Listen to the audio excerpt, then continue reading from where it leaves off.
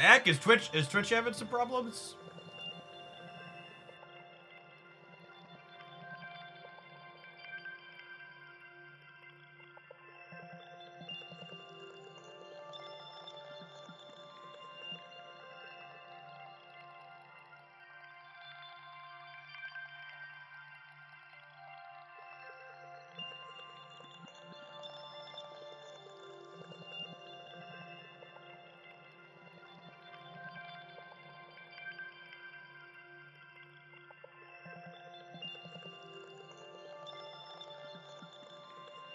Oh yeah, the Twitch stream is super locked up.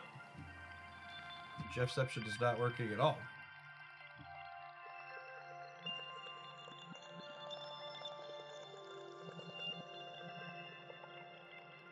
Network error 2000.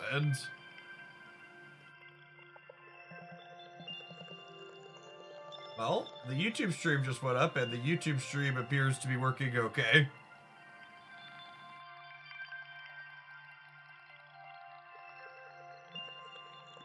Yeah, weird. It must be a Twitch thing. I wonder, was it? I just clicked go live on the YouTube side when people said it hung on Twitch. I don't think that was a problem though. I don't have any recording as drop frames or anything.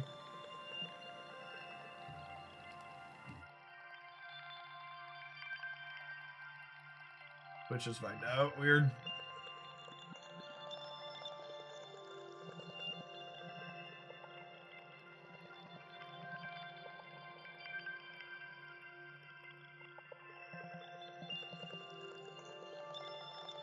Yeah, it looks like it's fine again. Strange. Okay. Yep. Alright. We're gonna call that a fluke. No, it definitely wasn't it wasn't any individual connection. It was certainly something on Twitch's end.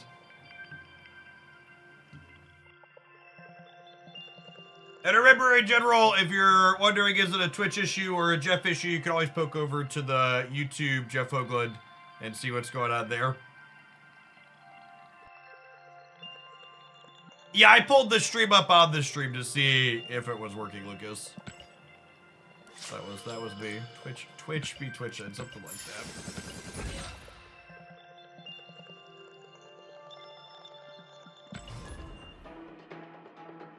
You can also assume it's a Twitcher. More often than not, it is usually a Twitch problem. The number of times that it's been a my internet connection problem versus a Twitch problem is low. Yeah, we don't have any viewer next submission yet today. We just fired up, so if you'd like to get something in, we're wide open. I'm just playing discard collector to fill time while we wait and see if anybody wants to submit anything. Generally speaking, if you're a regular coming in, you're wondering, are deck submissions still open on deck submission days? If the comment is pinned above the chat, that means I'm still taking submissions.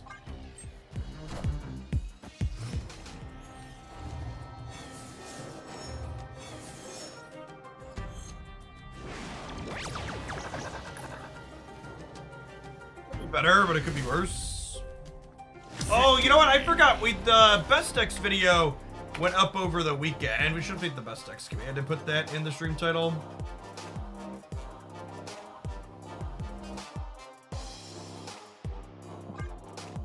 Not happy with the peak.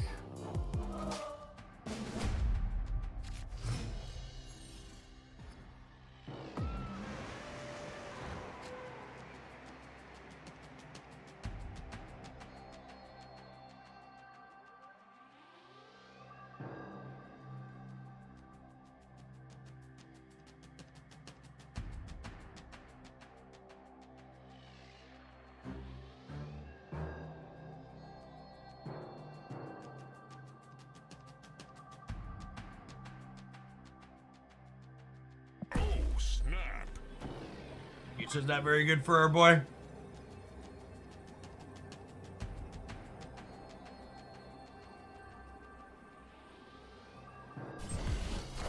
Hey, Alicia, thank you for that. Matt, I got your tip, but there was no deck in the comment. If you can get me a link to something.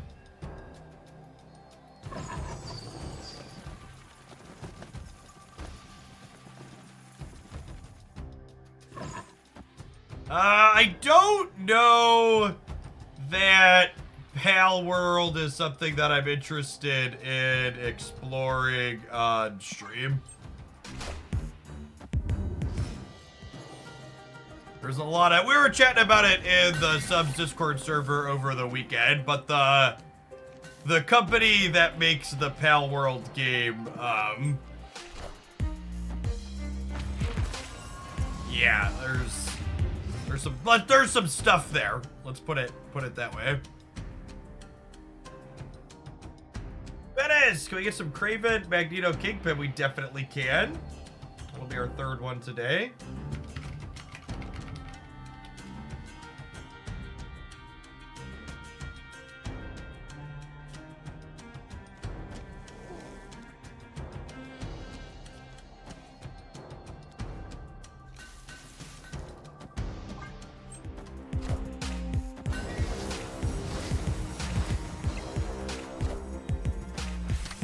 Minions to me.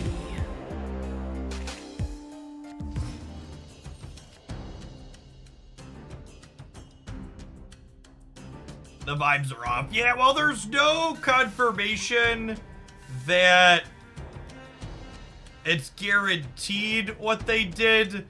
There's a bunch of old tweets from the person that's the CEO of the Pal World game making, like, AI Pokemon images. And, like, if you look at a lot of the Pal World designs, they kind of reek of bad AI Pokemon designs at their core. So I'm not an expert at identifying art, so I don't know how to, like, figure out with any amount of certainty what is or isn't, but I don't know. It's close enough that it just doesn't really, and that's not the style of game that I'm super into anyways, but I'd rather just not, I think.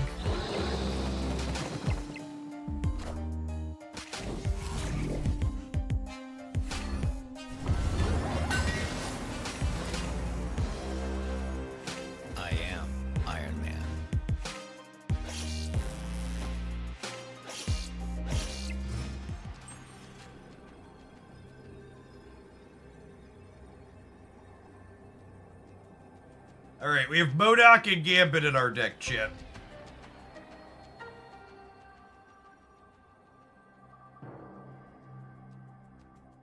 They did discard Hela. I wonder what the plan is here.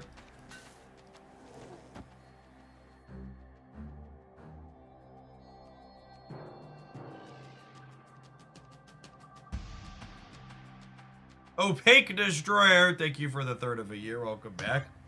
Well, they have an Iron Lad that's also Hela, sure. Killing their Iron Man here is actually probably good for us, I imagine. Alright, let's see if we can win the 50-50 and hit MODOK, huh? Nailed it.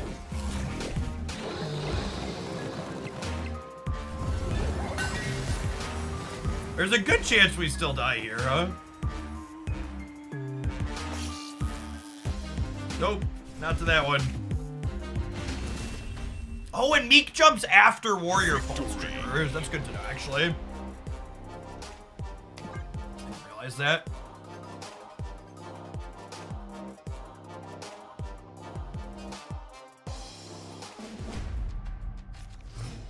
Alright, I'm gonna make a Pal World command, and I would just prefer just to not talk about it.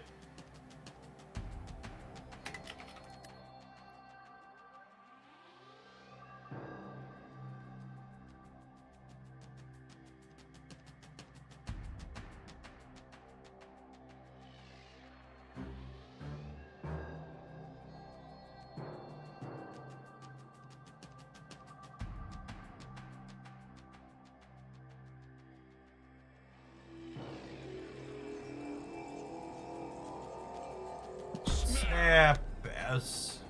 Jeff isn't likely to play Pal World on stream and prefer not to debate the various legally questionable and AI-related things, the drama it has created.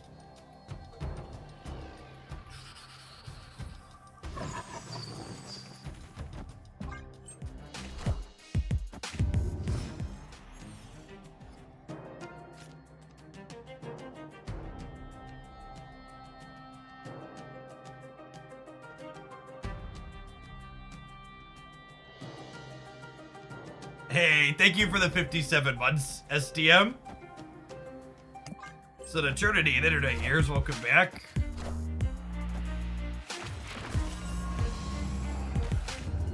Anyone else notice Lockjaw not swapping the second card you play to his path on turn 4 if you play 2? Yeah, I don't know if you took a break from Snap or something or not, but they changed Lockjaw's text a long while ago at this point.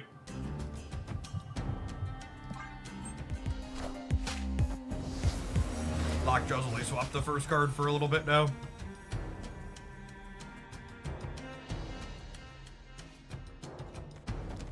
Alright, I need to murder Iron Lad so that way, we can discard their Helena Modoc here. Lost a Gambit 50-50. Can we win this 50-50?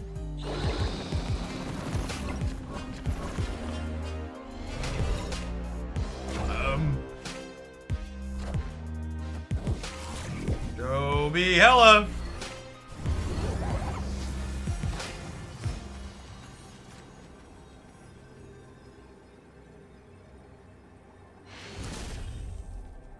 Victory.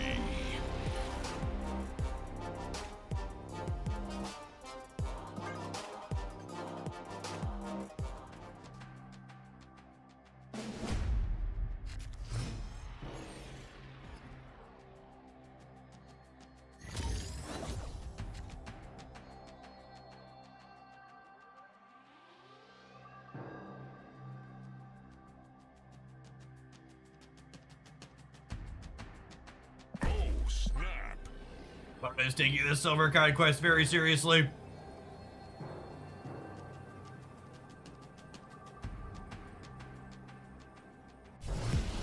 Yeah, the fast forward feature has really good intentions and really mid implementation.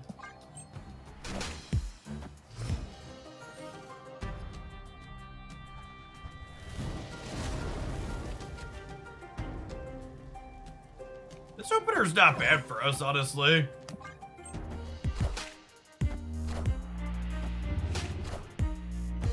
Looking for Woggers or, yeah, perfect.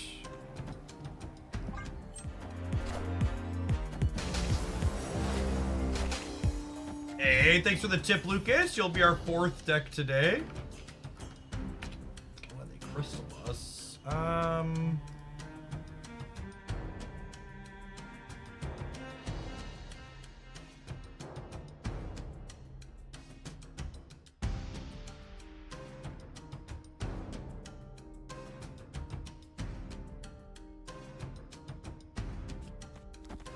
I mean, Gambit would never, right?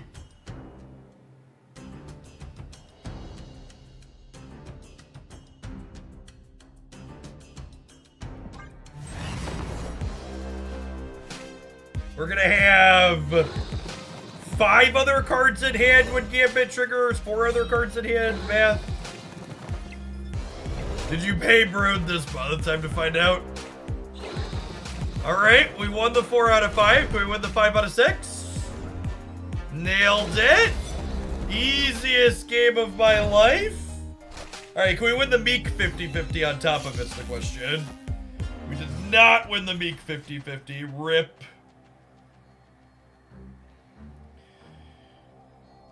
Okay, so here's a question. Do I cow lead wing to move Meek and then play Modoc? Or do I Modoc and then just plan to play Apocalypse and Swarms and stuff?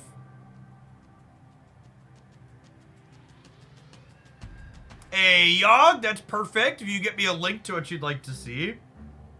As the ongoing destroyer, do you have a particular list? Or would you like me to figure something out? Balrog, thank you for the 2/3 of a year. Welcome back.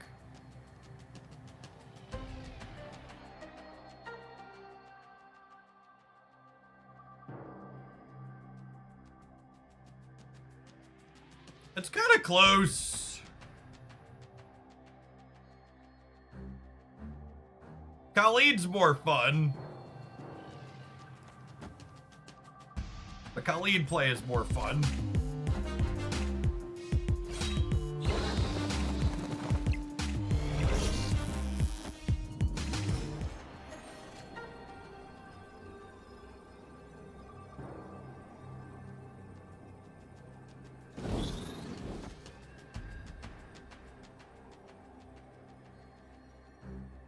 So this will add 14 here, which in reality is adding 8 up to 29. I could fill here to not move Meek, but then I'm only discarding 3 and then 4, 5, 6, 7, 8.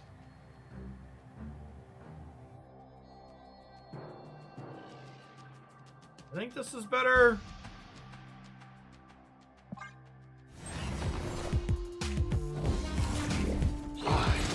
That's gotta be good enough. Well, I mean, they're gonna hella plus Modakos, I assume.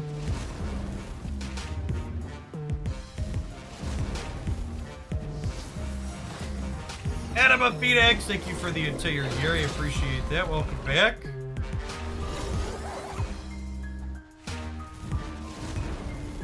Okay, yeah, this gives us more points than what we were thinking about earlier. This gets us to 35 here, and then Meek's gonna go up a bunch here.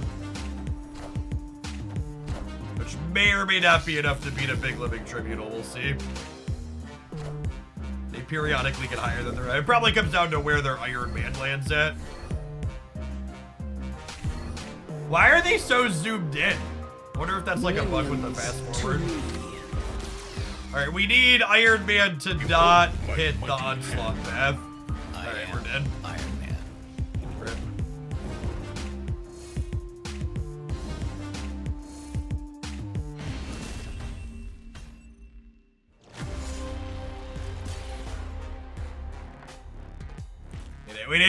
We needed this asshole to go here or here. Unfortunate.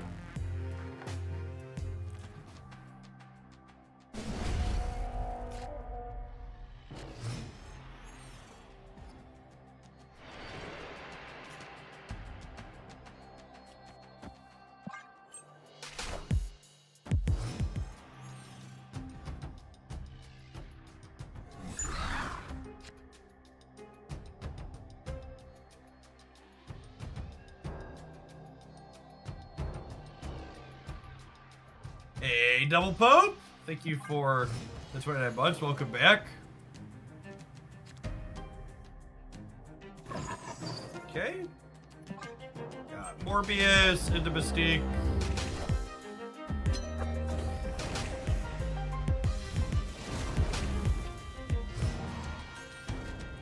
Hella always feels like a coin flip simulator. That's because it is a coin flip simulator. Mike Awesomeness, thank you for the 3/4 of a year. Good morning, good morning. Clear for takeoff.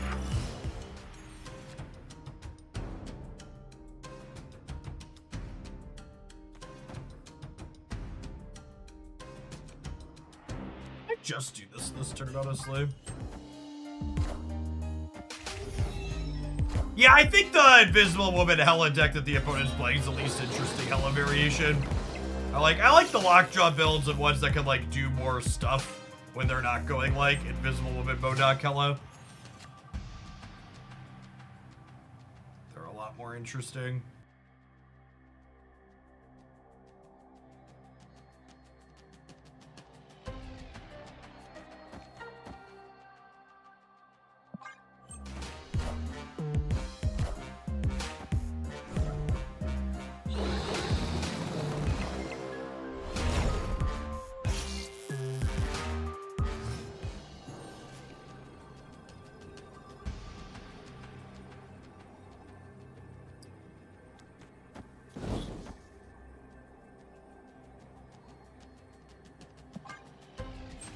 What's going on, Deerwin? Thank you for the 3rd of a year. Appreciate that. Welcome back.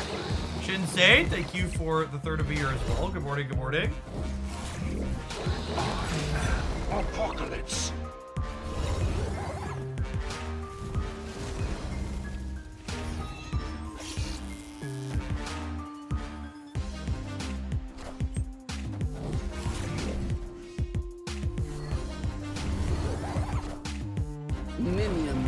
to me. I am Iron Man.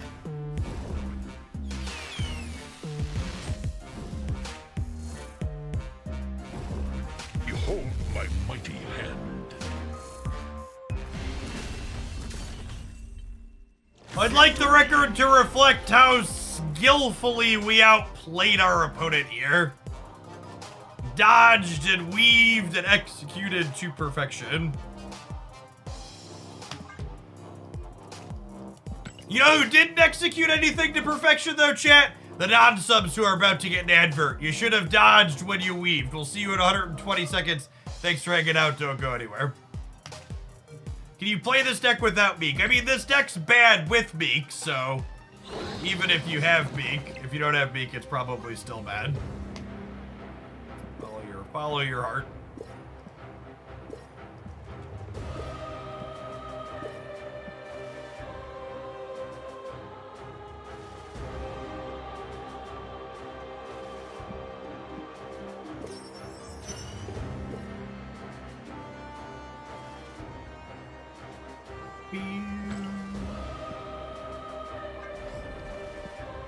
Our season cash portion of the stream. YouTube gamers, you can have an advert as well. Consider tapping the like button if you'd be so kind as well. Let's grab our first viewer pile of cards. Oh, snap.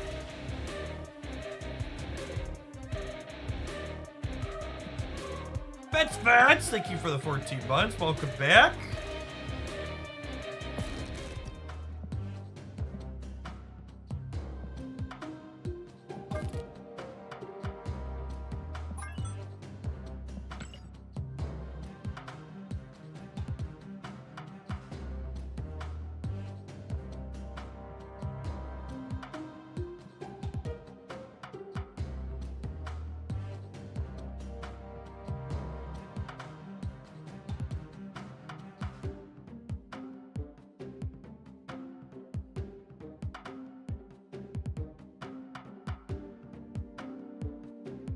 I finally missed a Marvel stat mission since I started playing. How will I ever financially recover? The 150 credits are gonna set your way back, to be fair.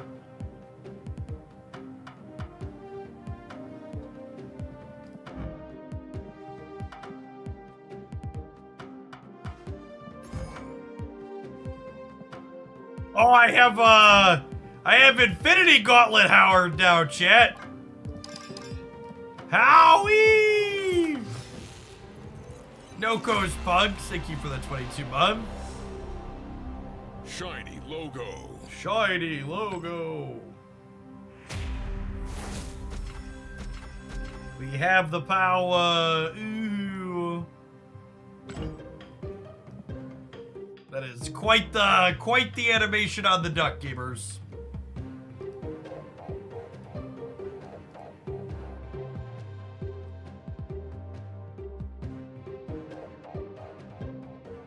Alright, let's see if we can, snag some wins with All-In Tribunal here, huh?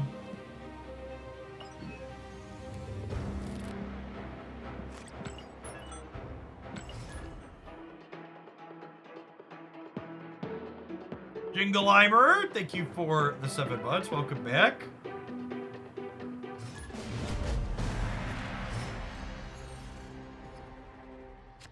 Thanks, Queenie. Yeah, honestly, I had a couple of people comment on the recent Best Decks video talking about how they were surprised to see positivity because a lot of other people are being negative post changes. And I'm genuinely, not to call out any specific names, but I think anybody who's like negative and down on Marvel Snap after this most recent OTA, you're probably just burned out and should take a break. Which is fine. Like, it's fine to take a break in your lifestyle games. But, like, if the shift and the very obvious openness of the unknown, and, like, maybe things aren't going to end up perfect, but we don't know which direction they're headed until we play a good bit. And if, like, having a fresh format, which is all, like, we don't know, isn't going to get your juices going, you probably just need to, like, take 5.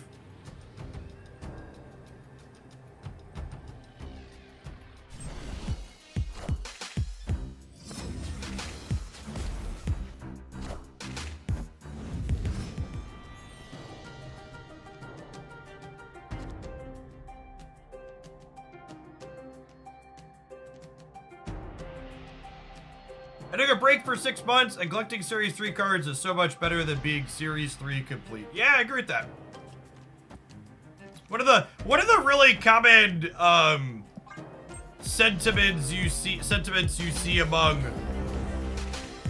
snappers is wondering why they don't make getting Series 3 quicker, faster.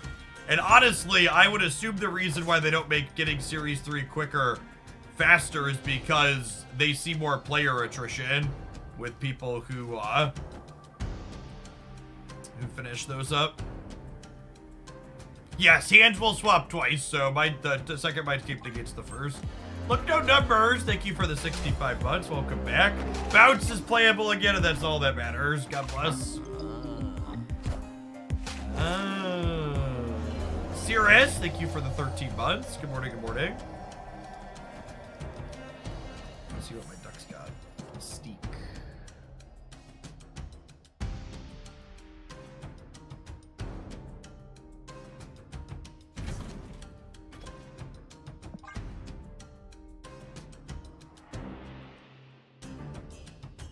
My hand, thank you for the 10 months. Jingleheimer, thank you for the 7.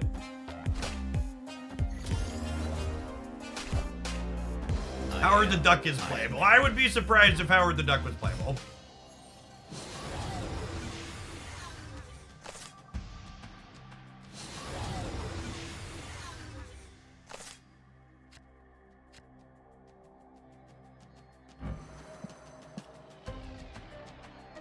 Psylocke.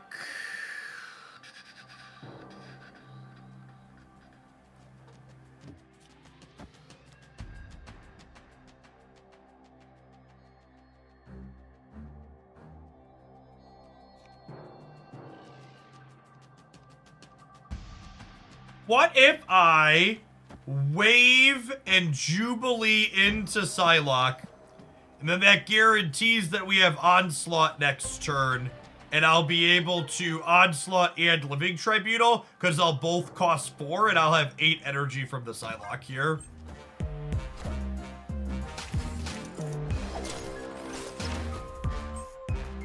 Such is my judgment. Oh wait, this actually works out perfect for us, because Iron Man's still our last played card. I am Iron Man. Light Merchant, thank you for the 2/3 of a year. Welcome back.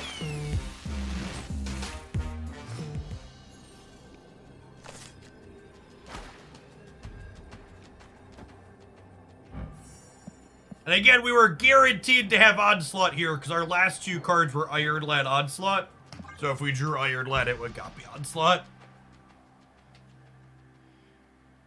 Oh. Behold my mighty hand. God bless the Shang-Chi nerf, everyone. Behold his mighty hand. Victory. Howard the Duck Crafter. That's true, right? Like, we only set this game up because of the information that the Infinity Gauntlet provided for us here.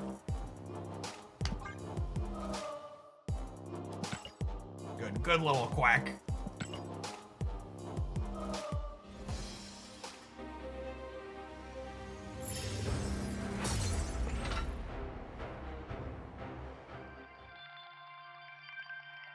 How many real decks are you able to play in 24 karat gold? I would assume I'm missing like 1 or 2 cards for most stock decks. If it's inked or gold, I've got a lot at that point, but all gold or all ink's a lot more limited.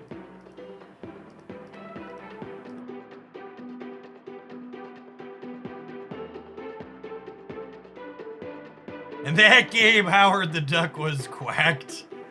What's going on, Andrew? Good morning.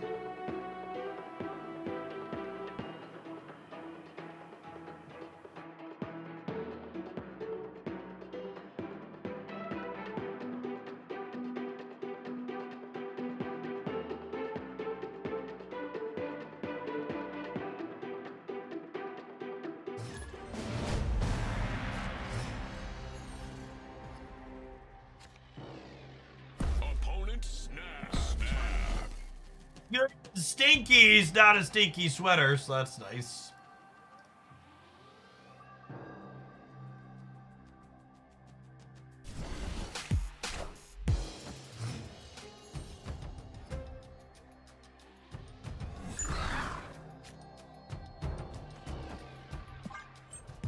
But Diblik, appreciate the 18 months. Welcome back.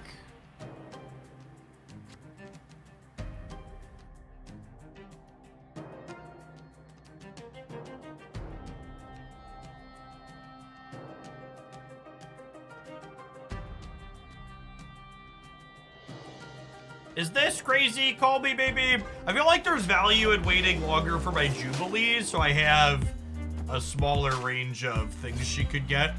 So she's more consistent.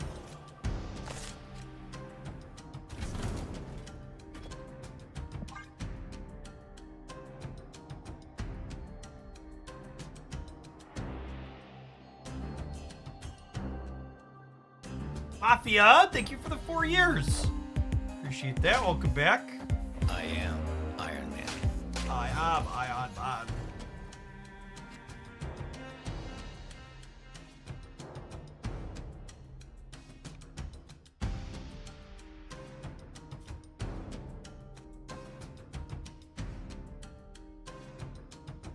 If Jubilee pulls magic here, it's really bad for us.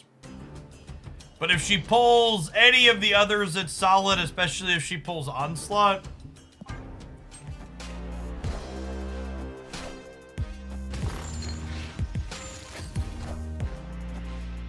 We got two really good ones and 2 really mediocre ones. And I need to Jubilee, not Iron Lad, because I need the most chances to find Living Tribunal here. All systems go.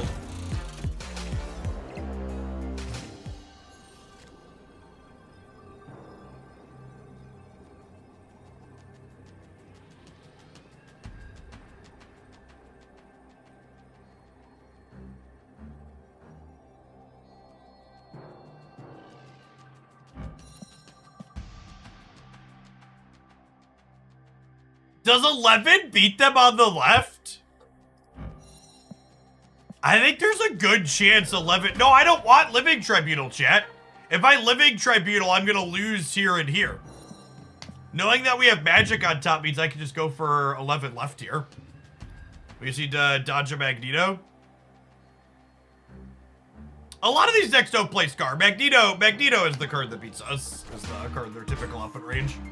Oh, they're a Jubilee build. Okay, very different than I was expecting. I guess Sunspot makes that more likely. Well, they are a Scar build. I guess the Sunspot makes Scar more likely.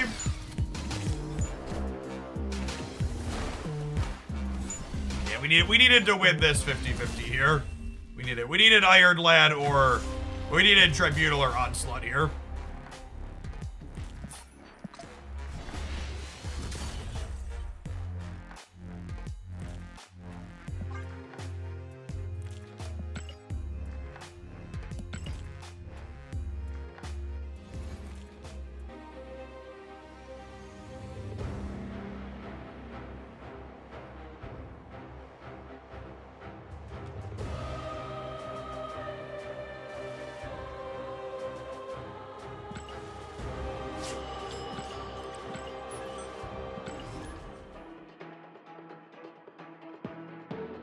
Awesome for Riz. Thank you for the happy year. Welcome back.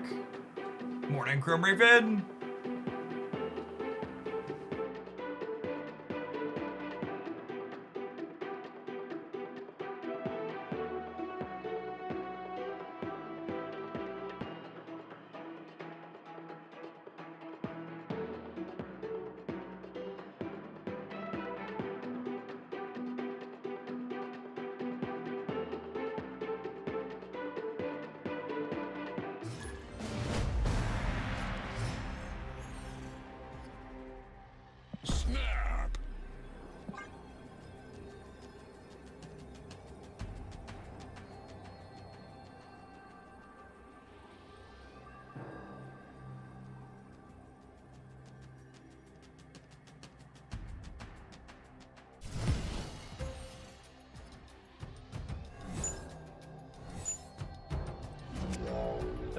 annoying. Cuts us off a draw when we're looking to assemble a bunch of specific cards.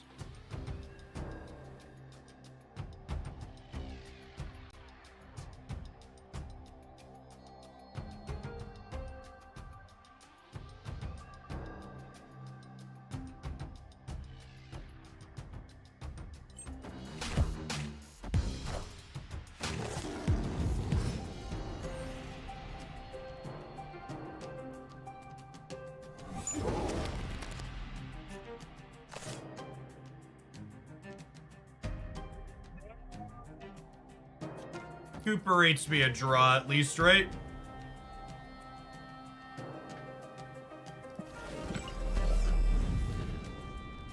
I miss on one of the draws from this, but it like puts me back up a little bit, which is nice.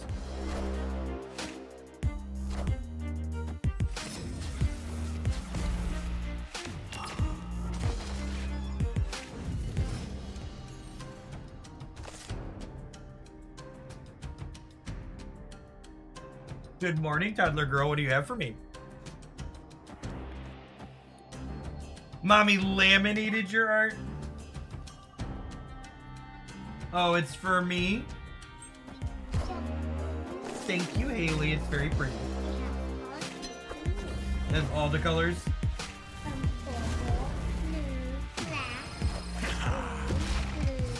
Yellow, blue, red, green, yes, black. That's very good. You do know all your colors. Daddy, can you keep this one too? Because you can't wipe it off. Okay, I'll keep this one here, okay? When you do this, your finger wipes it off. So don't wipe it off with your finger. Okay, don't wipe it off my finger. Got it. Yeah. See, when I wipe it off I am this, Iron Man. on this, it gets worse and worse and worse. And people have to fix it. Okay, love you, baby girl. Close my door, please. Yes, thank you.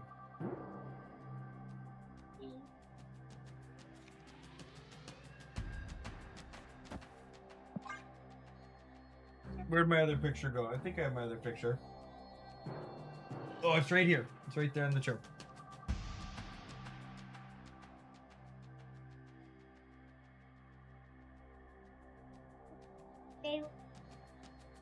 Thank you, Haley. The opponent is a Shang-Chi deck here, unfortunately.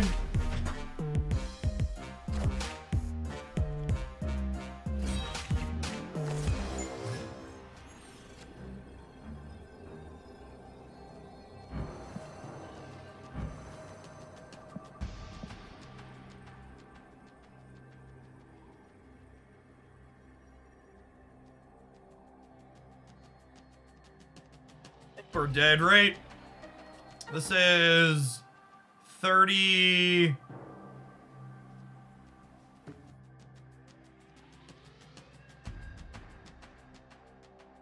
This is 36, which gets me to 64. Is that right? 68, 75. It's like 25 everywhere. They might not contest here. We'll see.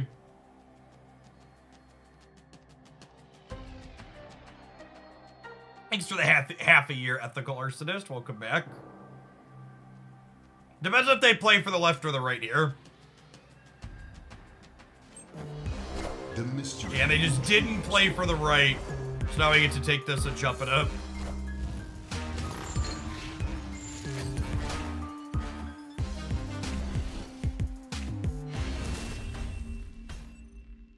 Victory.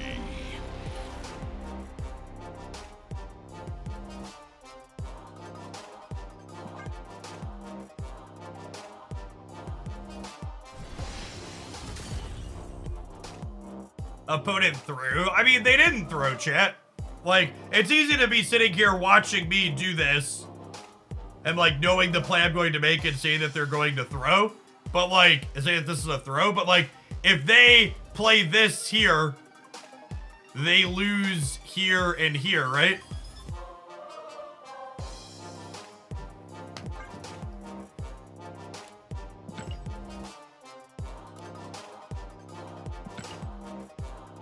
People asking me if I'm supposed to wave or onslaught on turn 3. I don't know the answer to your question.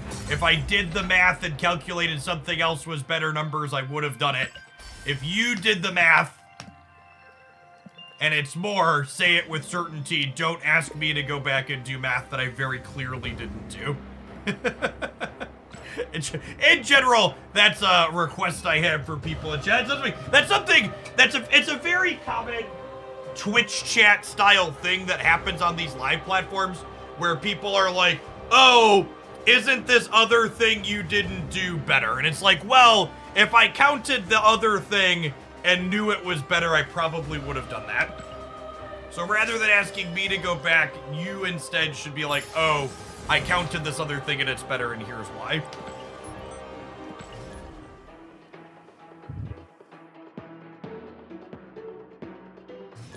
Thanks for the quarter of a year, Gyoger. Thank you for the 3 months. Oh, snap.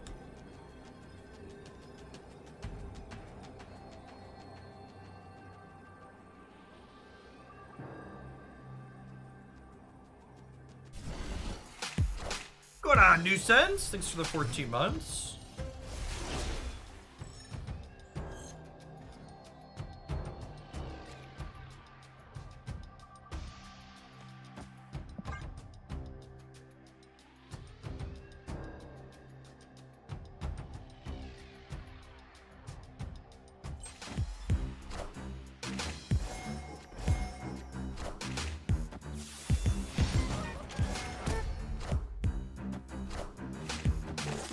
Ooh, that's actually a little awkward for them, because now they have to fill Valley on 5, or else they, And actually, I'm gonna put Psylocke into the wood chipper here, so that way I get an extra energy on turn 6.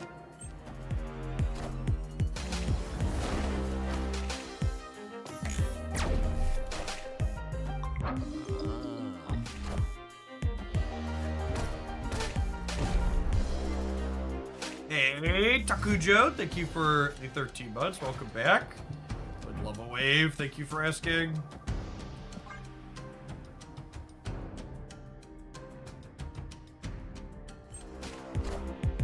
Behold my mighty hand. Eh.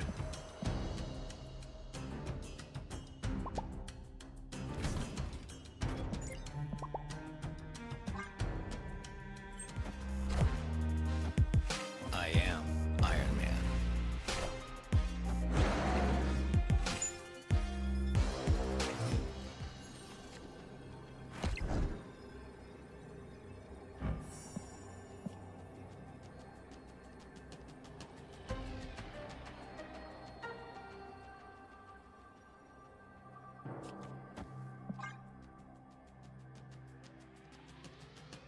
See if there's a Enchantress or a Big Blob in our future. I guess Big Blob doesn't matter, because he should be winning the center, right? We're gonna have 20-ish in every path. If they popped Reality Stone instead of Power Stone, we've gotten Psylocke back still. Yes. Oh, Eliath could get us. That's a good shout.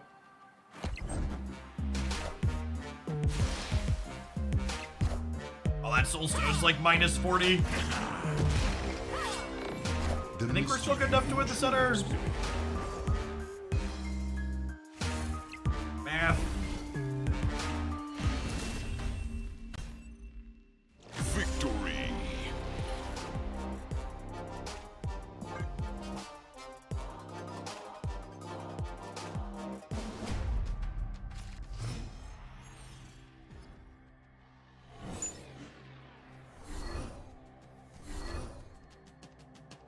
Oh, snap.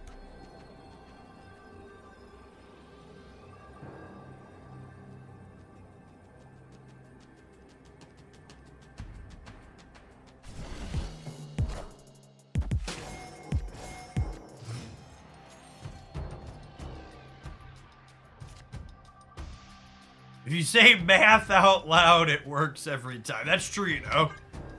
Just the facts.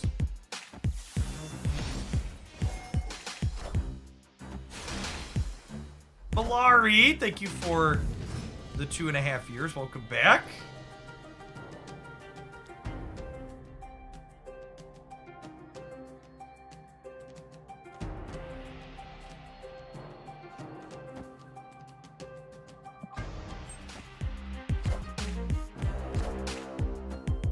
Lockjaw in your Agatha deck seems like a dangerous game.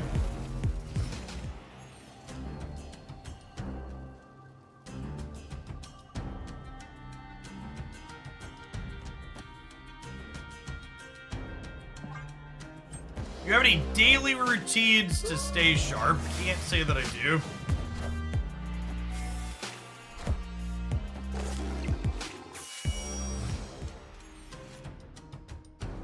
Attempting to sleep as much as children will permit. Does that count?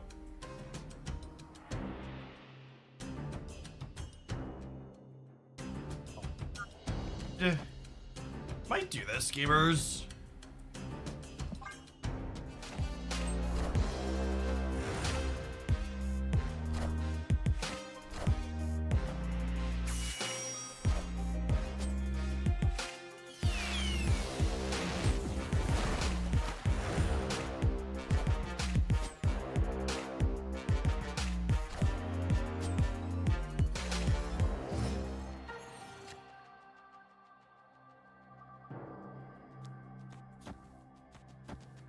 This just doesn't even do anything, right? Our draw's just so awkward. I guess I do this, and then next turn I could go Iron Man Mystique.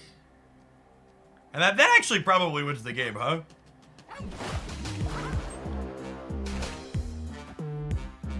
Such is my judgment.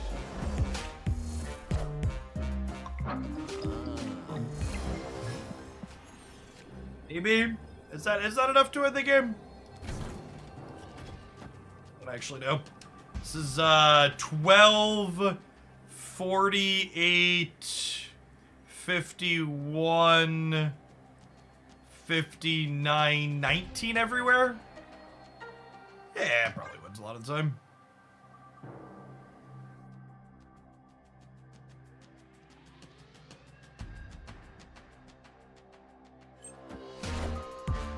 I am Iron Man. We're to 20 everywhere, it rounds up, right? Or 50, 59 rounds up to 20. I am Iron Man.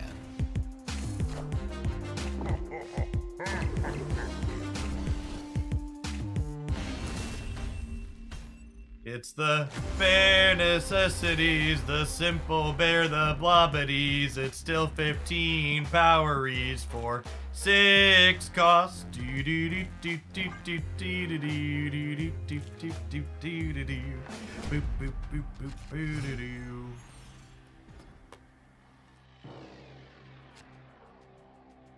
Howie! Snap! Power the gauntlet, my duck. My duck, my duck, my duck. Owie.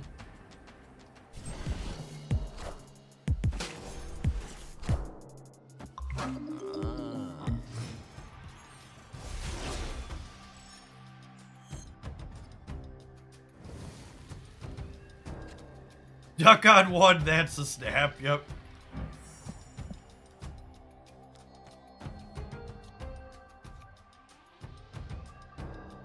Care about putting a card out of their deck, and I would like to have a fully open path to play like Iron Man stuff into, I think, potentially.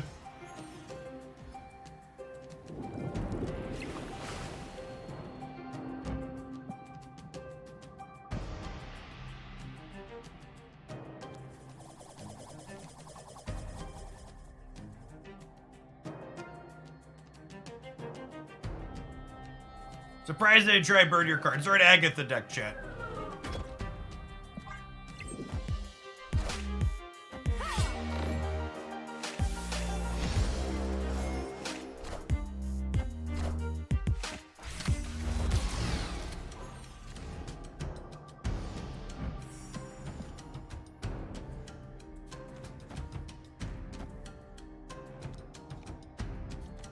We are thoroughly iced over here. They closed the schools today.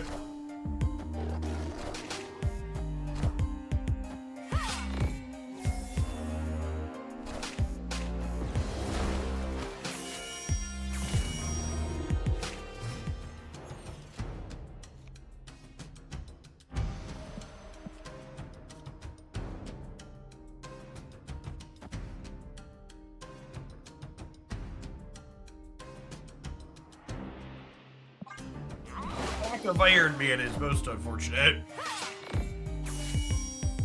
Such is my judgment. Hey, thanks for hanging out, Shady Face. Welcome back. Fortunately, we've died. Escape. This definitely needs Iron Man in hand to function.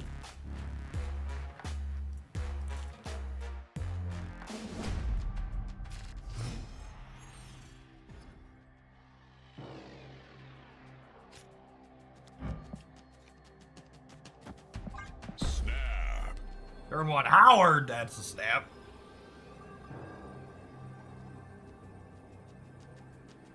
The power of the gauntlet, shit.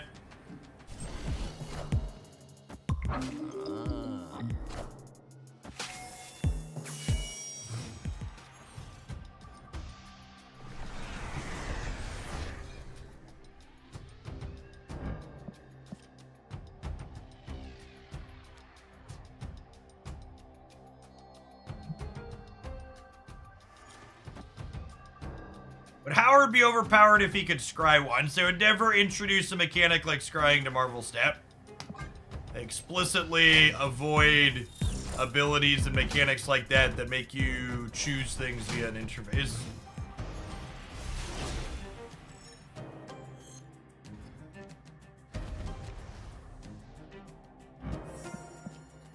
Ever a design you're going to see. What is Scry? In Magic, Scry is an ability where you look at the top card of your deck and then you can put it on the bottom if you want. Effects like that that require the player to make choices aren't things you should ever expect to see in Marvel Snap.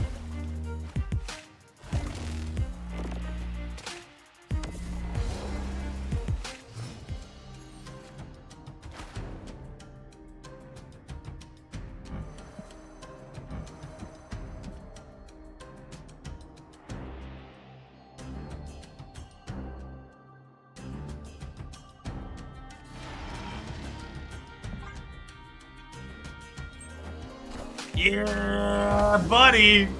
Classic Agatha into Quantum Realm. Mystery intrigues me.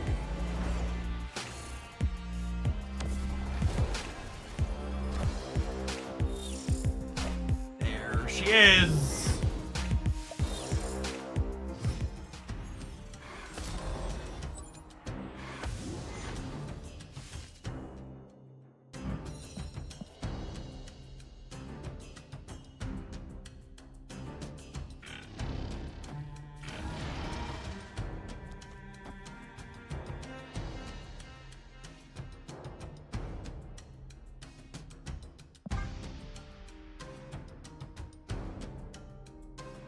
I'm gonna give us another turn here. We'll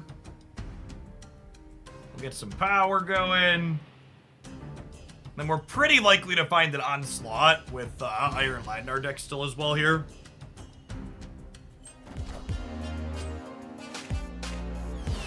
They've notably not used Reality Stone yet.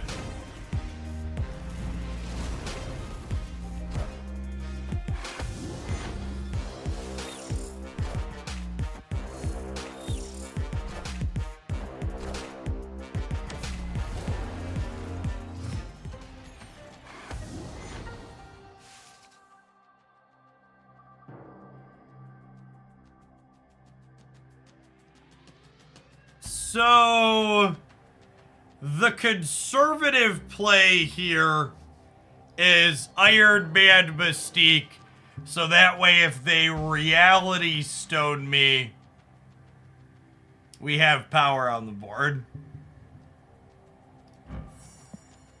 However, the go big play is this.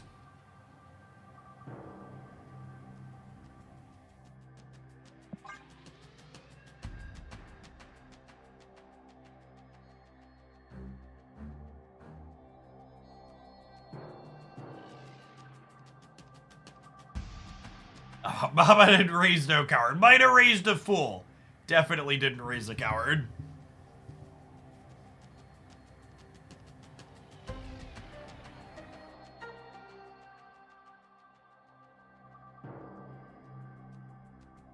The Howard deck, not a coward deck. Behold my They're about to pull on our rug, chat.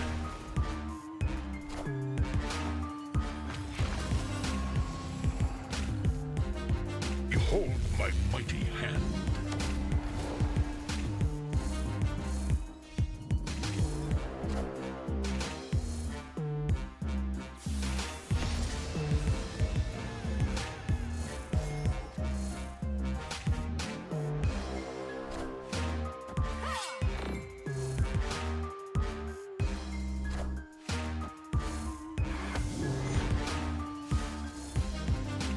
This is what you get. This is what you get. You deserve this for ruining our fun. Once the Living Tribunal is done doing whatever it is this animation is doing. Are the kids all right?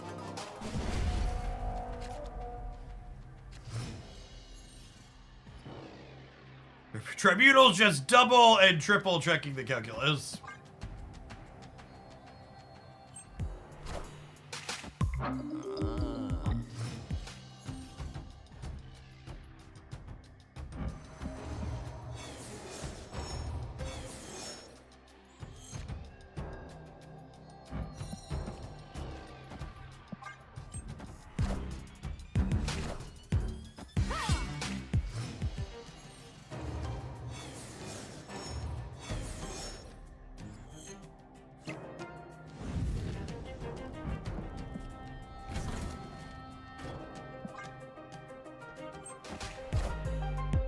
I am Iron Man. I am Iron Man. Oh, and the soul stone is taken already. It's beautiful. Do. That was not the. It's open for onslaught on top, gamers.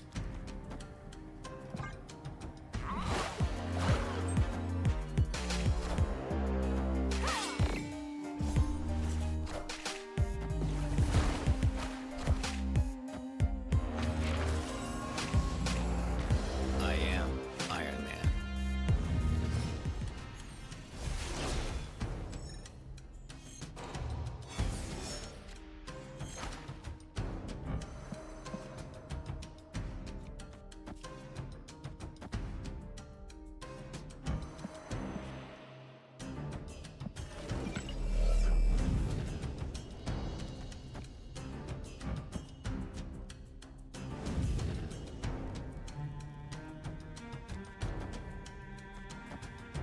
Do I put these here so I can Jubilee the onslaught? Nah, I have Iron Mind, right? So it doesn't matter. You want a magic Lake Hellas? I guess I could do that, but then I give up the Living Tribunal. That's probably fine, though.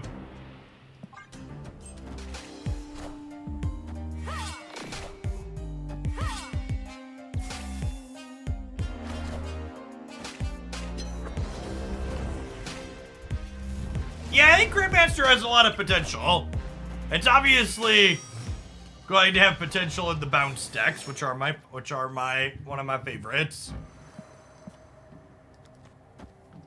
But could be good outside of those two.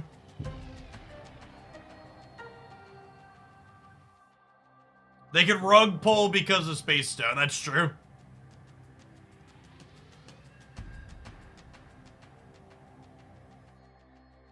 How's this deck feeling? This deck is 100% a meme, chat. Loses to almost any bit of interaction and also has to have Iron Man to be functional. Yeah, Grandmaster retriggering Beast should be really good. And retriggering things like good Nikos or Hood sounds fantastic as well.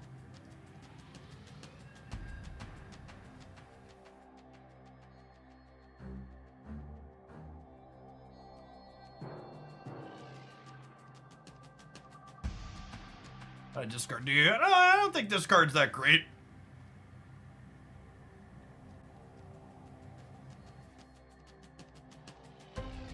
Been underwhelmed by the discard variations lately.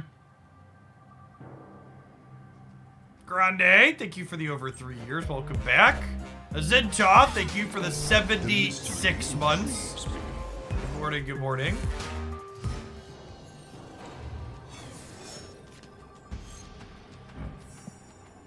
Onslaught's on top. Lovely. And if Onslaught wasn't on top, we would have been able to Jubilee clear the Zabu and then Iron Lad the Onslaught. So we were 100% to have Iron Lad Onslaught here for what it's worth.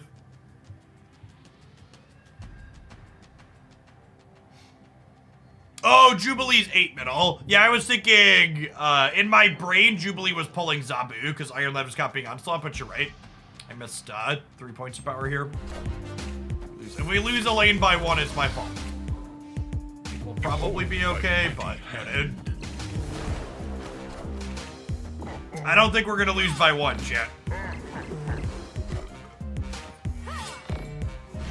Okay, turns out the one extra didn't matter. Victory.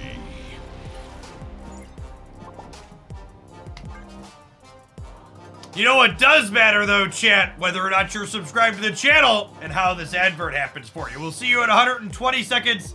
We're gonna have a different viewer deck when we get back. Thanks for hanging out. Don't go anywhere. YouTube gamers, almost 300 of you over there. Only 78 like button pressers. Those are rookie numbers. Can we pump them up? Pump up the JM.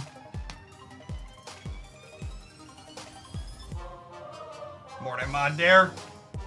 Yeah, I feel like putting Grandmaster inside of Mr. Negative is gonna be like the level 0 thing. But I would be surprised if it's very good. Yes, with our first viewer deck of the morning. We've got 4 more lined up here.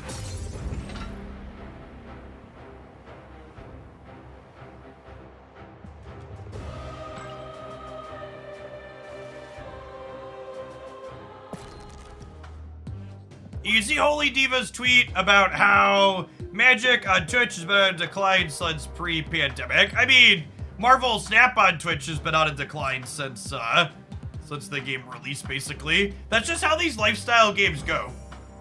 Like, you can't, like, I know under capitalism, the goal is supposed to be endless sustained growth, but that's just not how this platform works. Logo.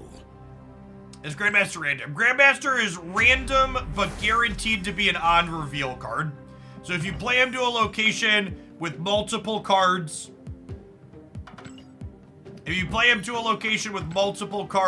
and only one on-reveal, you're guaranteed to hit the on-reveal, but if you play him with multiple on-reveals, he's going to tag one at random.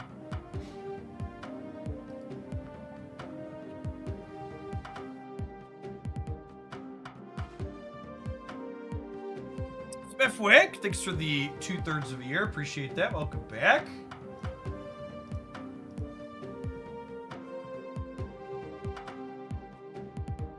AMV, thank you for the 12 buds.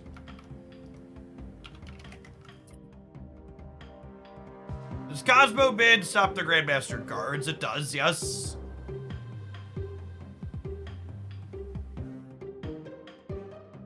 Thanks for the 3rd of a year, Wire Fever. Good morning, good morning.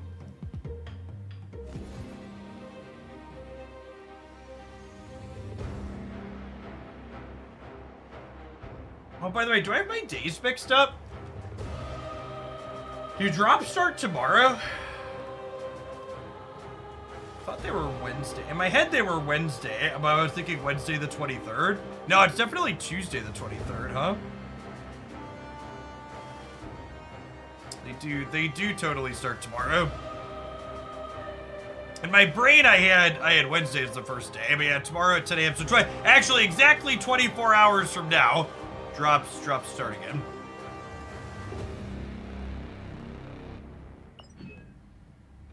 I knew it was the 23rd, but in my brain the 23rd was Wednesday, which is not the case. Stupid brains.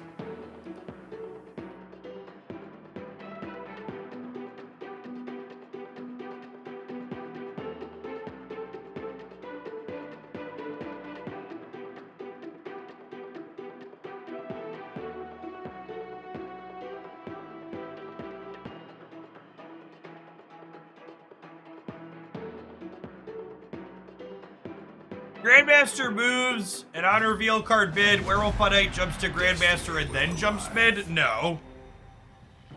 Werewolf by Night doesn't move every time an on reveal ability triggers.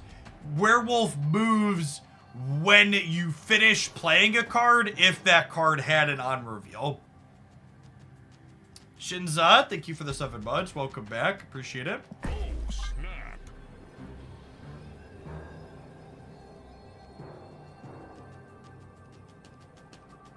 Yeah, speaking of Twitch metrics and things as games go, the one big saving grace for Snap is that Twitch drops. Like, take the game category and, like, put it on their back. That mechanic is single-handedly keeping the average viewer count in the category solidly afloat for the week and a half each month that they happen.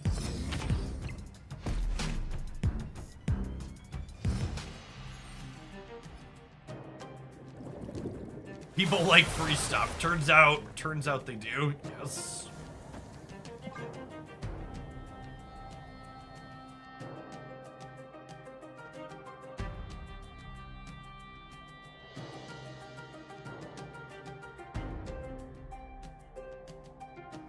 What's going on, Sneakin' Teakin? Thanks for 11 months. Welcome back.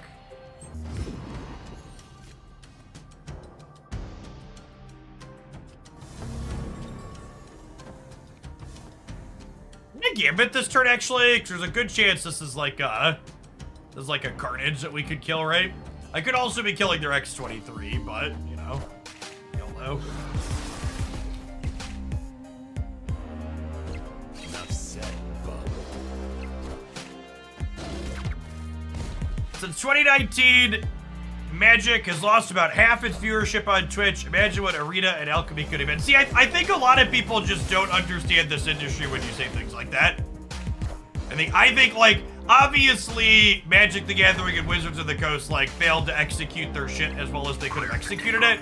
But even with absolutely perfect execution, the Magic category on Twitch was always going to end up down from when the game and application released.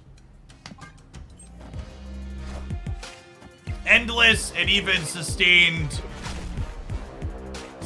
on the same thing is just like not really possible or feasible. It's just not how Twitch and lifestyle games on this platform work. The numbers can't just always be going up. I know that capitalism demands it, but it's just not feasible how it works.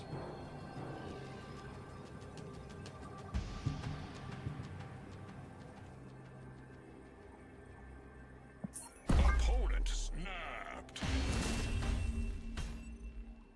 Escaped. But the shareholders promised me, yeah. The reality is, most live service games will peak in terms of content metrics sometime in the, like, 6 months to a year after they release. And that's not to say that they can't sustain and continue to exist past that, but it's just to say that the growth and numbers that you see during that time period are simply not going to be sustainable.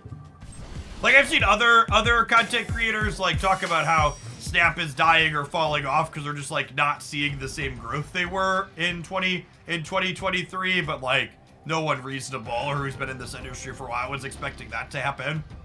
Like, I would expect 2023 to be a relative peak for, like, my personal content, but, like, it's also very true that, like, my content can drop off in terms of metric a bit and still be a successful, reasonable, sustainable job for me, right? Those two things aren't mutually exclusive. It can both be true that, like, it hit a peak and also I'm still here doing this and enjoying what I'm doing. I'm gonna get rid of the Nor Dimension, I think. I think that's better for them than us.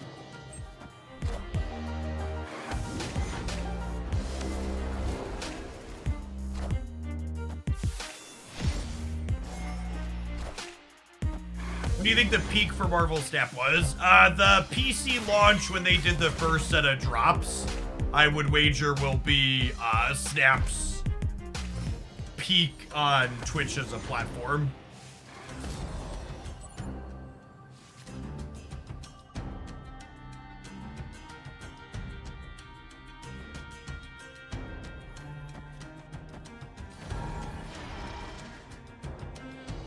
Doing this.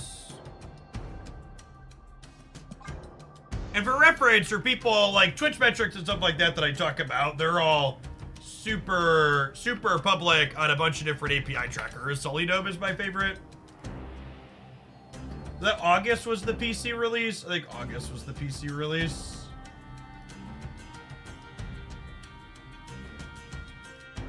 Yeah.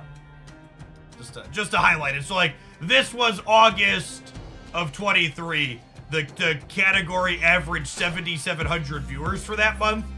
And then in September, it averaged 3,200 because there were no drops in September. And then October, drops came back, and we averaged 5,300 for the category.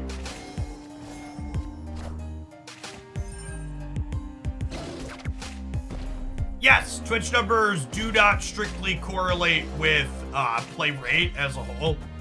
I would venture to guess that Twitch numbers do correlate a bit with the more competitive players and how much they're playing / enjoying the game. Because generally speaking, people who are more invested in the game are more likely to be watching on Twitch, but that's also not a guarantee.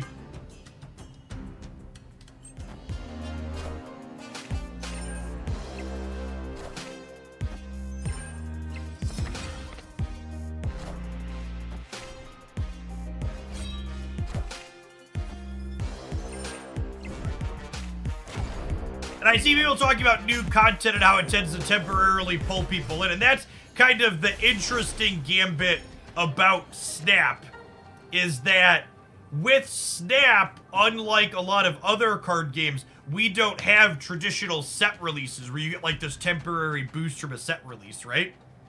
So like, one thing that you could track on a weekly basis for Snap is that like basically every Snap creator has better metrics on Tuesdays than they do on other days of the week, because Tuesdays is when new cards release.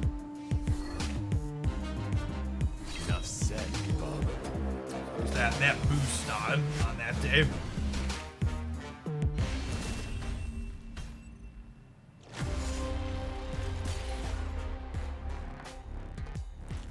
There were 245,000 concurrent people watching Snap on August 22nd. Yeah, but it's also important to note, like, the deals for those two are not necessarily organic, right?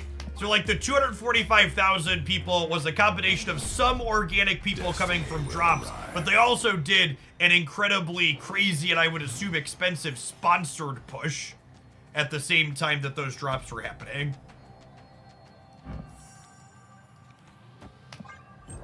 So it's not like there were 245,000 concurrent people and like Snap was ever gonna get back up to that again, organically, even with drops. So that was one of those things where like, yeah, the data's there.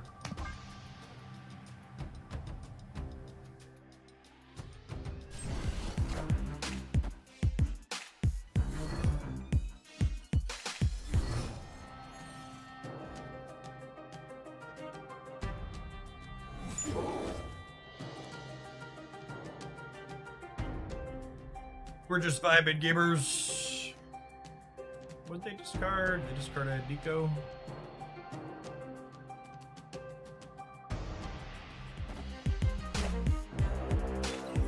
But like one trend, for example, if you want to look at trends among organic viewership, is like Dexter is the highest average content or highest average concurrent viewer content creator when drops are going on for Snap. So like you could look at Dexter's streams and see that like the drops in August versus drops in October, November, December, his peak viewership and average viewership for those drop streams like is on a downward trend even with that boost from that feature. And again, that doesn't mean the game is dying. That's a normal and expected downward trend over the life cycle. The numbers that they're getting and other creators like myself are getting during that period are still incredibly good. It's just acknowledging that decay exists. You have a Meek video for me? Yeah, the best decks video has a Meek deck in it.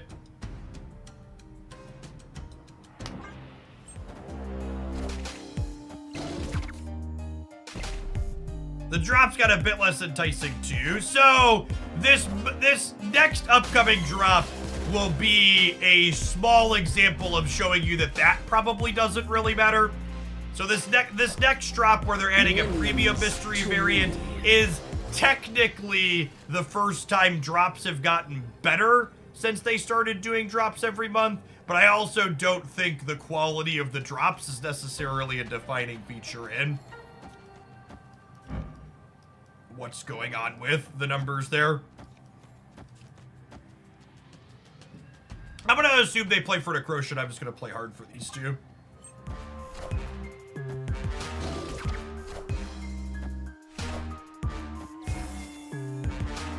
Maybe I should assume they punt the center actually with the Sword Master, right?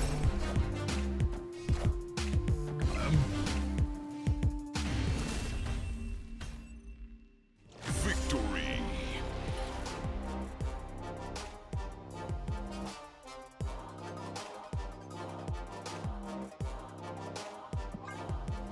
I think it's safe to assume once they start releasing new things for the roadmap, clans, new modes, and viewership will have a temporary increase. Yeah, I mean, patch days always have a small boost on those days.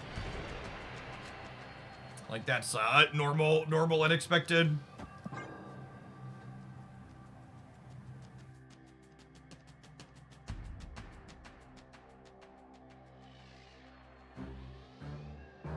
We had a viewer cheer some bits to get us gold back, Tella, one of the streams last week. I don't know. It's like that old saying, right? Data doesn't lie, but liars love data.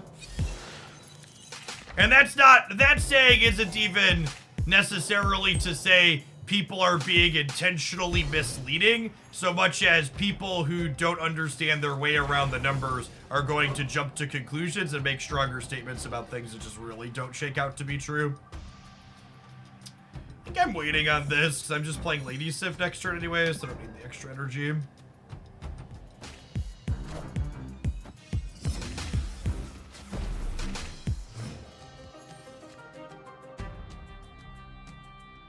I think I want to lockjaw.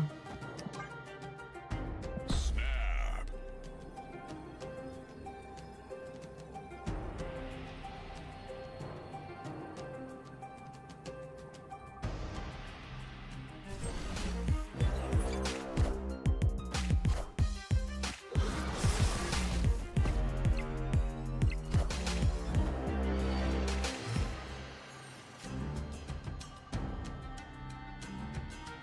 But since I already have Hela in hand, I'm gonna draw before I discard. That were a little bit less likely to have been the important one.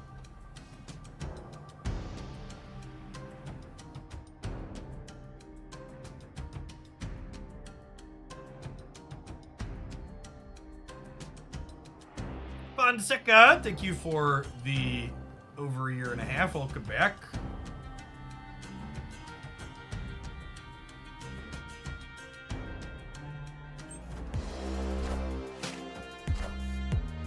The one thing I would heavily discourage people from doing is something people are commenting on in chat, which is like looking at the current snapshot of people live on Twitch in the Marvel Snap category right now at this very instance and trying to draw conclusions based on it. Or for reference, the min sample size you should be looking at, in my opinion, is like a 90-ish day sample.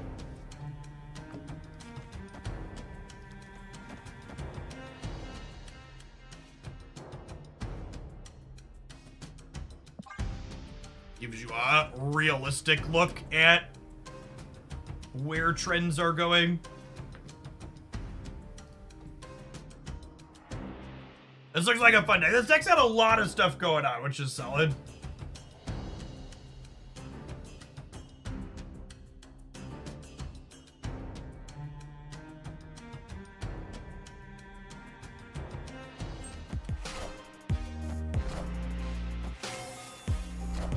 You can check out Zenless Zone 0 when it drops the new Hoyoverse game. If they do sponsored stuff like they typically do for the other stuff, almost assuredly.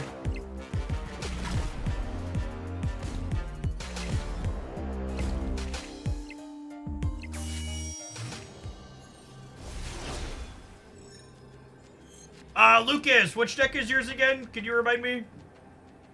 I can totally kick that down to the last one of the day.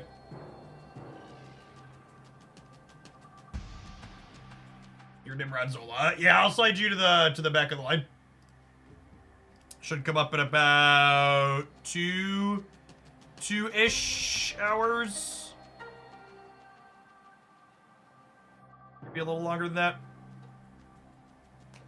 Yeah, they have 2 deaths, so I assume we're dead here.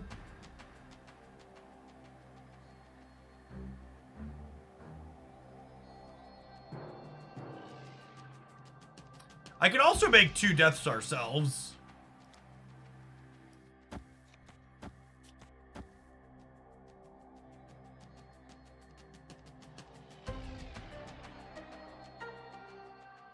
Hello?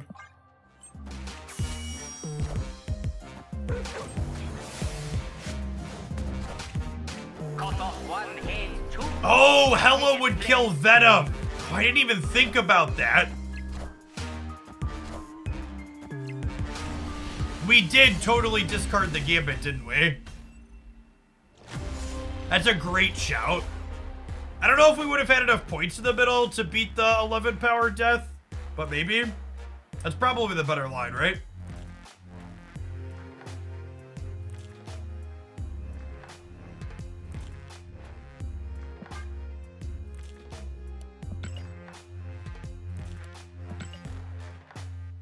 I actually not super familiar with time of day metrics for Snap and other games, because generally speaking, it's not so much that certain people watch certain games on certain times of the day, it's certain people watch certain content creators at times of the day. Twitch is a lot about consistency.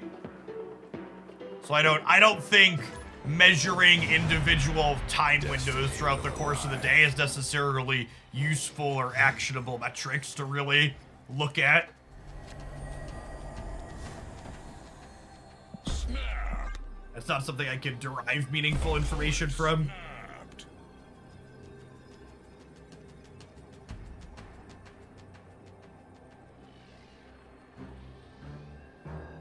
Hey Grizz, thank you for the two-month resub, by the way. Appreciate that. Fonseca, thank you for the 19.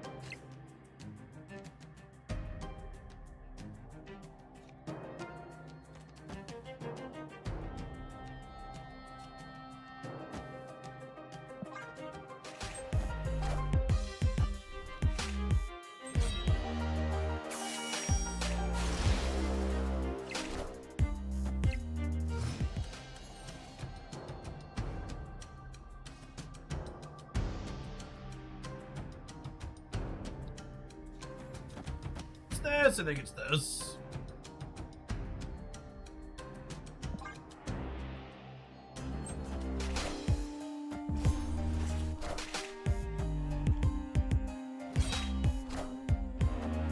Friendly neighborhood Spider-Man here.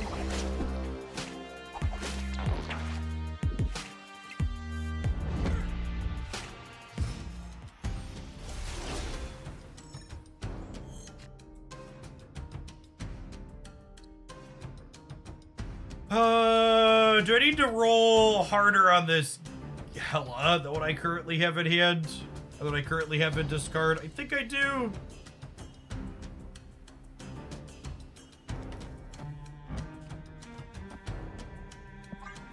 I'll do this and hope for the best.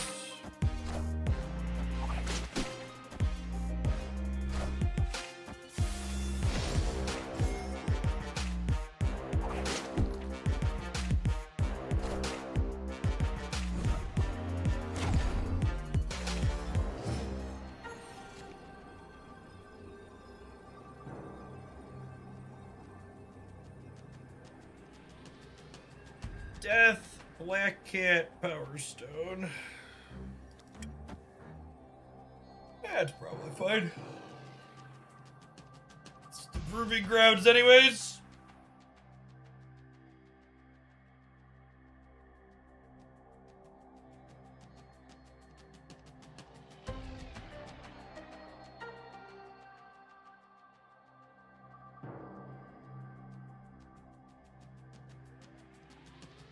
I just watched Woody's clip of the 50-50 meek where the opponent had 153 power Shag.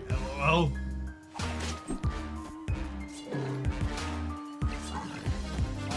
We're incredibly likely to win this, right? Minions to me. I am inevitable.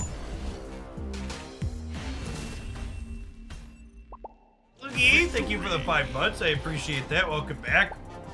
So one thing I was keeping track of all things Marvel Snap data related is that it is worth noting that Shang-Chi's play rate is down after the most recent patch. Only 34% played. Compared to he was over 40% for a while. So I look at the last 30 days, this has the post-patch plus before it though, but he was much higher before the patch. But I feel like at a minimum, this card should probably lose a couple points of power. Blob's metrics are incredibly reasonable last I checked. It's actually negative average cubes and right about 50% dead on that. Lead Fan, thank you for the 13 months. Welcome back.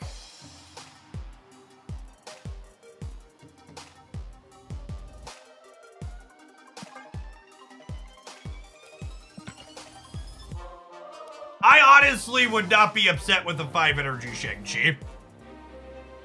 I think like a 5/5 Shang-Chi would be great if you had to actually commit to playing your card. But I also don't think that would ever happen.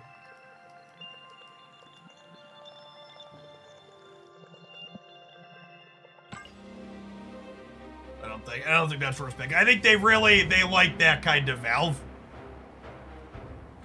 I think Zabu's another one of those cards.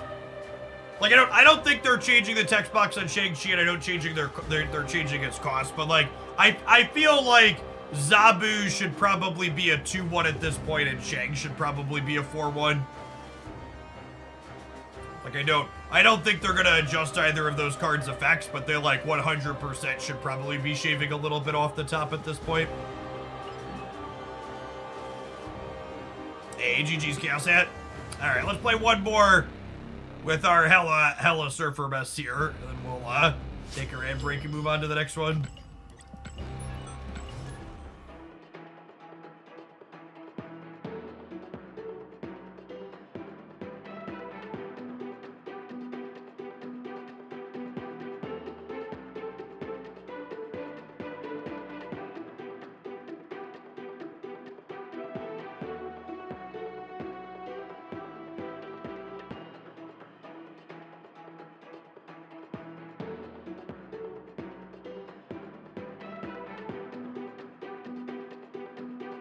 Hasn't Kairia taken a good chunk out of Shang? Nope. Most of the cards you're shagging, Kairia doesn't protect you. The universe shall be set right.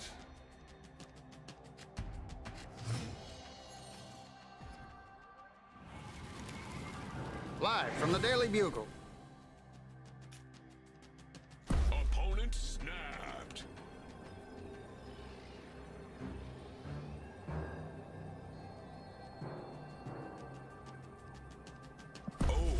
A free wasp. Lovely. What's going on, J. Dean? Appreciate you coming back for the second month. Husky Pete, thanks for the quarter of a year.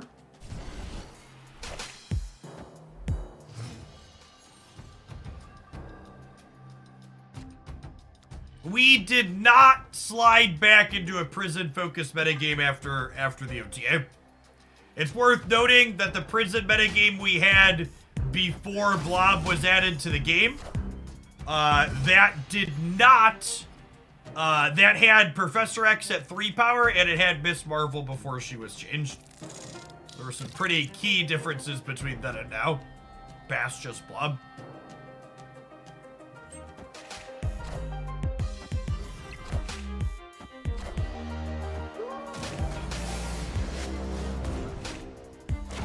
God damn it, Gambit. And he even murdered a 1-drop that Killmonger was gonna kill anyways. Killing me, Smalls.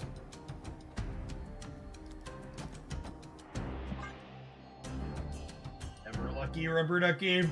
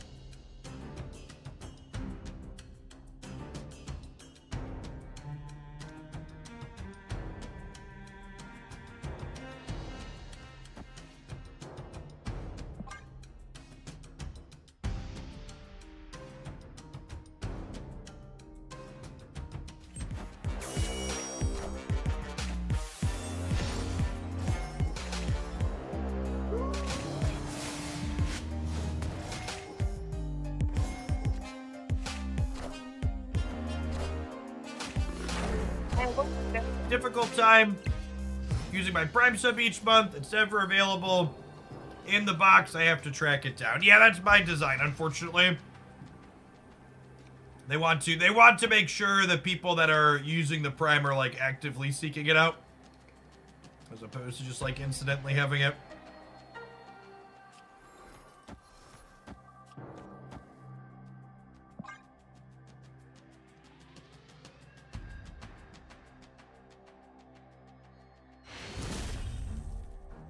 Victory.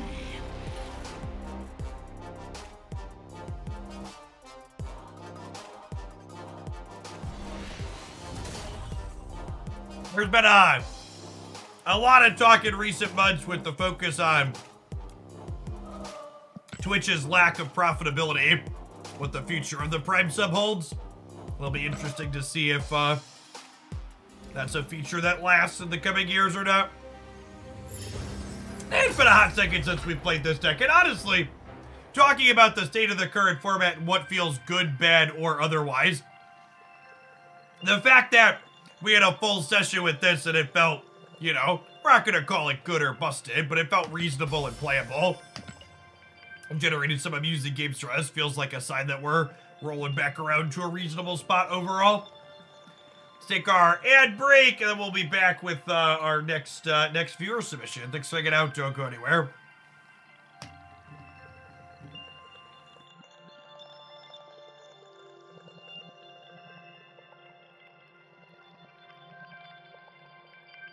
Wanted One, thanks for the 7 months. And Wilker, thanks for the 19 months. Boss makes $1, I make a dime. That's why I watch Hoagland on company time. Thanks for hanging out. Concerning for you, Jeff, they got rid of Prime subs. I mean, yeah, and basically every major streamer on Twitch, mid-size and bigger, if they got rid of Prime subs, they would probably be killing, what's an estimate? anywhere from 20 to 40% of our incomes that we make here. I don't remember what the exact number is. I broke it out in the 1 year in review video.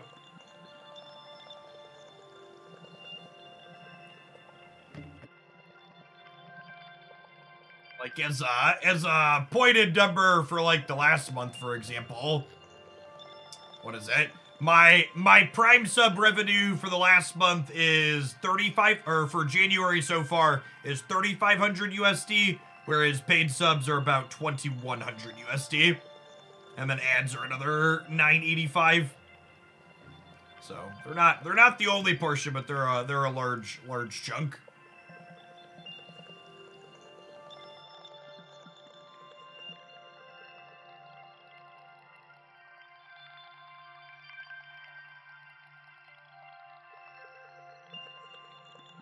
To the 16 months, Super Freak, welcome back.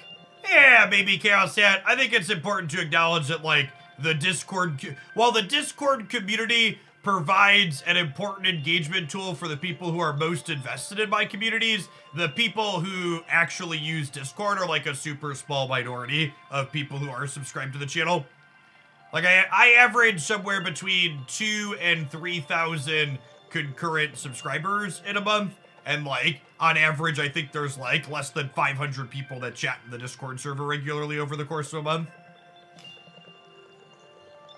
Does Twitch survive without Prime subs? So, back when Twitch required you to stream exclusively, I would have said no. But because Twitch is no longer an exclusive, you can multi-stream and stuff, like I'm streaming on YouTube and Twitch simultaneously. I honestly don't know that they would necessarily lose content creators without Prime, which is the only reason I would suspect it could be in danger of eventually going away.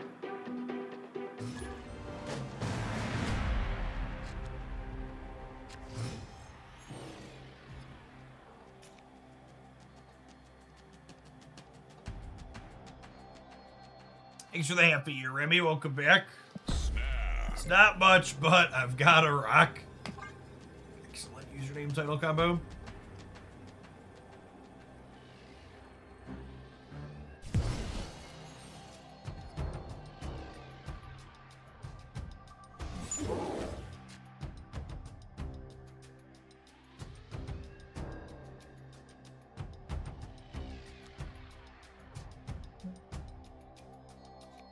The Kingpin over to the right here, so that way we can Spider-Man something into his path, hopefully.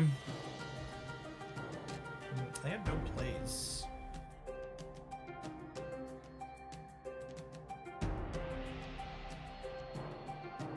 It feels awkward for us.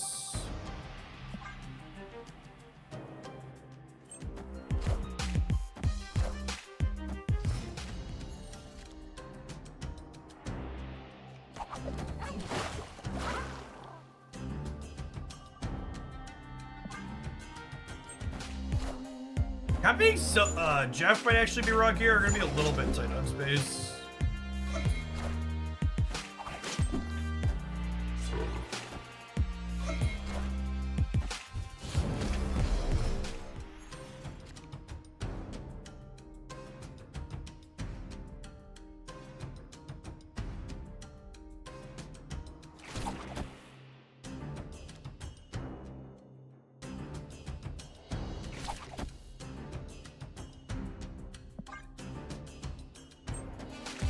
Neighborhood Spider-Man here.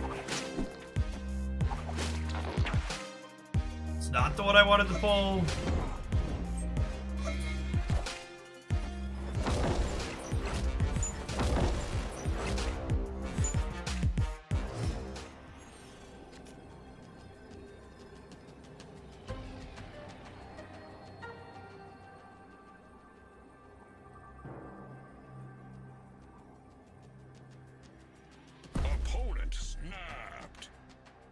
Surprise, Second Dinner hasn't made Twitch integration for Snap yet. Well, most big games and companies don't do first-party Twitch integration. Like Magic, Hearthstone, and others. All of those games, the Twitch integrations are third-party.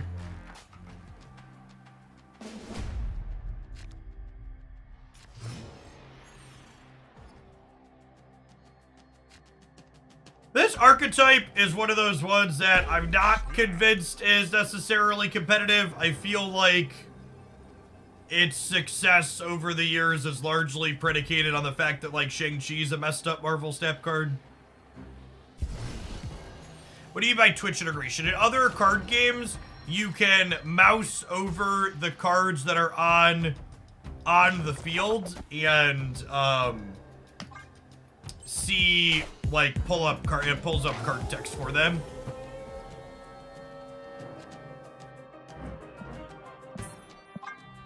What's up, baby girl? Escaped. You want a different game? You want a show?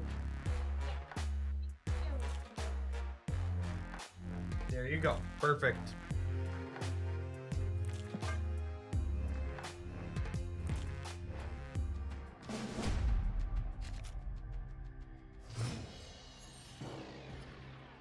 What's on, Coach? Thanks for the 63 months. Welcome back. Snap. Remy LeBou, thanks for the half a year. I think Shang mainly feels messed up because of Zabu. Outside of that, he seems balanced. I don't know that I agree with that. Like, we lost our minds about a Blob being a 630 or 640, but, like, Shang-Chi is regularly a 420. Blaze him. Like, how often does a Shang-Chi show up and, like, murder your opponent's, like, solidly double-digit payoff that they spent an entire game working hard to set up? Like, very frequently, right?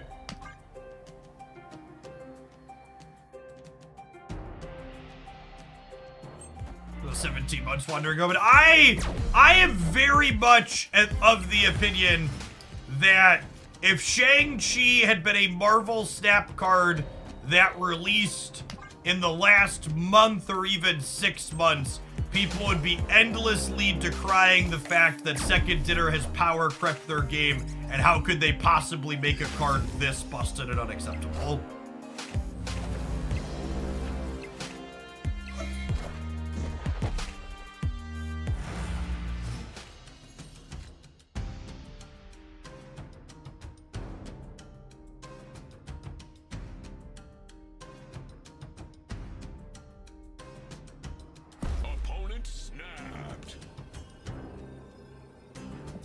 Bail on this match, I think. Escaped.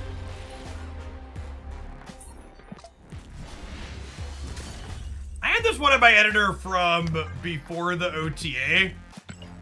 Let's take a look and see what the better Kingpin Magneto decks are, if there's any with stats on untapped.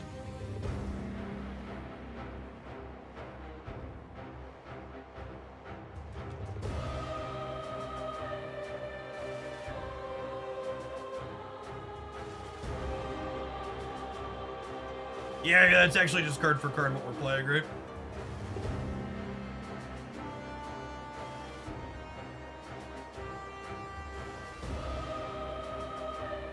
This is amusing.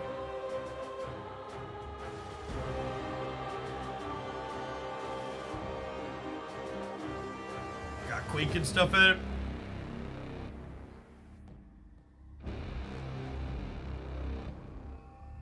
Let's play some games with that. It's a little different.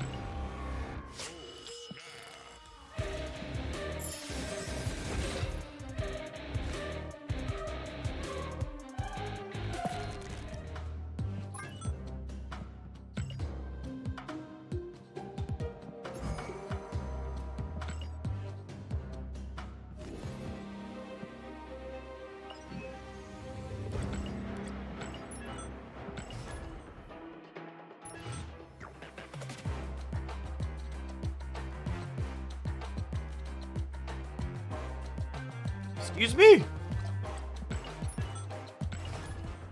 Something that I think is almost assuredly true, though, is talking about Shang, is I think cards like Shang are important for the success of Marvel Snap in the long term. And the reason why I say that is the types of decks that don't play Shang-Chi or tech cards tend to be some of the some of the most difficult to play inside of Marvel Snap. Those I play by one card and my opponent's game plan or key card gets deleted are the easier tools to leverage.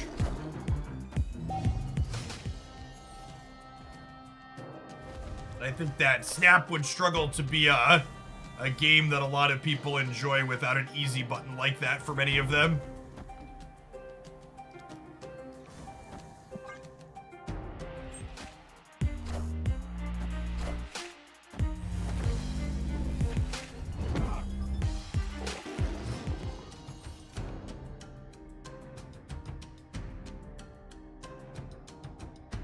Something that I've mentioned before that I definitely think is true is card gamers will often talk about how they want their card game to require you to be smart. And I don't think that's actually true. I think what most card gamers actually want is they want a card game that lets them feel smart without actually needing to be so.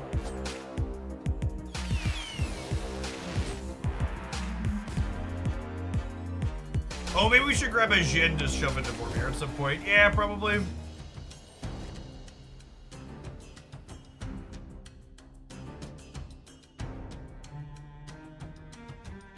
I probably should have just played Polaris here and given that up. That's a Mulligan. Escaped.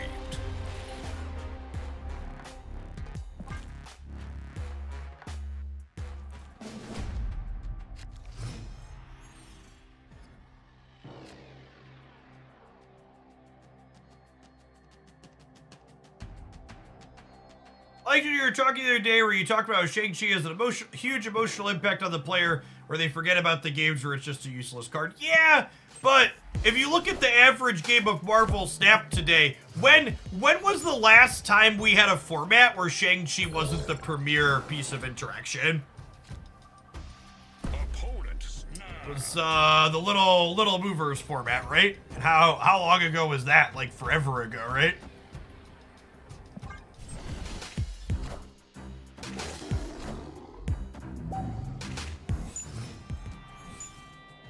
Bounce, I think. No, I don't even think that's true. There were definitely a bunch of people playing. Shang inside of Bounce. In fact, this morning's Bounce video has a bunch of people asking me why I'm not playing Shang-Chi in the deck.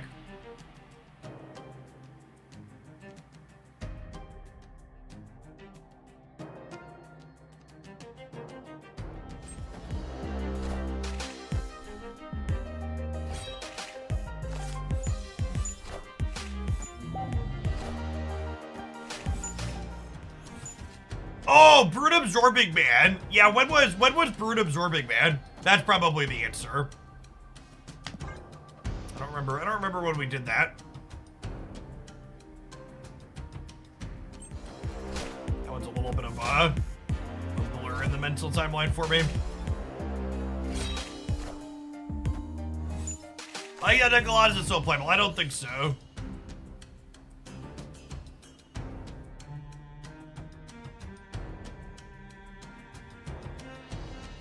Oh, I think we're dead again.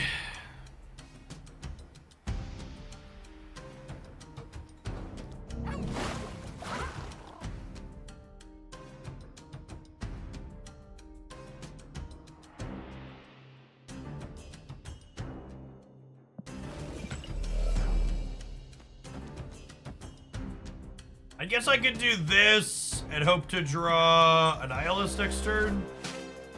Even that's probably not good enough.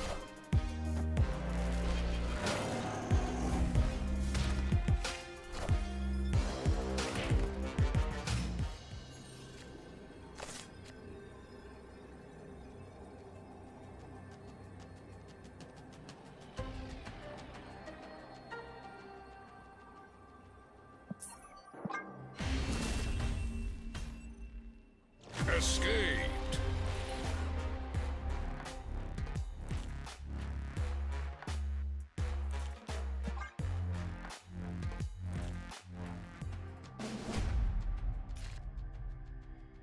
Hey, some people on the YouTube side talking about the OTA schedule. There is no OTA this week.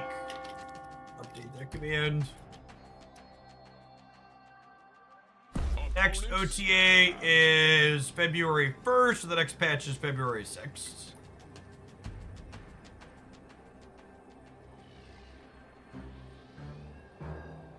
Let's make this the game. And some cubes, or we'll go to the next one.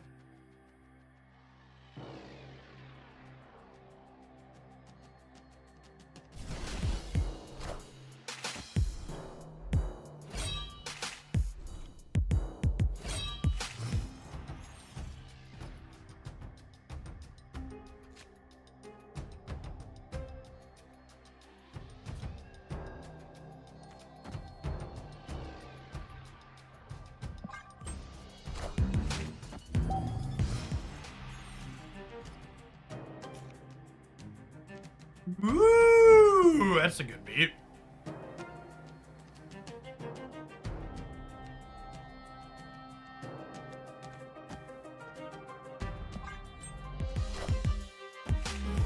Nightfall for the day. I can take one more rape. He thinks.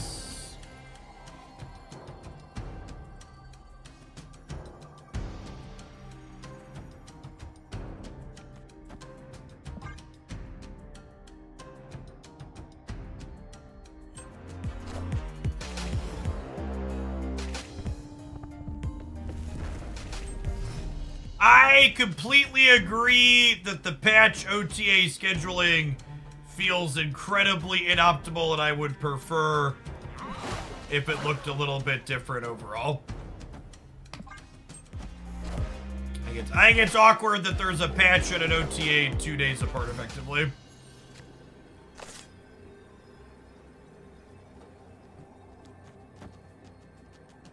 Or 5 days apart or whatever it is. The 1st to the 6th.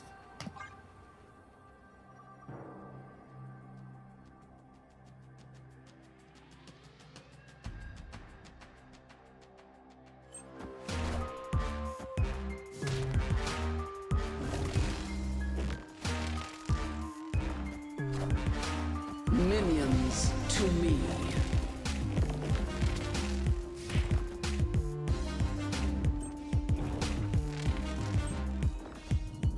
Minions to me.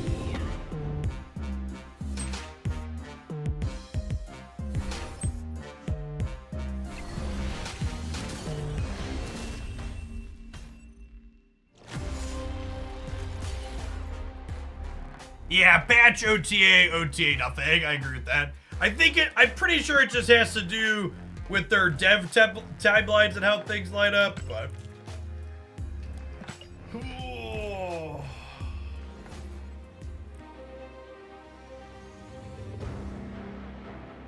So, I understand the fundamental difference between how their patches and how their OTAs balance things versus change things with longer term design, Retherin.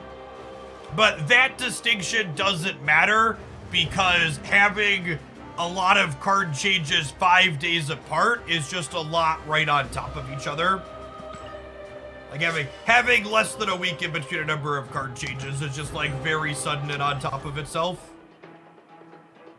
So you're right, the types of card changes that happen between those things are functionally different. Honestly, I think I might even prefer if they like only did one OTA per month, but instead on patch day, they just also queued up OTAs to go live with it too. So like the patch days were a slightly bigger set of changes as opposed to having 3 smaller ones, like have one bigger one, one smaller one with off weeks in between. I think there's a couple of different ways they could structure it, but the 5 day gap between the two that we have now does feel awkward. I agree with that.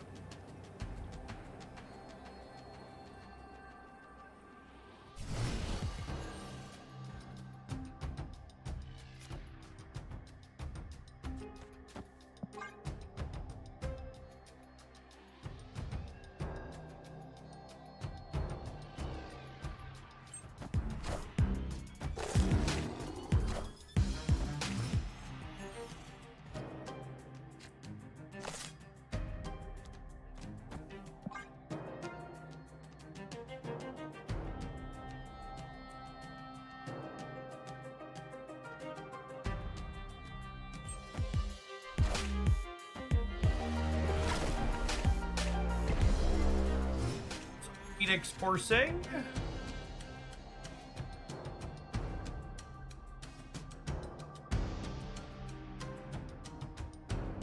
Like, have this Annihilus without Sentry and Hood, or we have Sentry and Hood without Annihilus.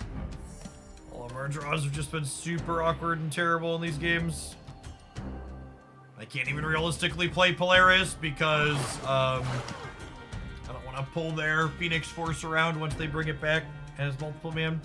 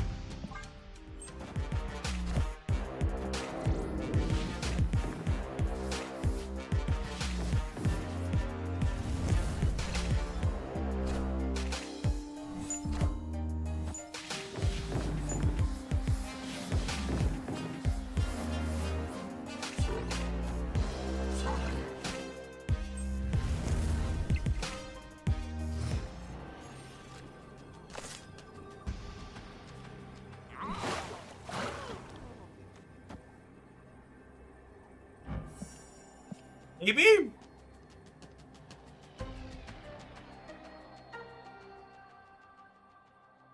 This is technically winning here by 1, right?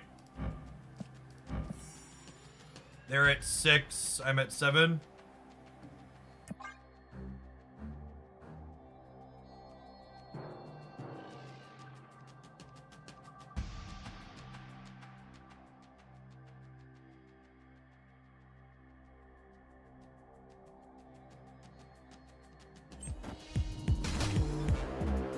Thanks, Ray. Appreciate it.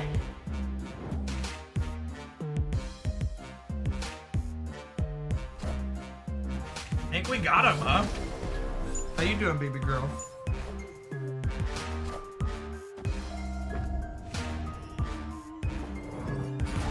Rip. Oh no, wait, we're still good, right? Because Miss Marvel pops up. At the H key. What's H for? H is for Haley.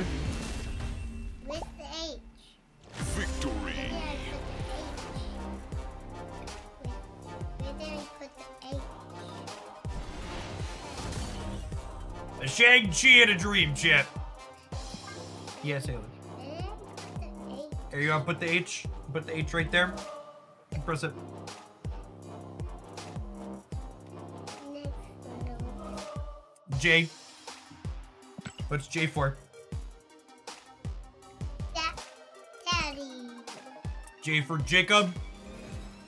Yay. Yeah.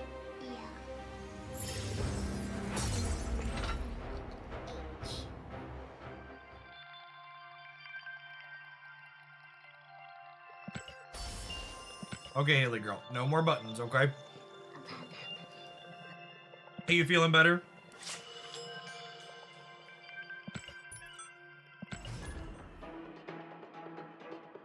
Oh. You're not feeling better yet? That's okay. You're gonna have a cozy day with Jamie's. Oh, you're sick here? It makes me cough. Oh, that's okay. This is viewer submitted deck day. You thinking child bashing buttons is gonna make us do worse? I only made it to make it 8. Opponent snapped.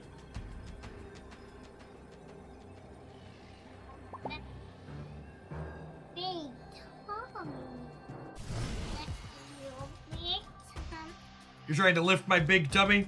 I'm I think that's probably too big for you to lift. Your dad's a large man. No, it isn't.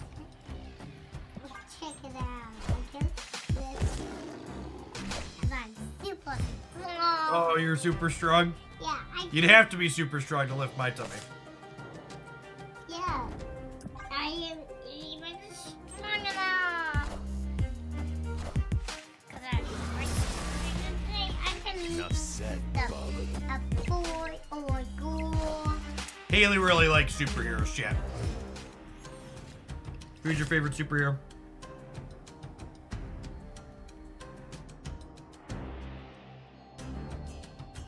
Who's Haley's favorite superhero? Nope, we're not sharing today. Okay.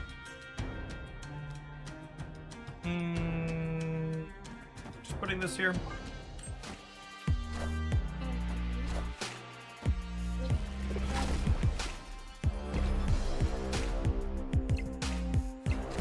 Alright, we have a Shang-Chi for the Venom on the left. Hey, Daddy, these three are what you can pick.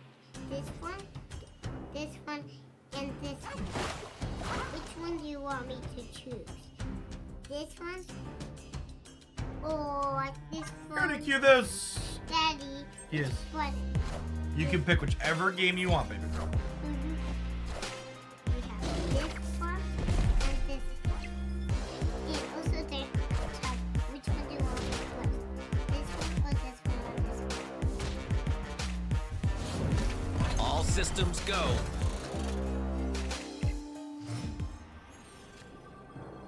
And this one? Okay, so I have to Annihilus here, which puts us to 11, 16, and puts them to -3. But they do have a 12 power Deadpool.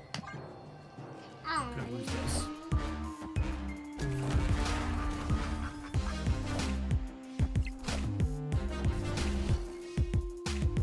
Split it.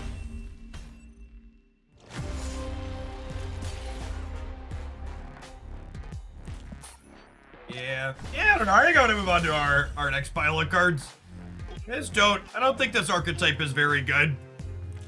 Obviously, this build's a weird one with Annihilus and Sentry, but I think even the Craven list that we started with, that's like the more traditional plays Spider-Man and other things like that, it doesn't feel strong enough. The disruption you're putting out doesn't feel meaningful. It feels like anytime I win a game, it's on the back of Shang-Chi cheesing a lane.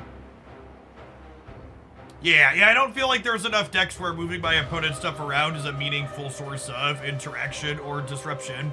You know, it is a meaningful source of disruption, though, chat. These 2 minutes adverts. We're gonna hit that, and when we get back, we're gonna try and kick the tires on some good old-fashioned Destroyer Spectrum. So, thanks for hanging out. Don't go anywhere. Grandmaster tomorrow, Beta Ray Bill next week.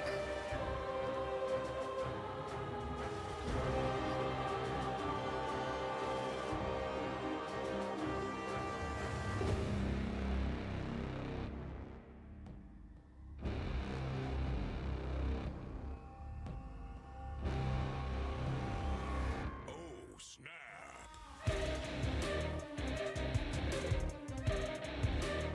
Well, that definitely looks atrocious, and the numbers seem to agree. I'm gonna go net deck for a past Jeff as opposed to looking at the current season.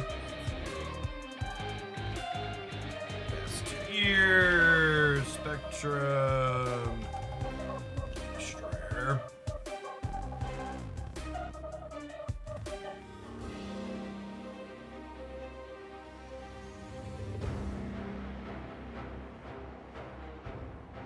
I know I've played these cards on your tracker in the last 2 years, Attempt.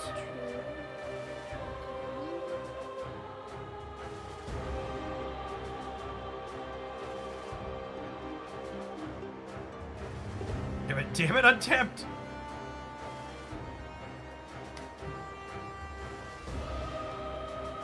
So rolled it ourselves.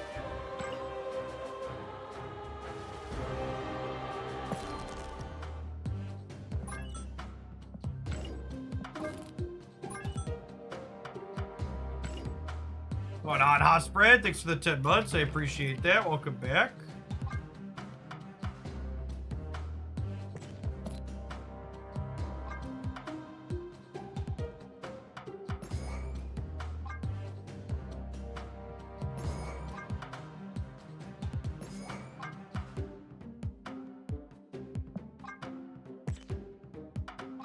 All right, ongoing. Awful Hanzo, thank you for the half a year. Welcome back.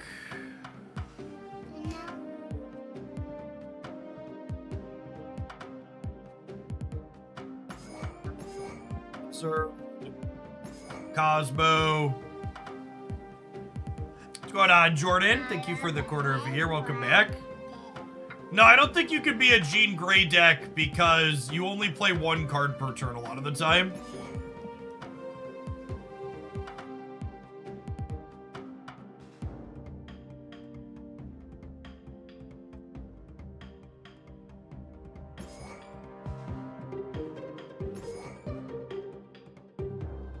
Don't know that this is a Miss Marvel deck.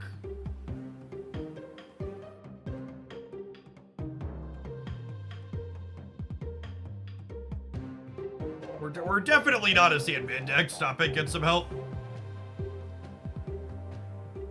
That effect is not particularly exciting.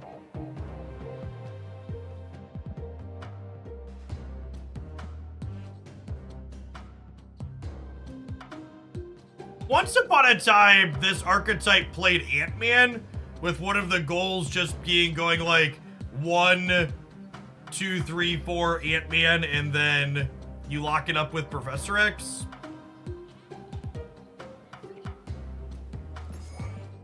Iron Man and Claw were cards it's played in the past as well.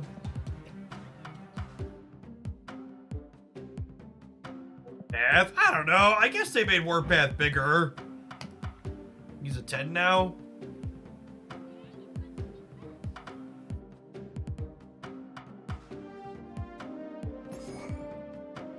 It could be Jeff and other 5-drops too. Is a reasonable shout. Then like play Claw. So that way we could go like 5-drop on 4, 6-drop on 5, 5-drop plus Jeff on 6.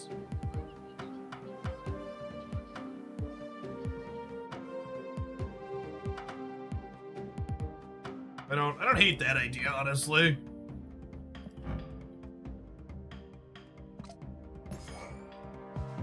Try something like this.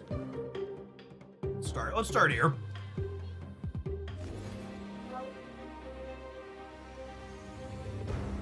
Nah, I think your Dino without cards that generate cards is just worse than playing other 5s.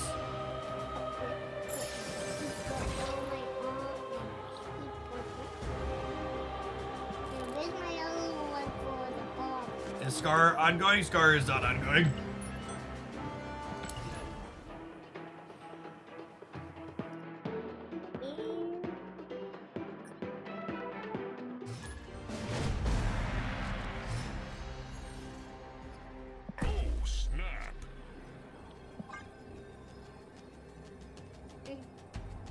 Daddy, I need this on for my buckle.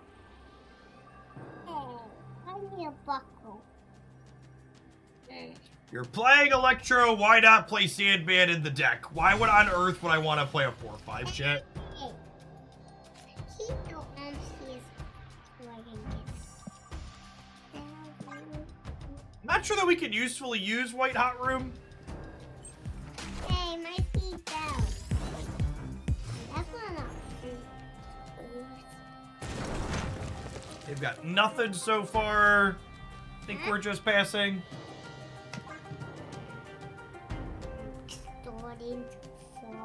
Starting to fall. You want to go sit on your cozy couch? No? Okay, you can chill your attack for a moment.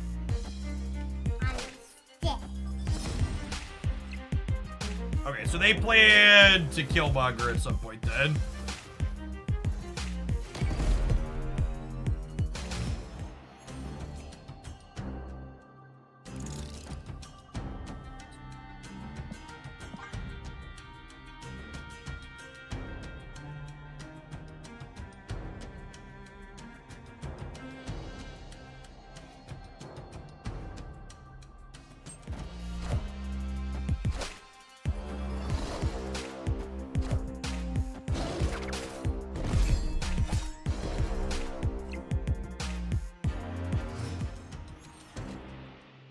Honestly, I think I just like do this and then it's just like Spectrum on the last turn, plus like an Electro or a Luke Cage if we draw it, or Cosmo in a different path. Because we're going up to, I guess we're gonna lose the Lizard, but we're gaining the Ant-Man, and then Spectrum's getting another 8 in the center.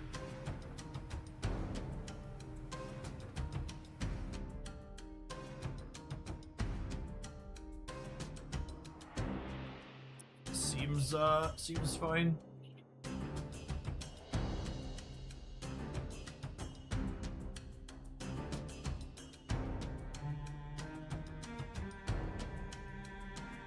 Opponent snapped.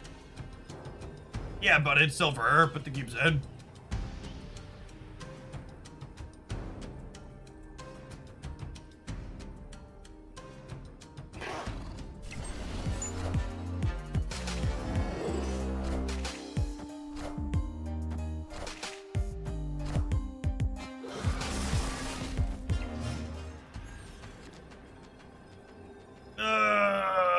Death means we're dead. We needed them to not have that this turn.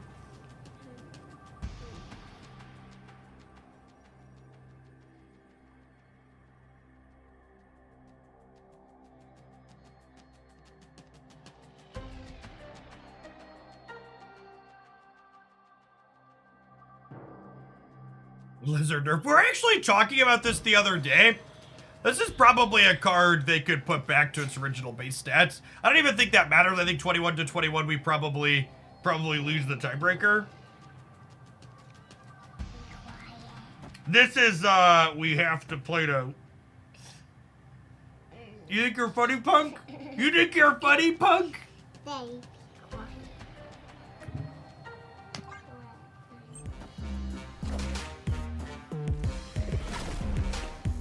Or its original stats. Originally, Lizard only got -3.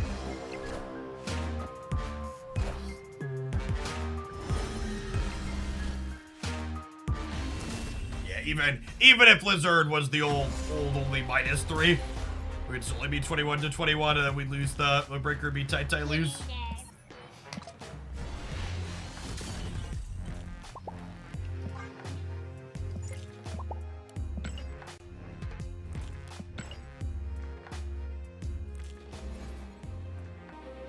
Yes, there were a lot fewer good 2-drops with later from originally. I think there's many nerfs that can be reverted due to power creep at this point. Yeah, probably. Solo, thanks for the 12 months. Welcome back. To be fair, I don't even know that like the Lizard is technically strictly power creep so much as just like there's more good 2-drops now. Like back when Lizard got nerfed, he was just everywhere because there just weren't a lot of good playable 2-drops. So just every deck played Lizard because it was like the playable 2-drop that wasn't Angela. So the 41 months, Hexaplegic, welcome back.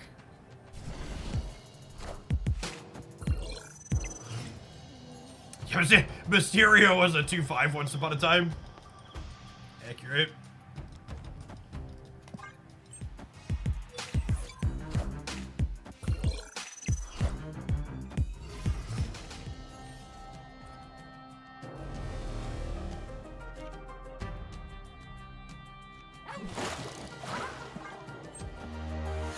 Alright, Wolverine, don't go right, please. Enough said, bub.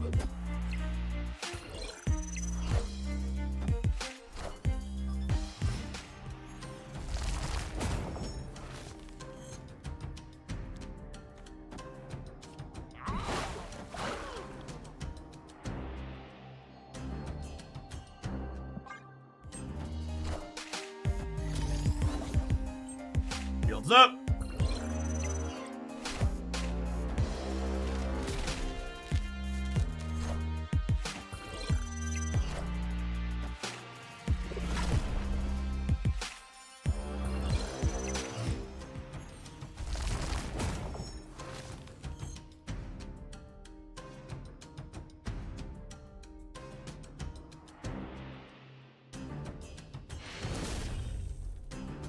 Victory.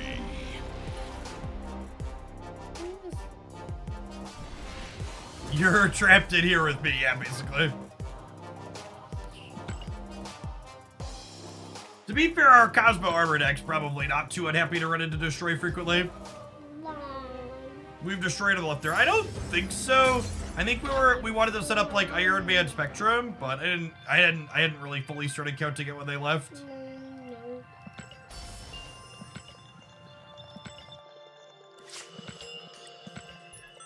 If they didn't have Killmonger for the Ant-Man, we were probably pretty good to go. Does Shadow King make sense in this? No. Playing a tech card at the end of the game doesn't make sense in my deck that wants to play a 5-drop and then a 6-drop.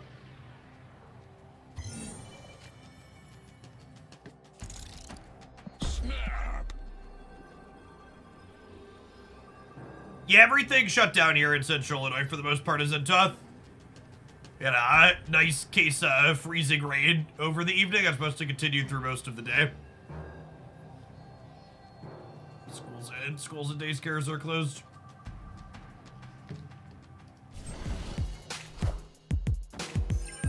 Schools and daycares being closed aside, Haley wasn't going to school today regardless anyways because she woke me up at 5:30 by vomiting on me. Is that an overshare? That might be an overshare, but, you know, the joys of parenting. Boop. Boop. Boop. Boopy daddy. Gonzo Bone, thank you for... I managed to avoid slipping on my driveway this morning while carrying my toddler, which is a big success. That's true, you know. Facts. Factual big successes.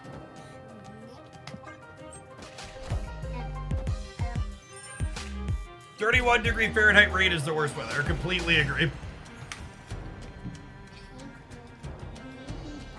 You need to be buckled. Okay, here's your other buckle. And now we go. Lieber Livewire, thanks for the Baker's Dozen. Appreciate the 13 buds.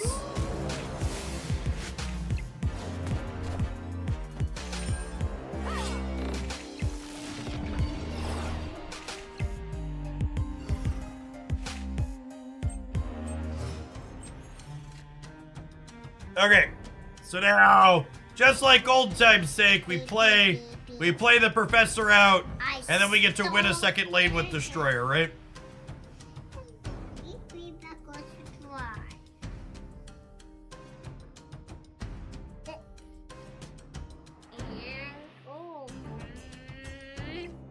I'm here at home.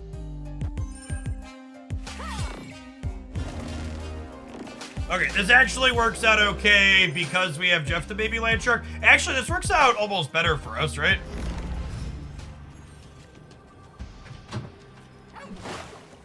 Because now I have the option to do this. Would I rather do this here or here?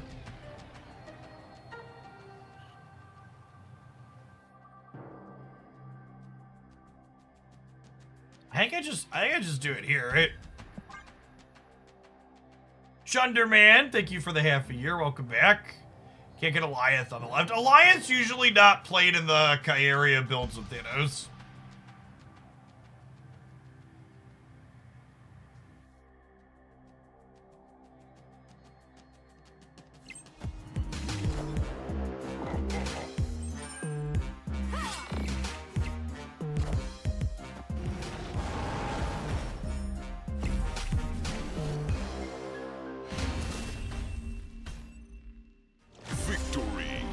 Yes, thank you for the over 4 years. Welcome back.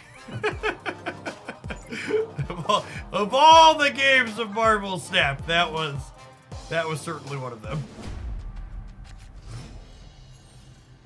Daddy, can you hold this? 'Cause I got someone mean to shoot. You got some? No. Okay, you can't play sounds on things like these in Daddy's office while he's working. Okay, Haley girl. Daddy, can you press this?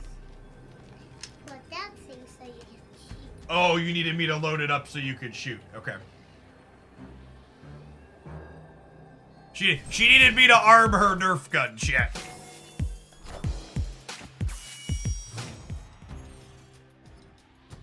Now she's off to find a brother.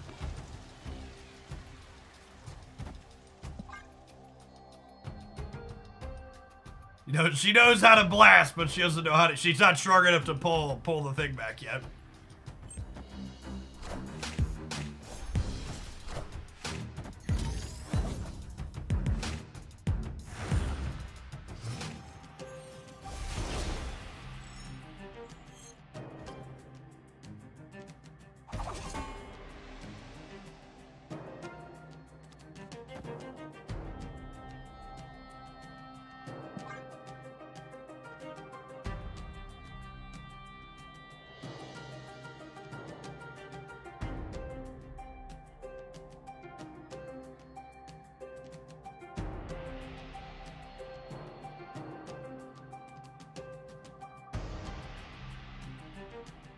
Alright, so we're hoping to find an Iron Man for the left here.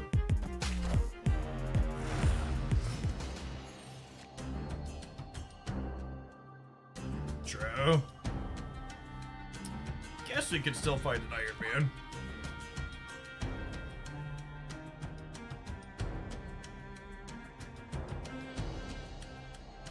Pinkman, thanks for the 5 months. Etch coming in for the quarter of a year. Welcome back.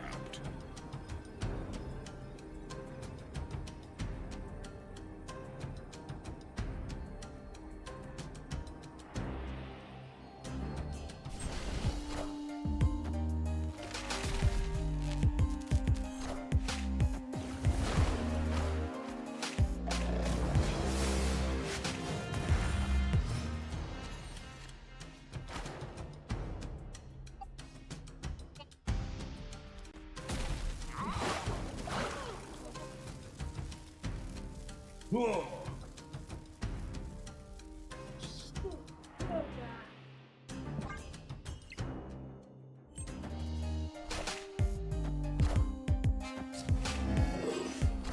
Ooh, they have vision for left.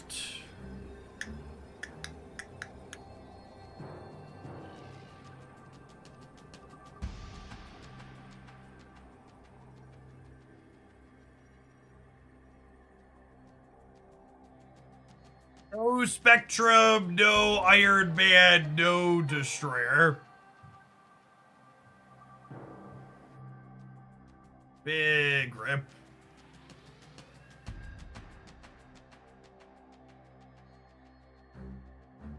I think we're dead here then, huh?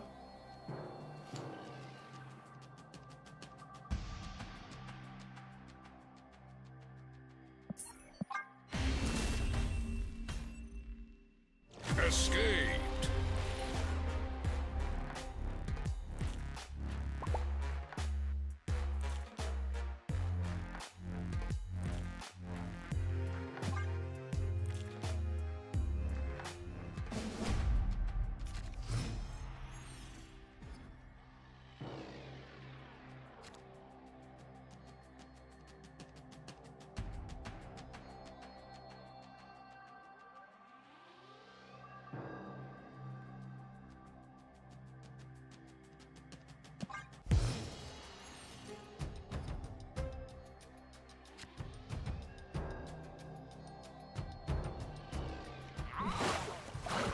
Snap.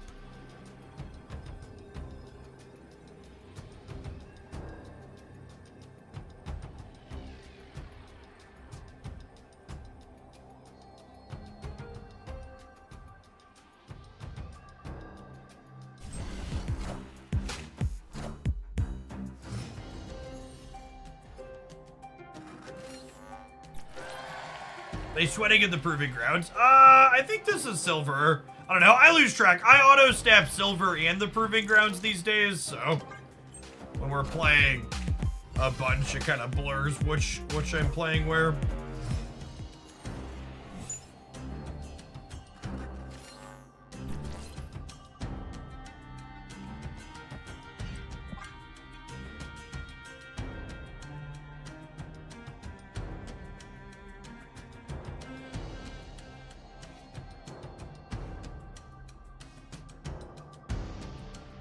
How was the Hello Surfer deck? It was much better than the last couple of times that we played it, but that's also a pretty low bar.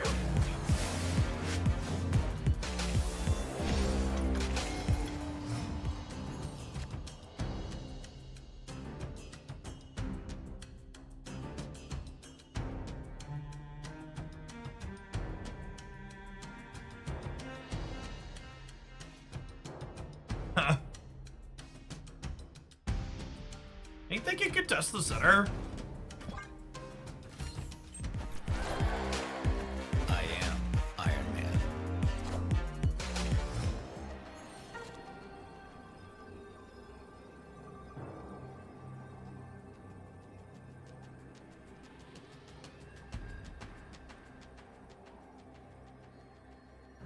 Does this gambit ever work?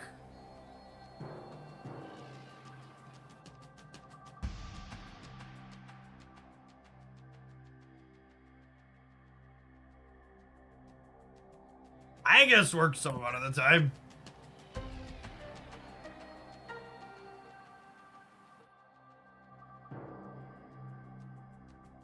That guy played Iron Man mid, it's gonna chase him out of playing into Mojo World.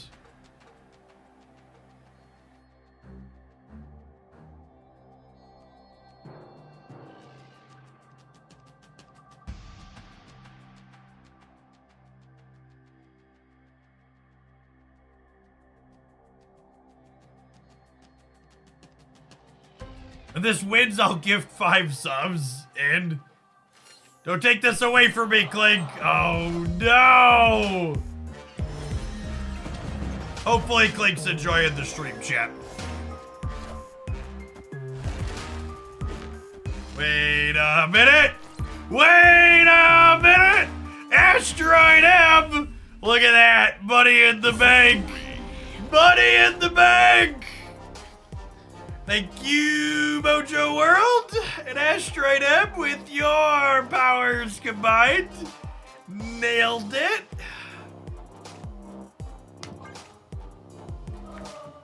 A gamer true to their word. Thank you for the five gifted subs. Mattias, appreciate it. Snap.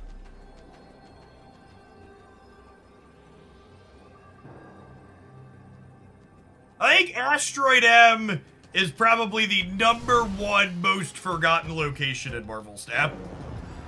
I'm not sure it's particularly close. I just like runes people with so many different locations.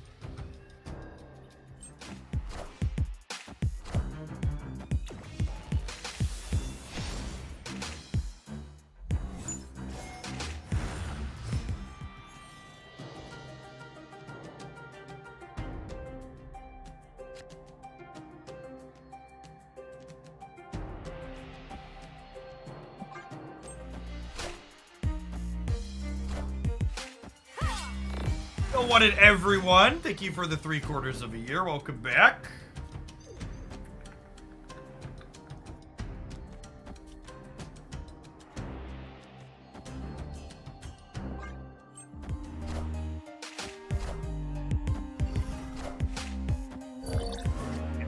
Shove the old professor into the rickety bridge here.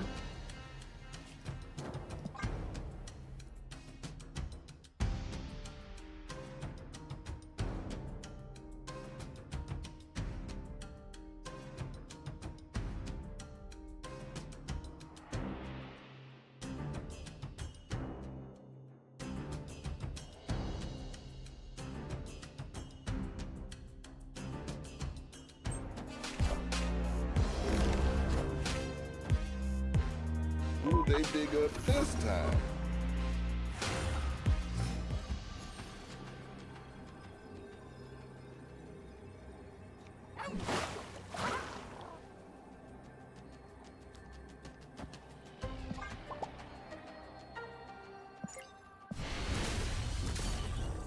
Victory.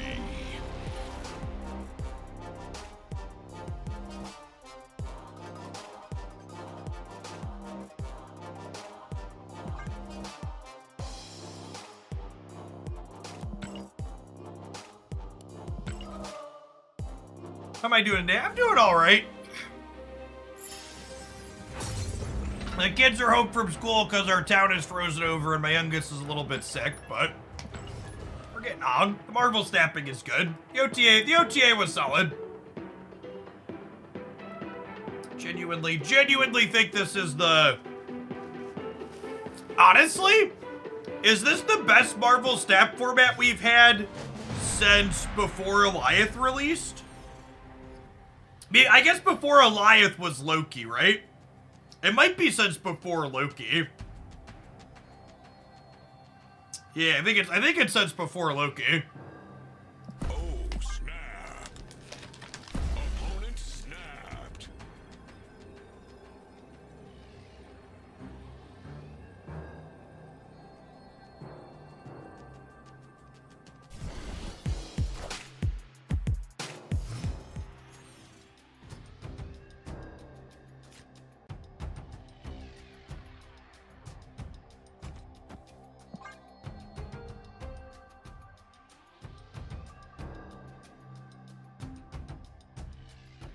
It's been 84 years, yep. Enough said, bub.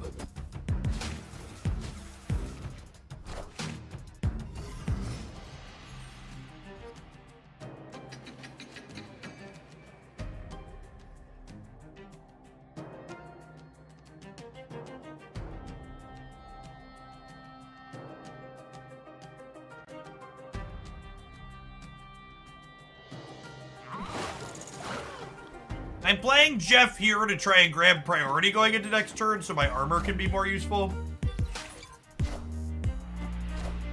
Yeah, this is perfect.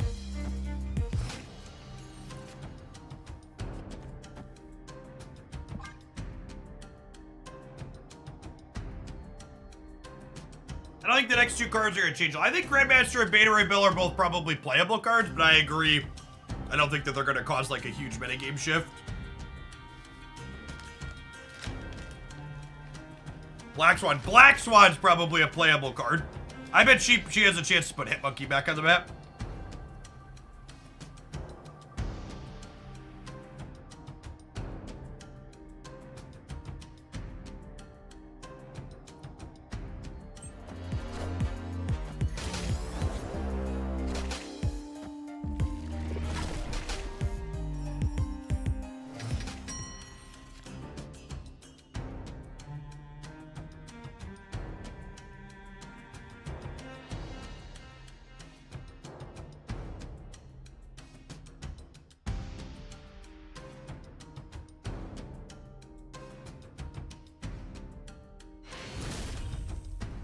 Crunchy, for you, the queue doesn't have to be full.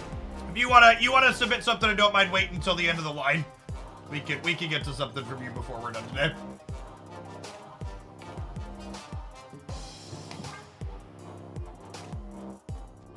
Appreciate all your support here over the years. I've got two more after this one, so you'd be up in about 2 hours or so.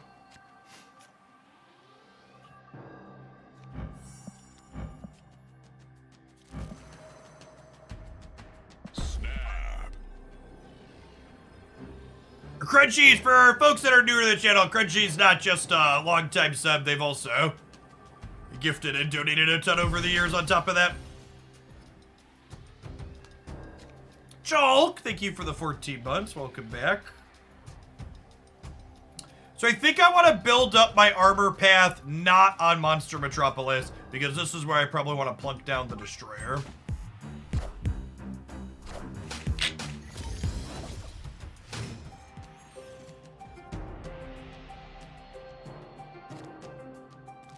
Nice.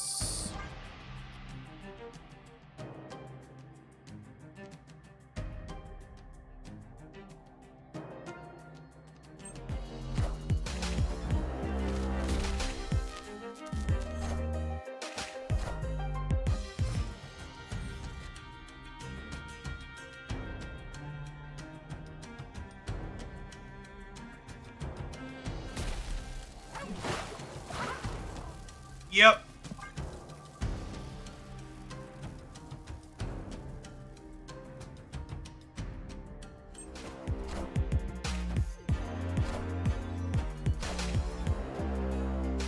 I'm uncertain if this deck is good in general right now, but it's almost assuredly good into Destroy for reasons being demonstrated.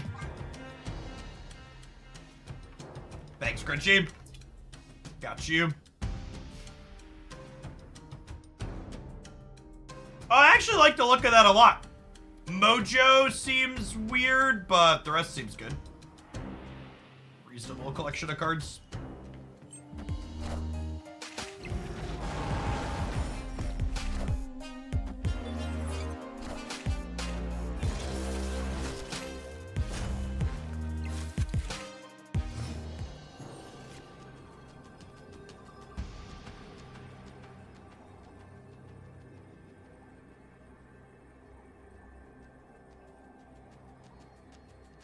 I can play their death and they can't. That's kind of funny.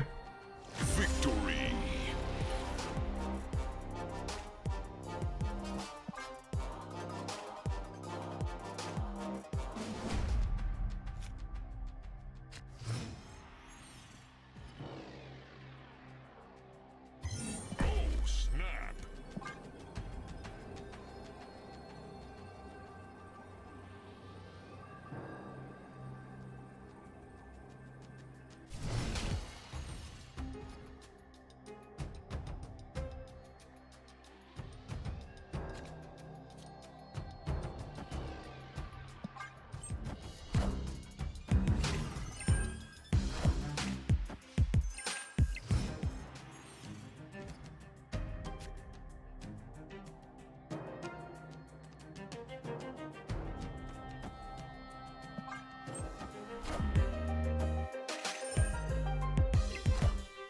How many times are I gonna teach you this lesson, old man?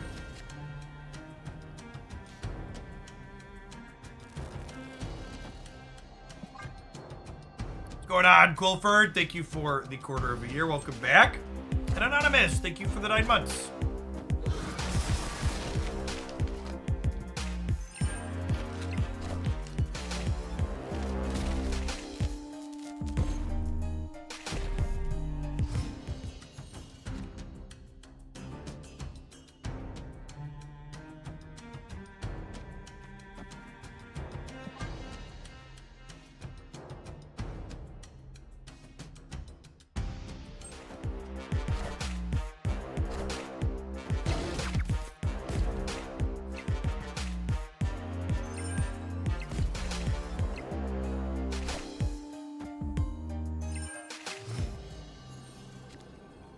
Okay, and then I do Claw here, Jeff here, and win the game.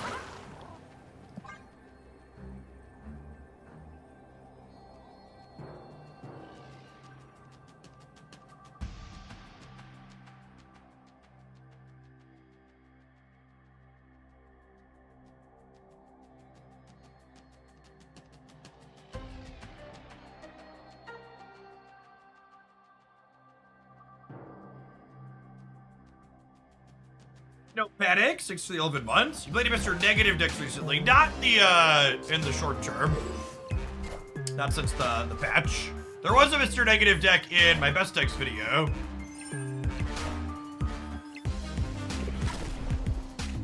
Pretty alright stance. This deck should be called Destroyer Dumpster. It does Dumpster Destroy, that's for sure. That's always kind of been the case.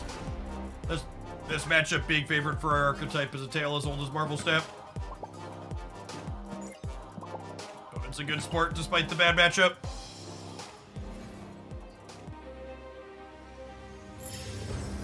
Hey, that was a gold ticket. Nice.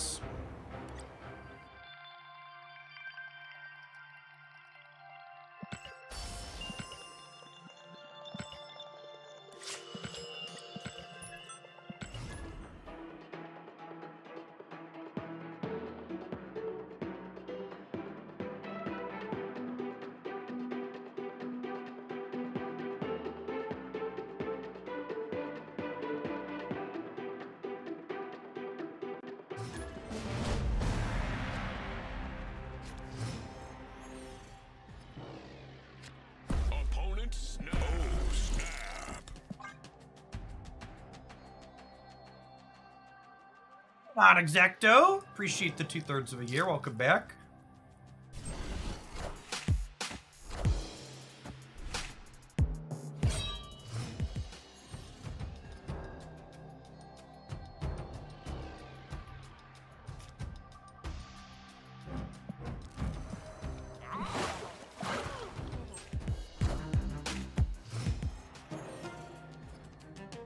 Jazzbo, thank you for the 3rd of a year. Welcome back. But this matchup's tough for us.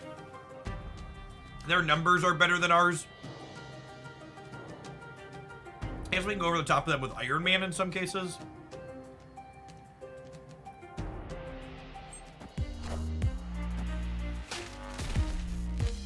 The classic Ant-Man Jeff Electro curve here.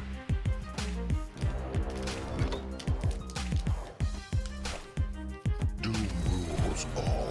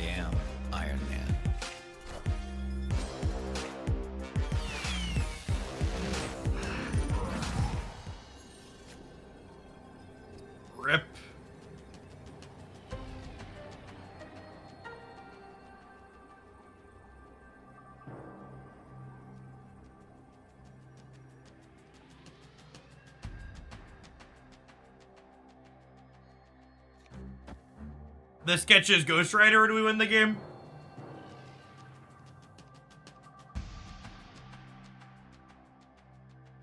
I guess that loses to Hella. Or does it? Yeah, it does.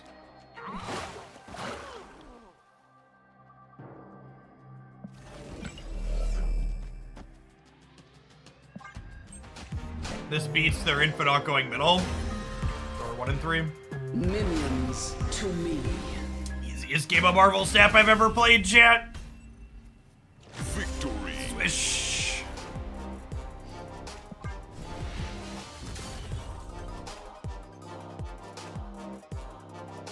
Live by the RNG, die by the RNG. Today, we are the pigeon. Jazzbo, thank you for the 3rd of a year, by the way. Afternoon. That's Hella's slogan, yep. Essentially.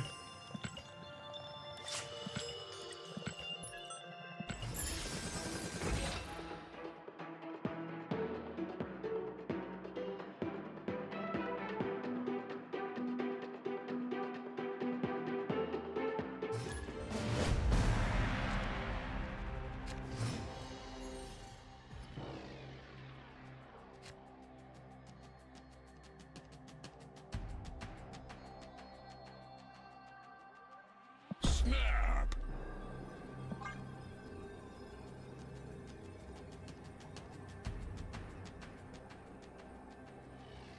And you can feel the sneeze coming, but it just doesn't quite pop out. Usual Delusional, thanks for the 13 months. Jeff Isaac, thank you for being one of the sources of the truth in the Snap community. Since it was released, my friends and I have really enjoyed your content and regularly use it to help validate thoughts we have or inspire some of the crazy stuff that we play. Thanks for being here, H-Streak.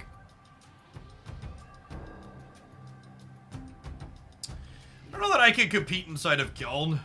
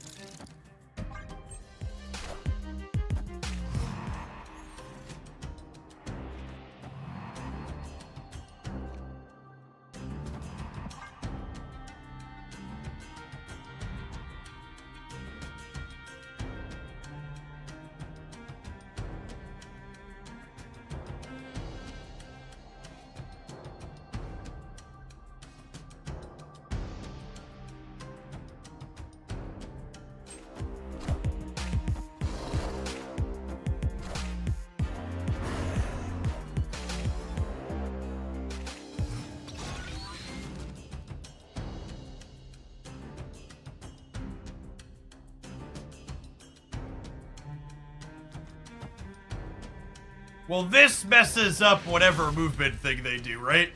Do we just like Professor X middle and then they get got? They're probably also retreating because they realize they're going to give us whatever they move. Because of Machine World.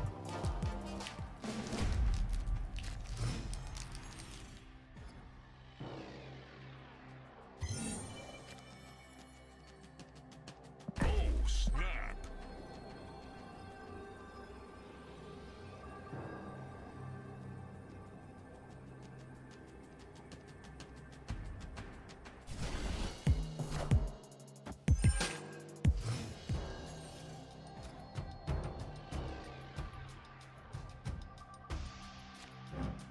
Mother of God.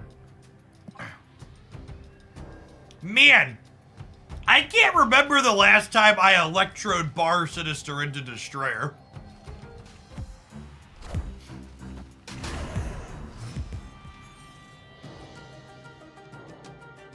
It's been a, oh, good Lord. Poppy!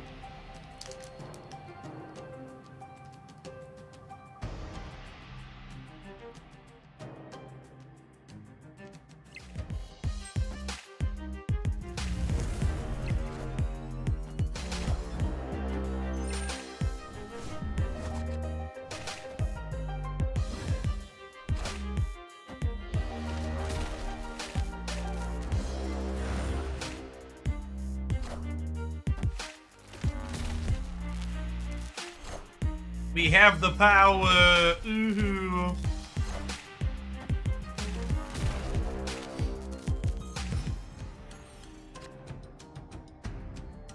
Oh my gosh, and I even get to use the 2 extra energy because of Jeff.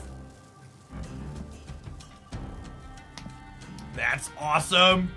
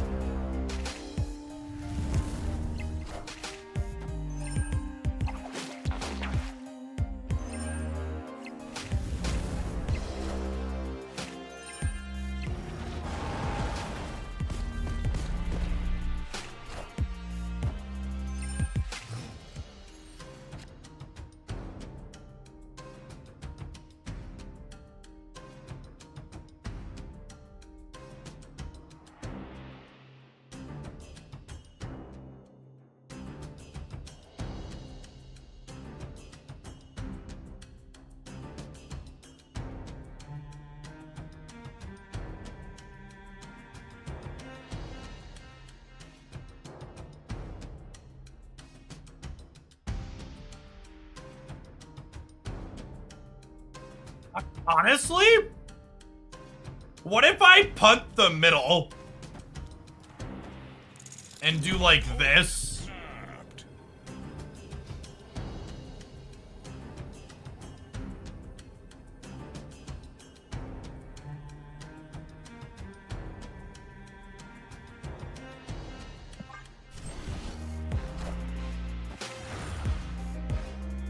Wait, they also punted the middle? Mother of God.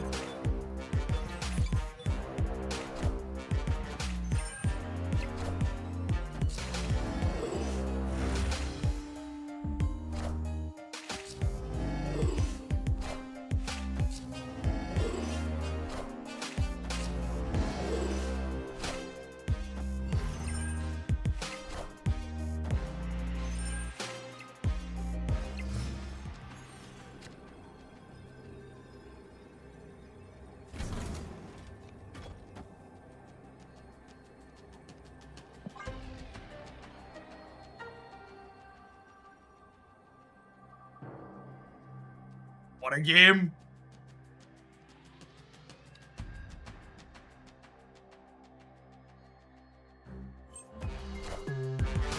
I am Iron Man.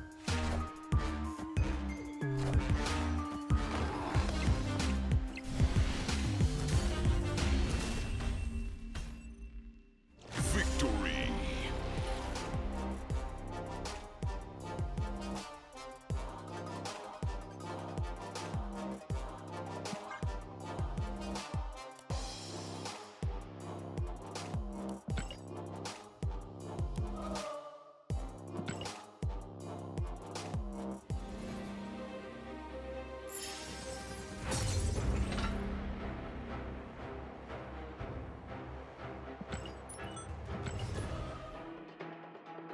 Let's run down one more, huh?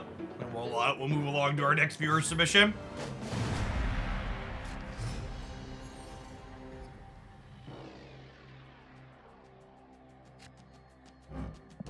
Snap. Run it back now, y'all.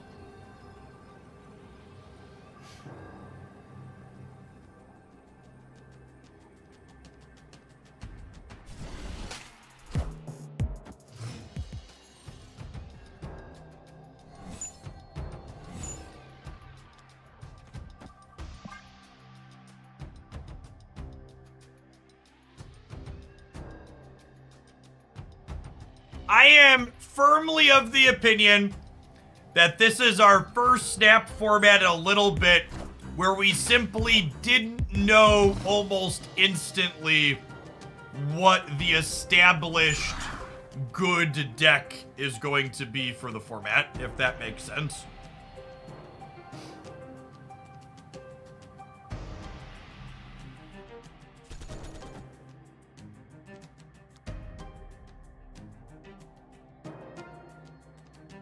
think I'm just playing a bunch of ongoings and then playing Spectrum and the Bar Sinister. Is my plan.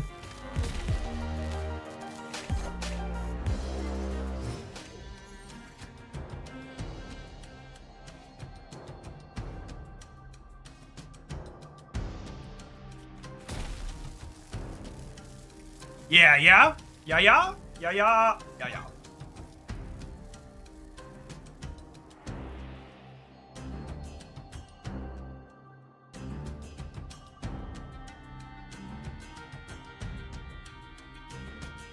Because we'll get to add 16 there with Spectrum, right?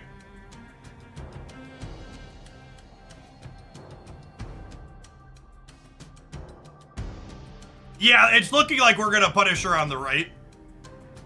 Punisher will be 7 on the right, and then we'll add a bunch more. Oh my god.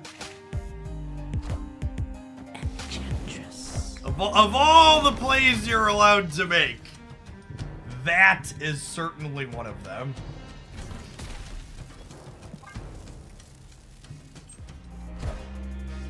I am Iron Man.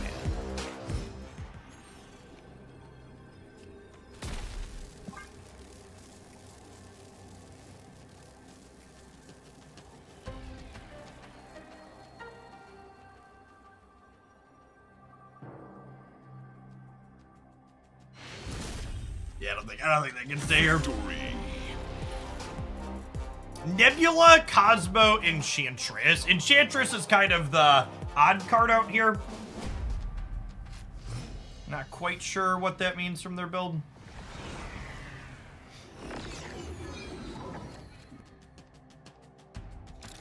There's a real big fish.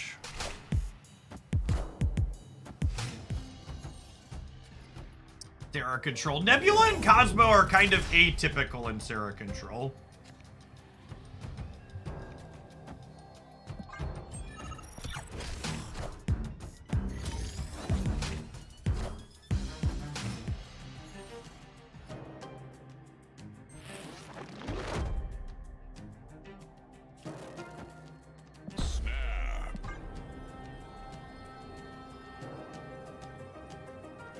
Yeah, probably some kind of lockout deck. Just like Zabu with Enchantress. A lot of the lockout decks have been playing Zabus, just like Enchantress on top of Shang-Chi with Zabu's probably what we're looking at.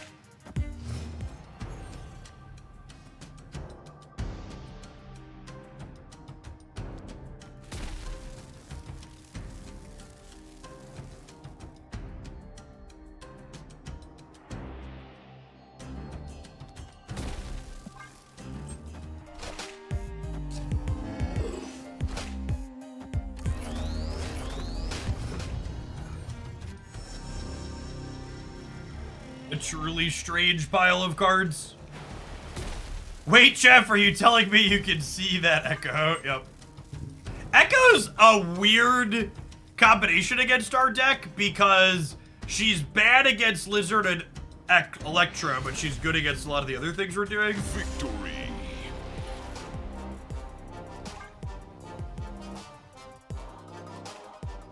But interesting tension that she creates.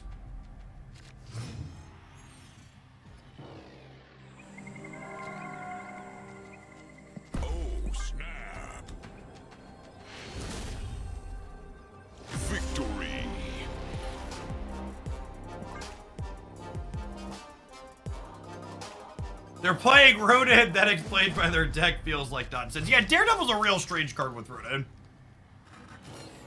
That's accurate.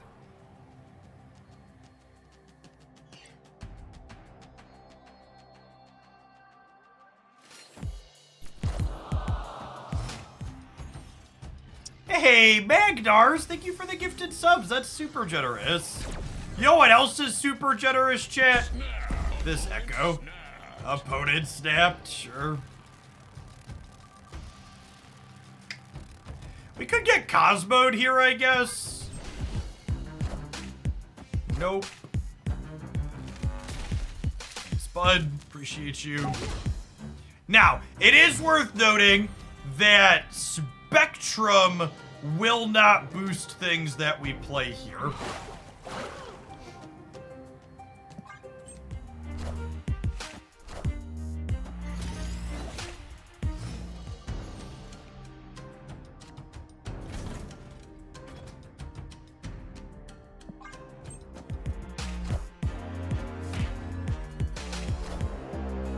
I am Iron Man.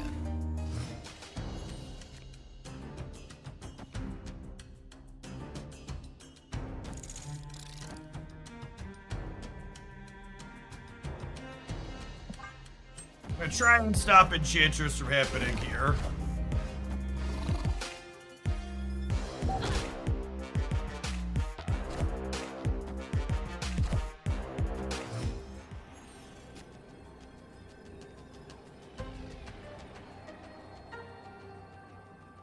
So remember, I can't Spectrum War Power into the left.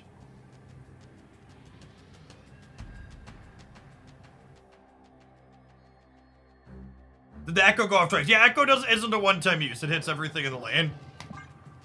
Stay for one more here. See what they got. I don't know if my body's ready to be Goliath out of this game, but it's where we're at.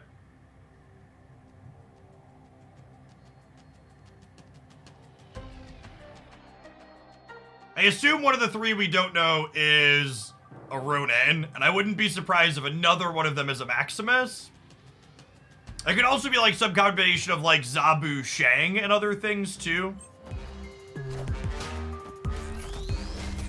Eric, thank you for the entire year. Cosmo, you shouldn't have.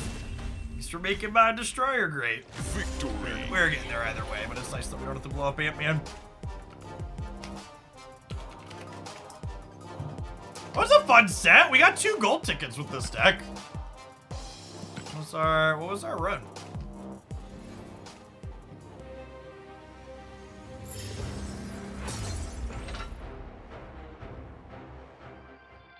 All right, well, I wait for one tap to load so we can see what our stats were with that one. We're going to take a 2-minute ad break. We're going to play a different viewer deck when we get back. Thanks for hanging out. Don't go anywhere.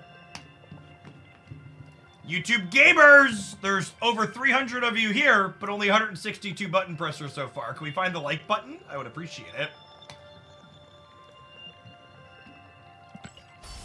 Hashling Slasher, thank you for the 14 months. Eric the Realm, thank you for the entire year. Let's get your sword to go with that shield. All the 12 bud subs today. Barricade, thank you for the 12 as well.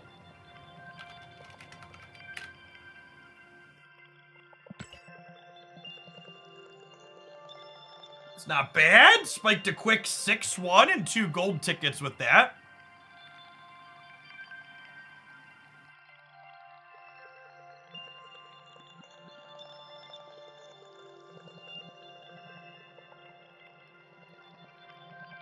Have you seen our revenue increase since you started streaming on both platforms? So it's hard to pull out because the ad revenue on my YouTube channel that I live stream to is higher than it was previously, but I also started posting extra deck highlight cuts to that channel at the same time. So I think most of the increased revenue has been from that.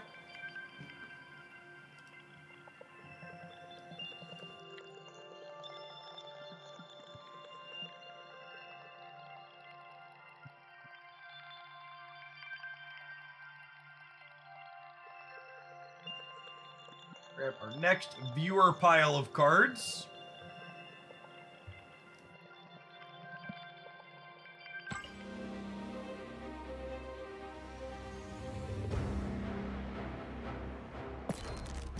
Yeah, sometimes if you just subbed, you have to refresh your channel before Twitch will make sure you don't get ads. Awkward feature. The submitter for this said I could play Doctor Doom over Ultron if I wanted to.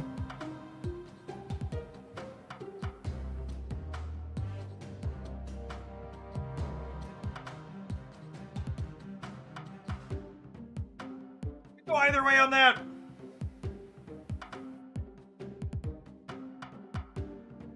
I also haven't played with my new Doom yet, so maybe that's the tiebreaker. It could go either way. we'll start there, and we'll keep track of if there were games we could have won with Ultron that Doctor Doom doesn't.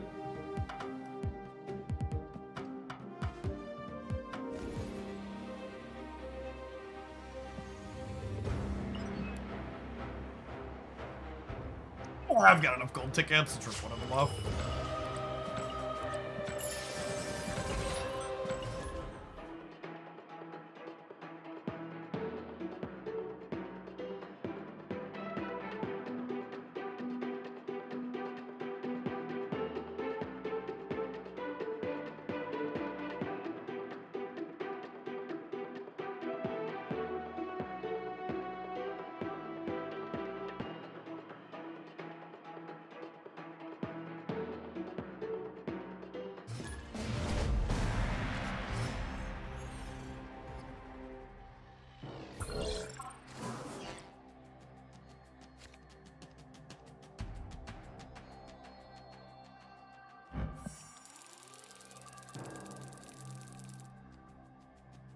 Opponent snapped.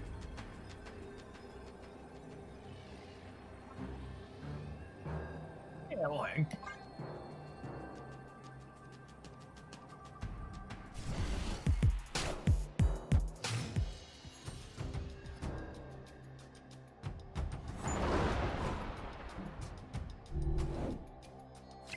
Looking at that Doom split got me, Brendan. He will not be paying for child support.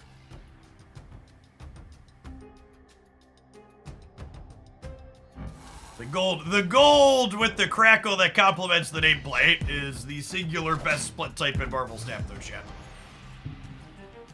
S tier.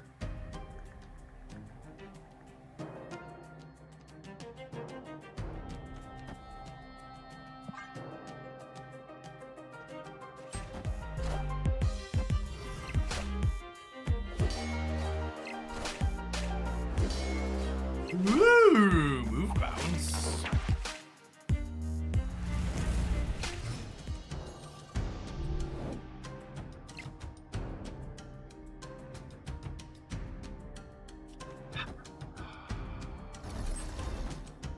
Not sure we're gonna have a window to ever Killmonger here, because I assume they're bouncing this turn.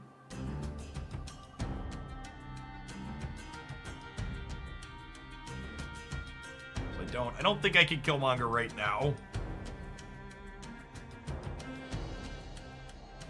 I'm not sure that our linear numbers are going to be enough here. We've got some pretty solid ones. We have to go Blue Marvel into an Onslaught, maybe. I guess Onslaught middle's pretty big, huh? I could go like Blue Marvel right into Onslaught Wasp.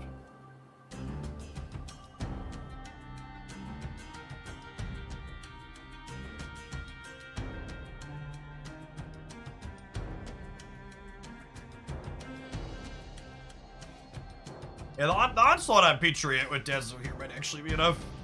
Especially if they stack a lot of point spin, we get to double up Dazzler.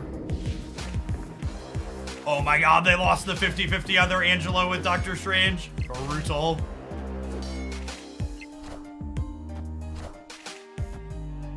Okay, yeah, I think we're actually gonna be okay here now.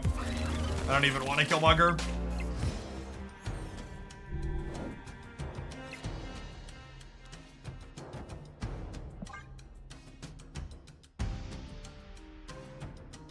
Dazzler is just gonna be a casual 214 here in the center. Oh, snap. Try and get some more cubes out of him here before the Blue Marvel and friends flip up.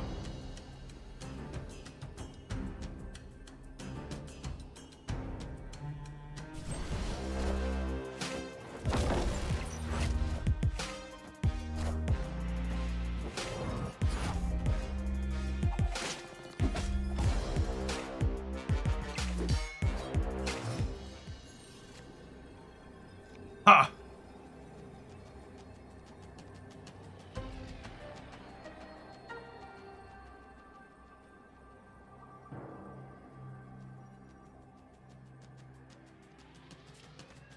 So this is 6, 7, 8 here, which would put me to 17. Victory. And then it would give me +6 over here up to 29. And then obviously I'm gaining another 6, 13 here in the middle. So we're good to go here. Maybe they're not a bounce list. They must be playing Falcon at least with Angela, right?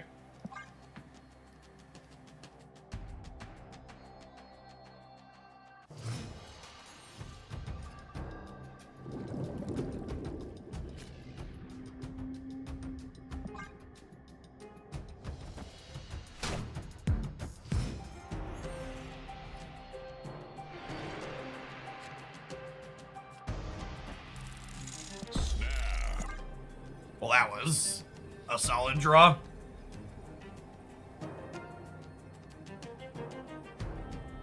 Opponent snapped. I guess they could be playing triple 1-drop and beating us to the fill here, but I feel like that's unlikely. So, I'm gonna stay through the snapback since we drew the Wasp. Got him.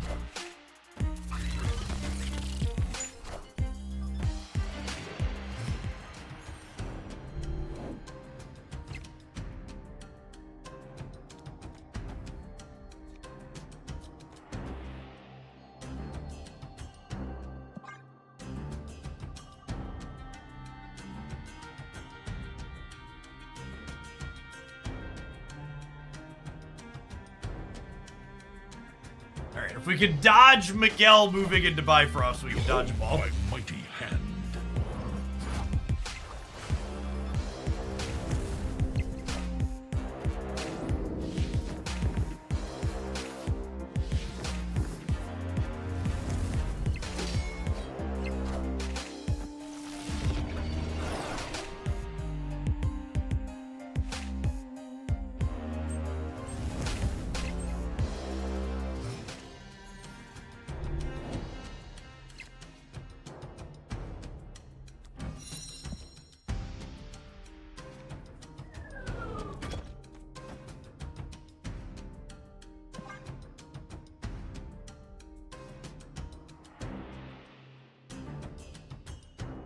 The Iron Lad could be Mystique here.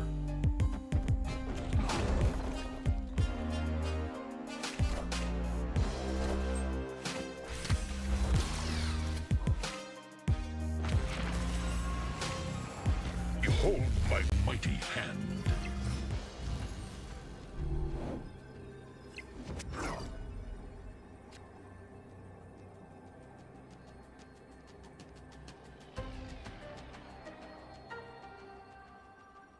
We would have had the perfects there if they hadn't pushed us. Sad. Would I rather copy Patriot or rather copy Blue Marvel? Probably Blue Marvel, right?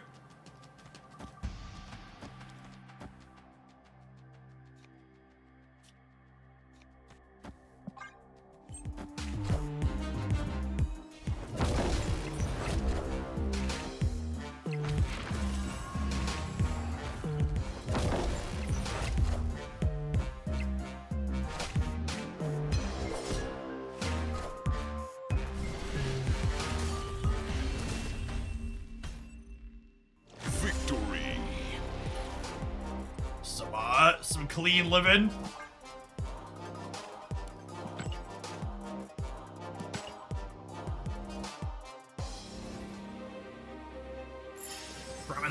Promising first game. WND Butter, thank you for the 14 months. I appreciate that. Welcome back.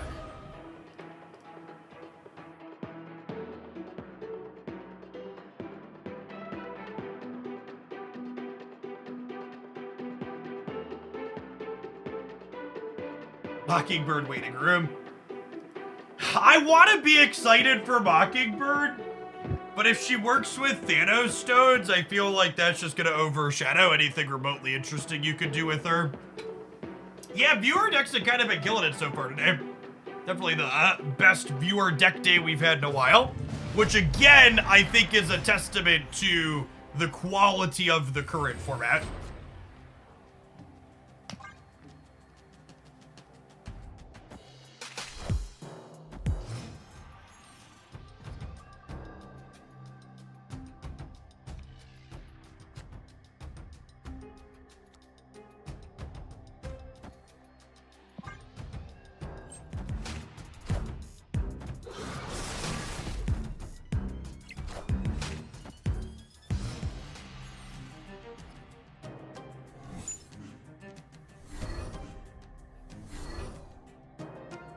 Nova inside of Destroy.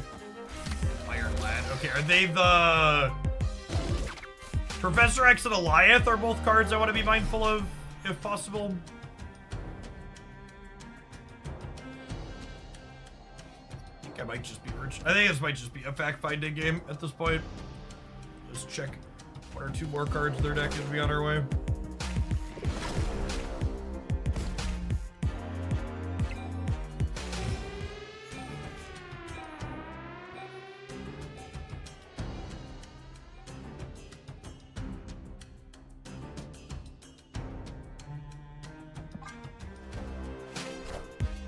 Hail Hydra!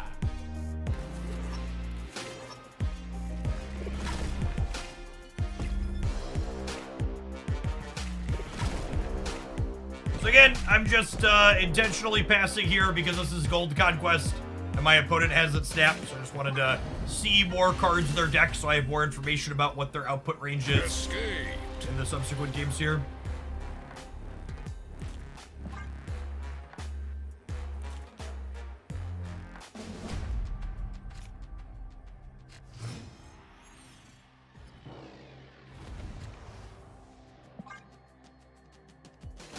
Is very good for them.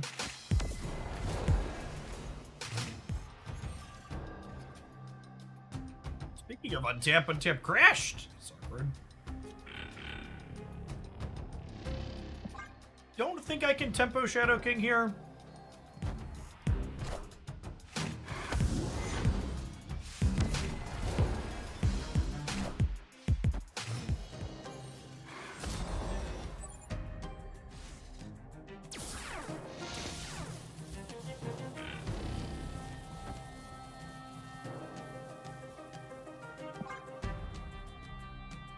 Yeah.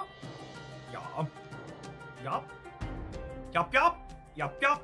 Yup, yup. Give your finest hulks, please.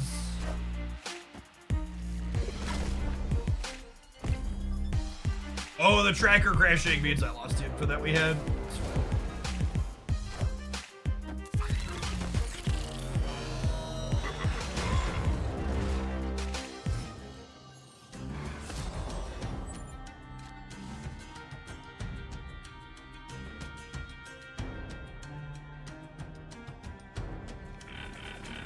I got a few bangers here. What Iron Lad, I think. Hey, Paxton. Thanks for the quarter of a year. Welcome back. And Callisto, thank you for the 10 bucks. One is two more shall take its place.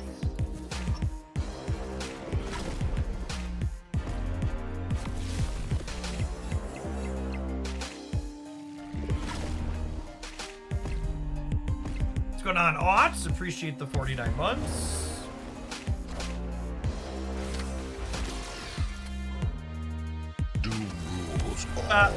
Dip-a-dop, my doom bots. Really love these doom bots. Whipping up the doom. Yeah, yeah.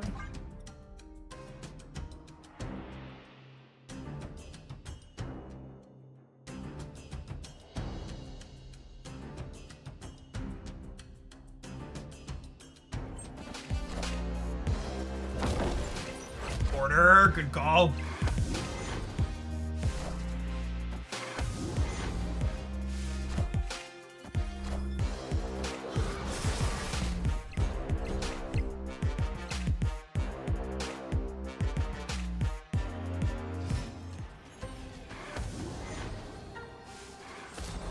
Wasp! Wasp! There's our gal. There's our gal, chat.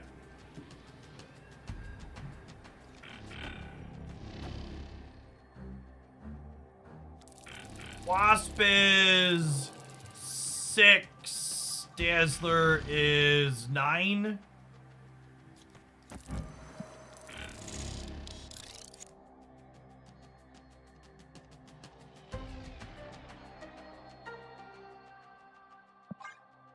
I don't know if I can. I don't know if they stay if we boomer steps. I think I just let them limp.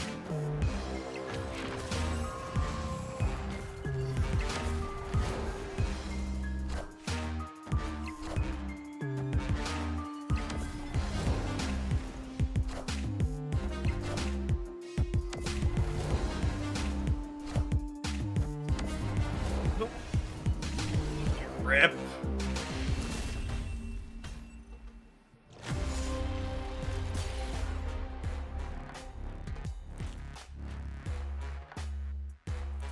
Needed our Dazzler to be opposite of their null.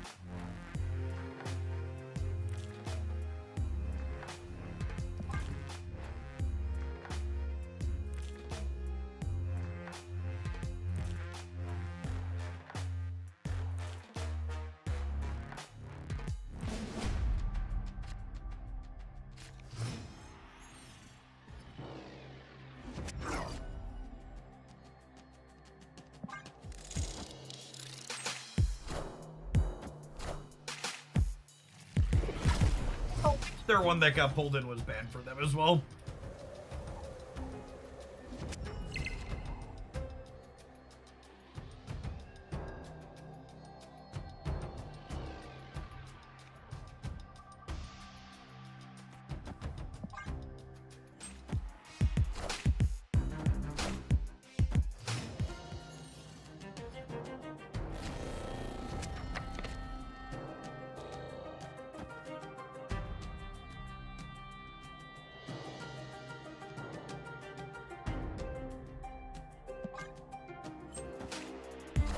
You're someone being a Captain Hindsight telling me I should have played harder for the 2 left lanes. I would like to respond to that statement with asking you the question, how big was their null? Because I bet you can't answer that question and couldn't tell me with certainty that their null wouldn't have won the left for them, or threatened to win the right for them without the other one. I also wasn't counting their null, but you're only saying what you're saying after the fact because you knew the size of it, not that you counted it previously, which is an important distinction.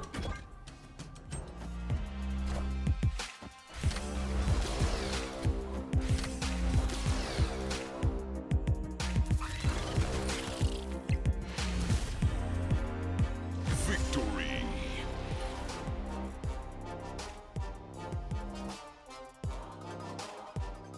How do you succeed at becoming a professional streamer and taking care of a family at the same time? Well, I mean, it's no different than any other full-time job or self-employed person that also has a family. As for the how do you become a successful content producer, the answer is super easy and absolutely anybody could do it. Get really fucking lucky.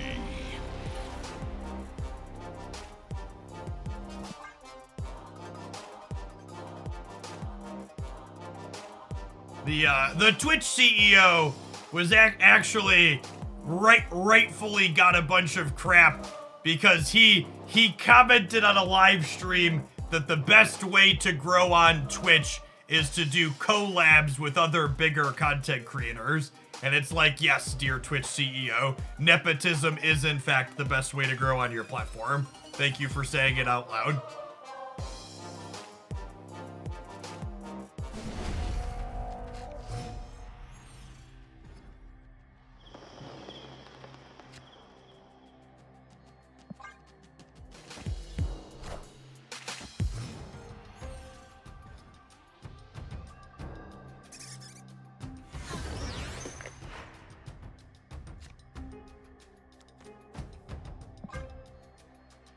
Trickle-down creatornomics, yep.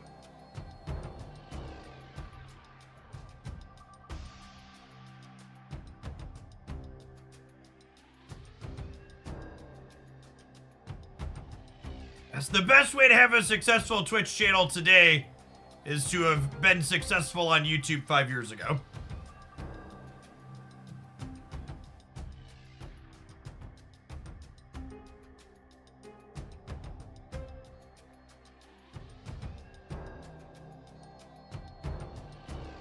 like a known quantity in a lot of industries. You are correct that nepotism is a part of most parts of life, but the way in which one existing bigger creator can directly build up other ones that are non-existent in a big way that's happened multiple times is a little bit. The extreme nature of it is a little bit different than what you see in other industries.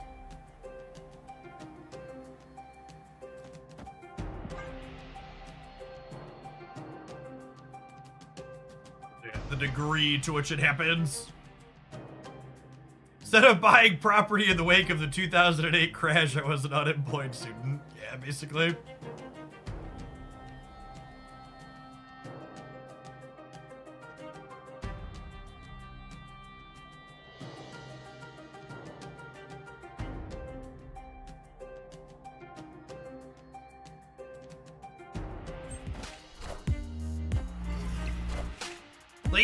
Even my own personal housing situation is like mostly dumb luck that my family's in the position we're in.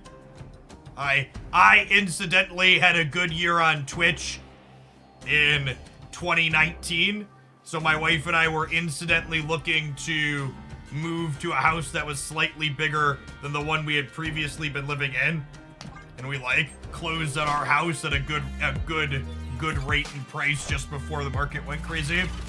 It's not like we planned it or strategized it. It's just like, it just worked out that way.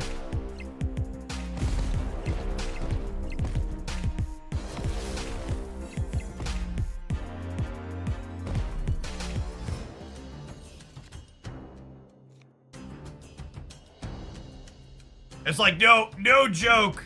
When we put the offer in on the home that my wife and I live in now, the seller's real estate agent told him he really needed to consider our offer because he hadn't gotten one in 6 months and might not get another for another 6 months. Just like completely different state of existence than what the world is at the moment. I'm gonna stay further step here. Blue marble into onslaught left, sounds great. Wasp would have been our best draw here, but this is still pretty good.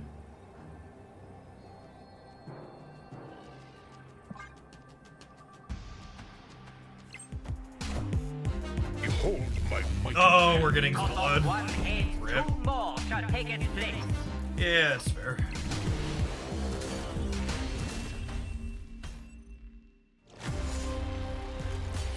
Our only other option here was leaving, right? Which I guess we could have done, but yeah. I don't love Shadow King in this style of deck. Just because it's so, like, I have such a hard time envisioning what our typical turn 5 or 6 looks like, where we have time to play this card. I guess sometimes we're like Mystiquing or Patrioting with it, but those games seem kind of few and far between.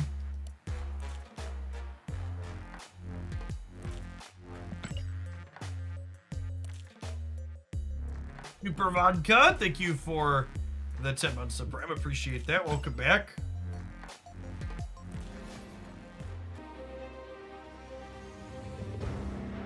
The extra funny slash people talking about things like the housing market and how loans and stuff work in the US are so fucked up. Like my big year on Twitch in 2019, I think I made right around 250,000 USD that year. It was my biggest year on the platform before last year was Snap. And if my wife hadn't had a traditional job, we probably wouldn't have gotten the mortgage for our home. Like despite having a plenty of money in the bank for a sizable down payment and like having a year's worth of solid income, we would not have been able to qualify for the mortgage that we got if my wife didn't have a traditional job, because my job wasn't sufficient for what they wanted. Such an incredible racket that like people who have been paying rent that's more than the mortgage would be for years are said, okay, you can't qualify for a home mortgage even though it's less than what you've been spending for forever.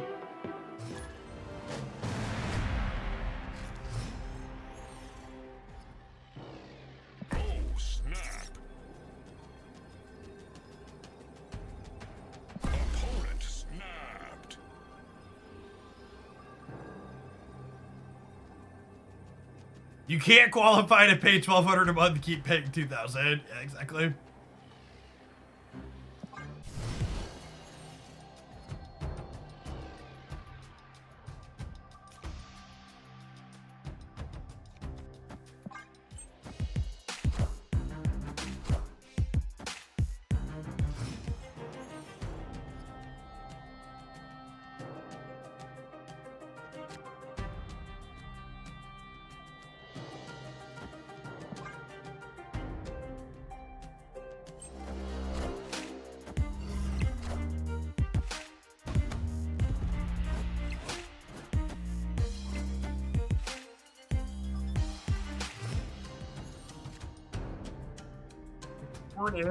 For waiting on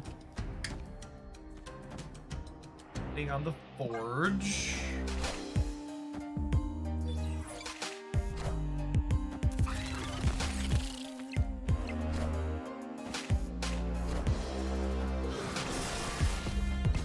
Enough said, bub.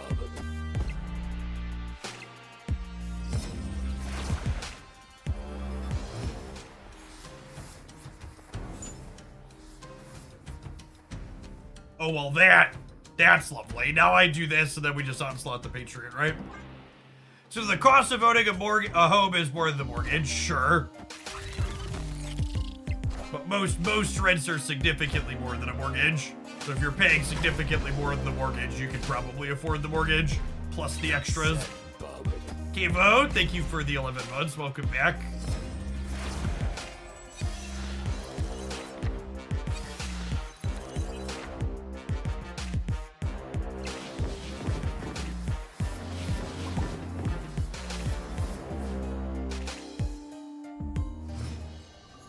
Chat, don't forget that denying people home mortgages who likely have the ability to afford them is one of the primary ways in which they deny people the ability to create generational wealth.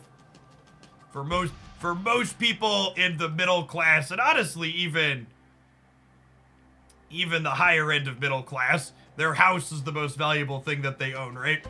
It's their way they actually make money without having extra to put endlessly into a stock market to make there, too. Behold my mighty hand rules all. They thought our Dr. Doom was enough. It is not, gamer. Their null would have been 19, which also is not enough.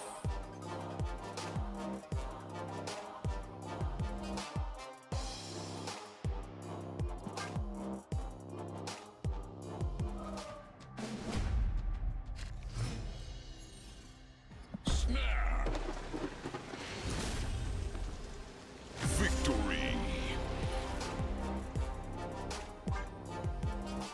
This Patriot Core honestly seems pretty fine. Dazzler is a very reasonable card in it. I think the only card I'm not convinced on in this shell is the Shadow King. It seems real clunky to fit into our curve, but I kind of dig the rest of what's going on here.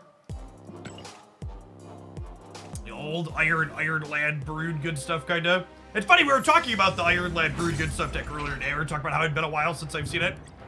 It's kind of nice to get to poke at this a little bit.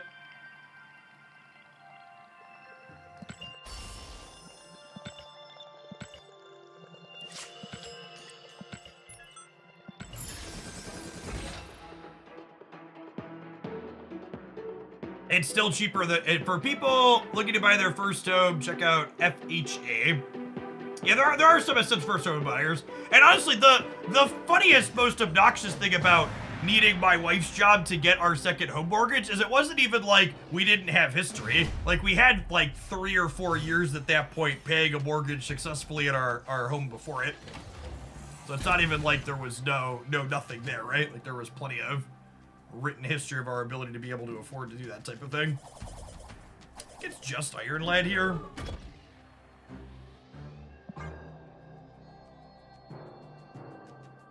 Hit Mystique can be sad, but everything that's not Mystique is a really solid Iron Lad hit here.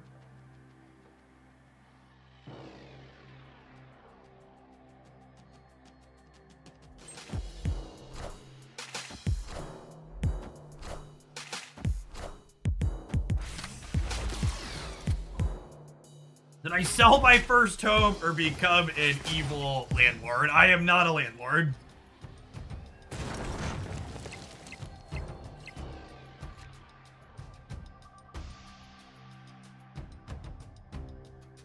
I work my absolute hardest to not be part of the problems that I'm trying to fix whenever possible under late stage capitalism.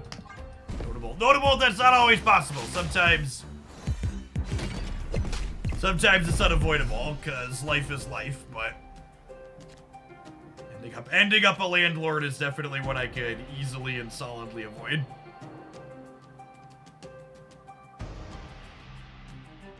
Do I Shadow King and then Forge? So that way if we hit rocks here, we just like Patriot and don't have to pass? I think that's the play.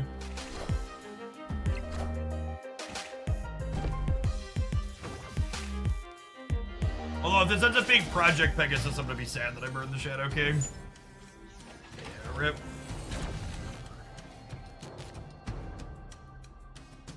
Unfortunate.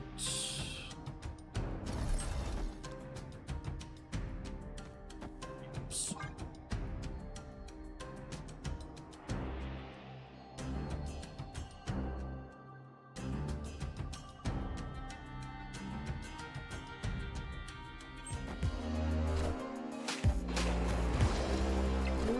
Thing. There's a name I haven't heard in a long time. Rules all.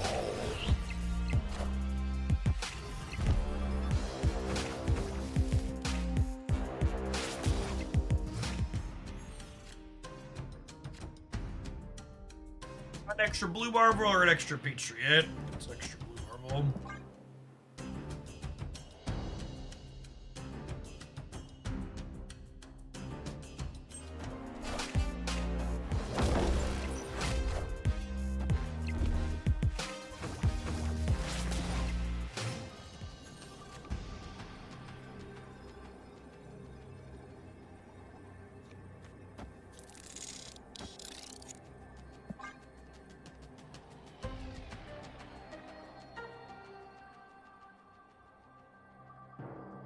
Opponent snapped. Snap. I'll snap back here because I think my deck's terrible against a hazmat deck anyway, so I'm just gonna duck if we lose. I assume we're dead here, but my body's ready for it to be over.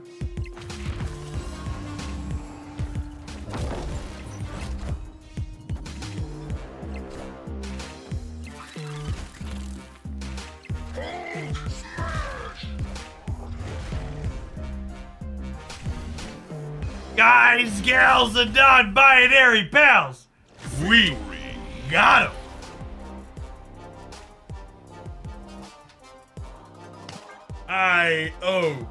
Let's go. Itty bitty baby Hulk. He's so little.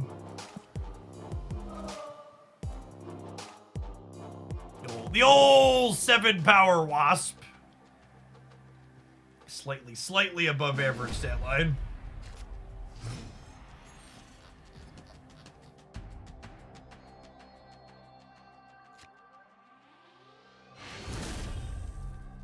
Victory.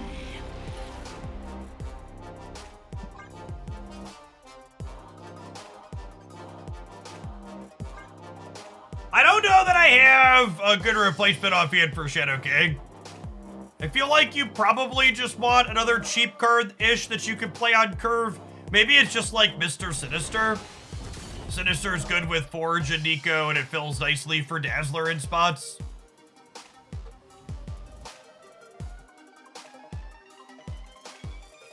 I don't think Mojo is very good. You just don't control where your opponent plays stuff. Mysterio is not a card you want in this deck. He's not a card that you basically ever want to play on curve, and you don't have room to play him late on the last turn of the game. I think my answer is Mr. Sinister. Because again, the problem with Shadow King, for people that are coming in, someone said not another cheap tech card. The problem with Shadow King is this, and this is the thing enough people don't think about when it comes to putting tech cards in their deck. People just like are derp, play tech card wins me the game sometimes. The thing about a deck like this is that you don't have room to play that tech card on the turns of the game where it matters. So Shadow King, Shang-Chi, Enchantress, these are cards that you need to play on turns 5 and 6. And when you look at a deck like this and you think about, okay, how am I spending my energy on turns 5 and 6? It's like, do I want to be playing Shadow King or do I want to be playing like Blue Marvel or Doctor Doom or Onslaught, stuff like that. So these decks that are aiming to play like these big 5s and 6s on the last turn, generally speaking, don't have room to play tech cards like this. Because, like, there's, like, some small case where you're like, all right, Shadow King plus Patriot or maybe, like, plus a Forge. But I think that's a pretty specific combination of cards that you also had to not have early, and that has to be better than just, like, slamming your bomb. Basically, I think if you're in a spot where you think this is a card that you need, your top end and deck just look different than what this deck is looking to do. You just don't have room to play these things.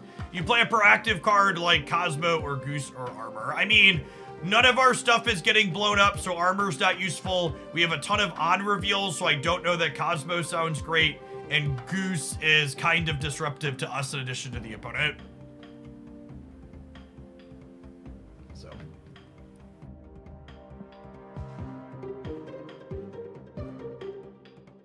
Alright, we are gonna tap an ad break. We've got a couple more viewer decks queued up. Thanks for hanging out. Don't go anywhere, folks. We got some more Marvel Snap coming along.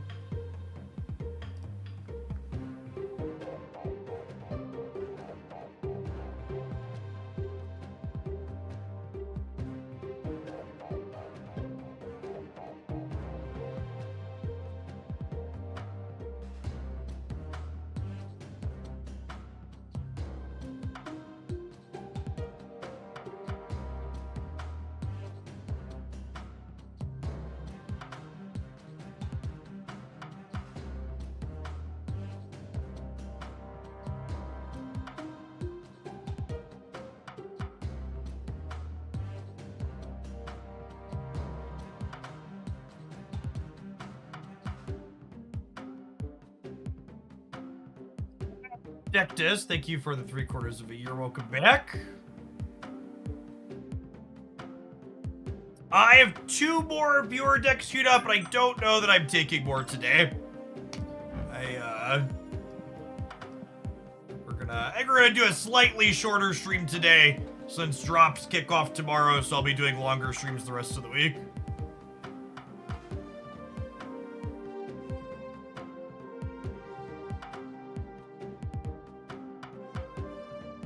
Yeah, they're doing drops about once a month, Menace. So we'll have drops from tomorrow through the end of January. It's 350 credits and a premium mystery variant this time, so no pixels at least.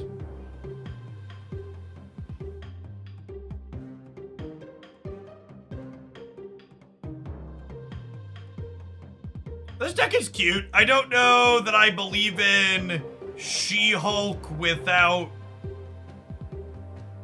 I don't know that I believe in She-Hulk without Sunspot, but you can't play Sunspot with Killmonger, so...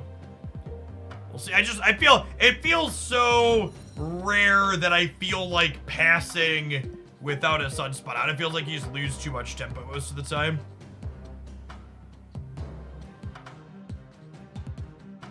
It's a Goose card, kinda.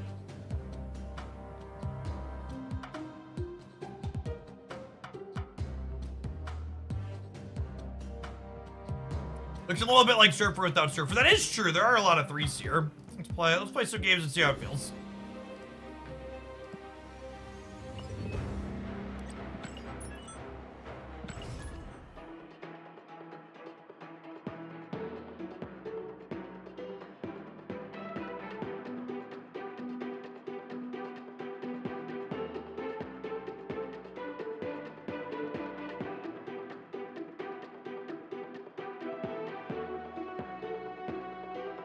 Evening Boomflex.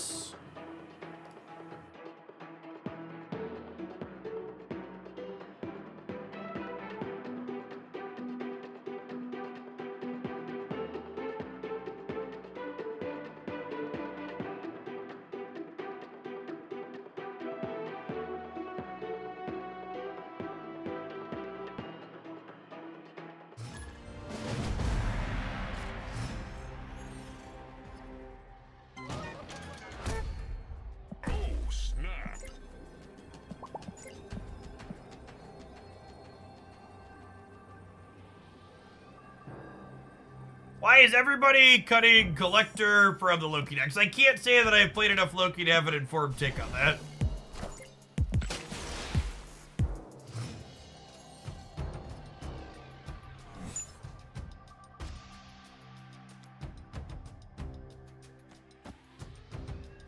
I'm also a little curious to see, Mojo with Jean makes sense thinking about it.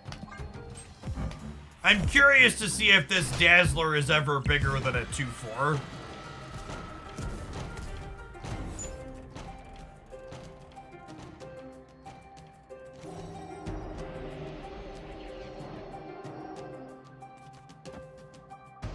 I'll try and jug them into Murder Worlds. Rip.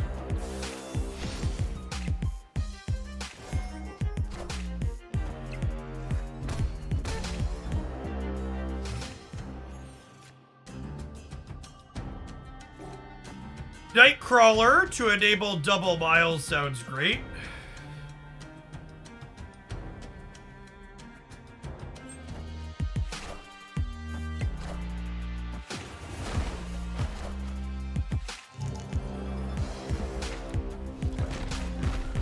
Yikes. Would you play a 3/8 that put 2 rocks into your deck on turn 2, chat? Is that a playable Marvel Snap card?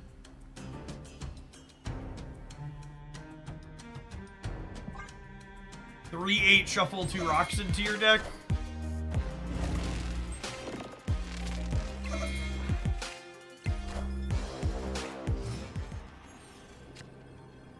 Unironically, the Magneto happening here is kind of good for us, I think.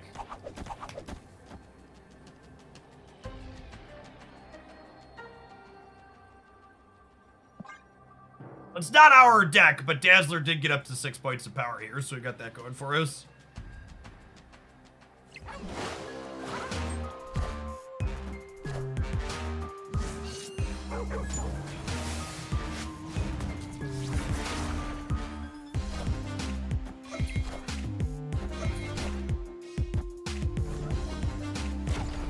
Hadouken!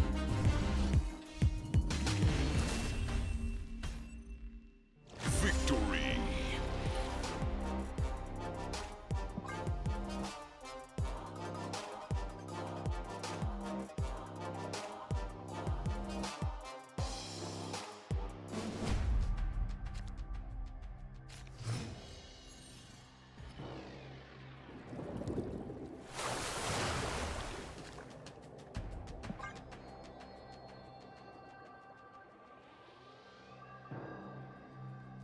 Thanks for your best decks video. That Mr. Negative deck finally got me back to Infinite after 3 months of missing it. Nice, Branicus.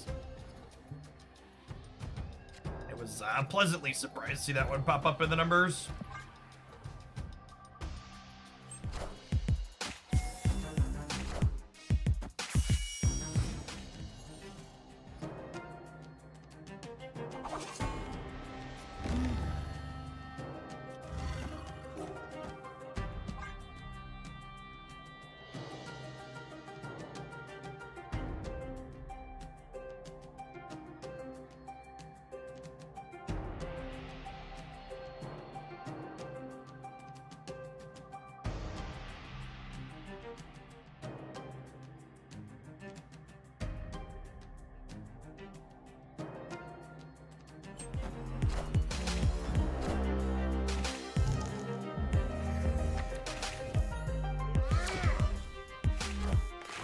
You're Black Knight Thanos?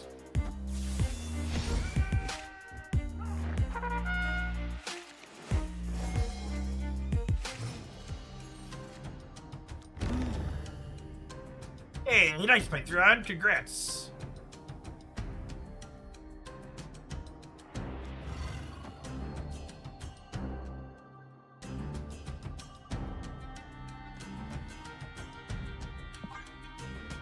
Morph might be great.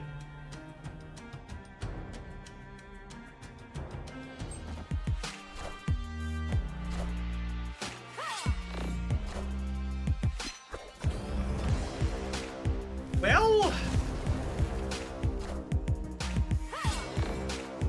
I get to clear my -2 at least.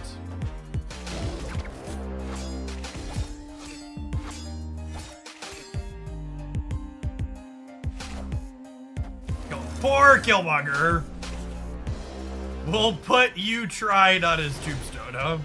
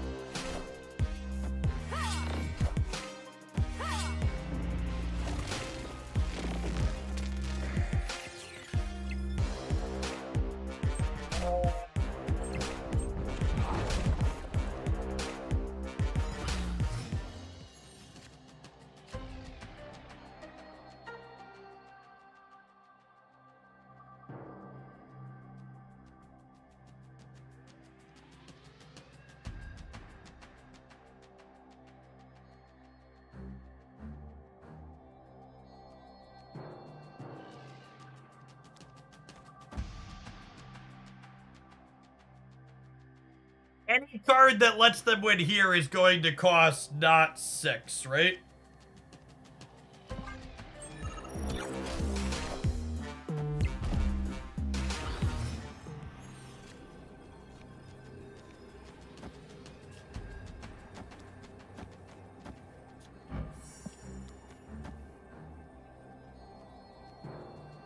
Right? Are there any 1 or 6 energy cards that let them win the right? There aren't, right?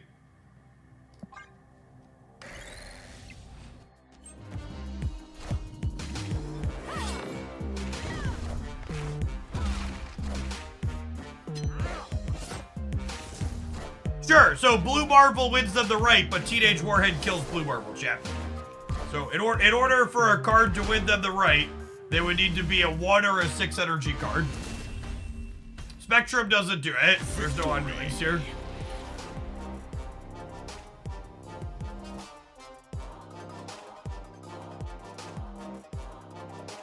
Yeah, they literally banked on us not being able to put 10 on left, which is ambitious to say the least. But they're also sitting here sweating inside of the proving ground, so, you know, gamer.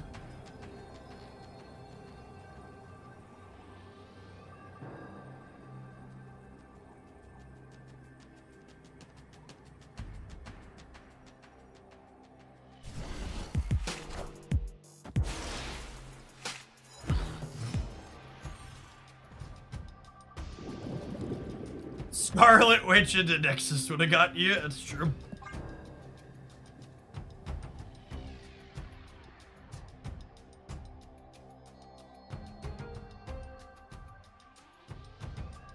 Isn't this the second game of Silver? I'm gonna be honest. Maybe you're right, and I don't remember.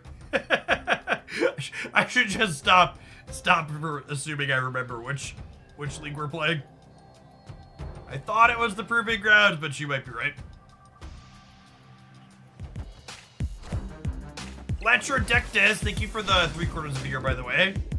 Sorry, I almost missed that one. Eager to try bounce after today's video. Thank you, Kavo, as well. Appreciate the 11 months.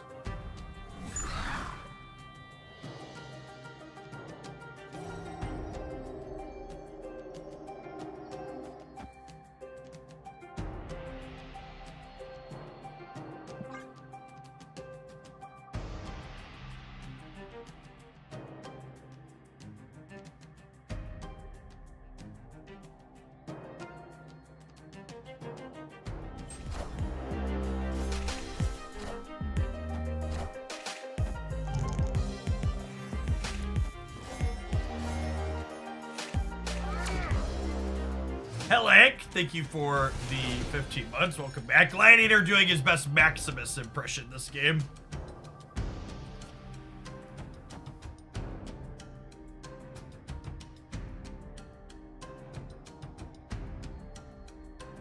Well, that now kind of means I could just play Max on curve, right? runs full anyways.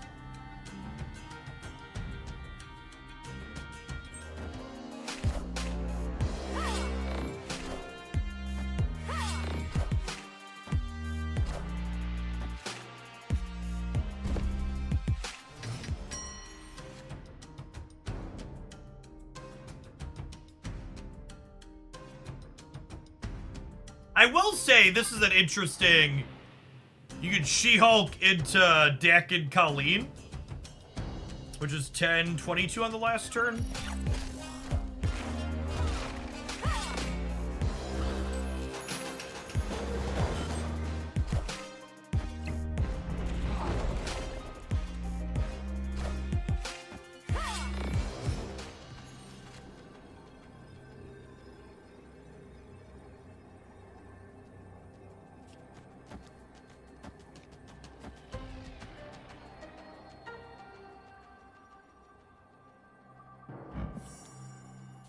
This beats Blue Marvel.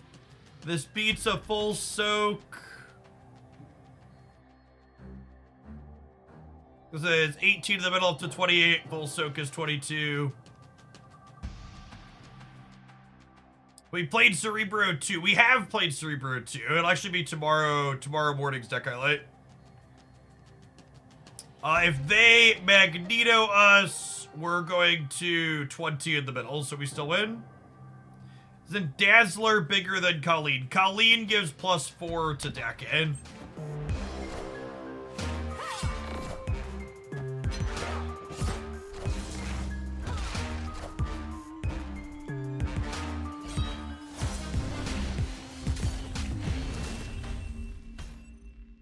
Victory.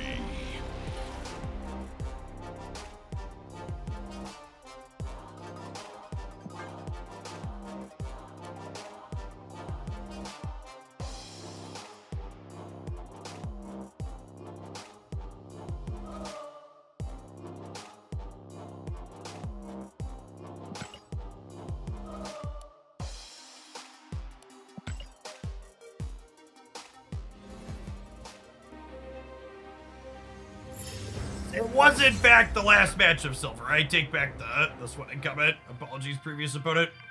it was in fact the Silver Conquest.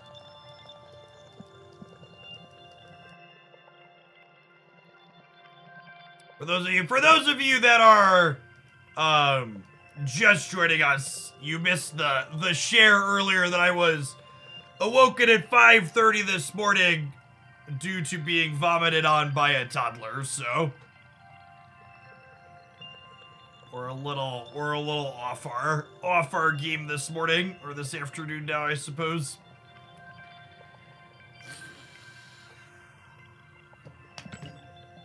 Sure, we'll fire the gold ticket.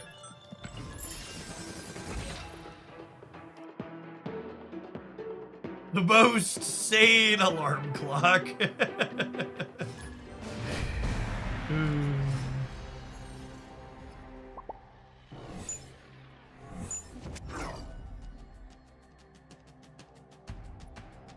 I'm gonna skip one draw step here to try and get a better spell on Nico.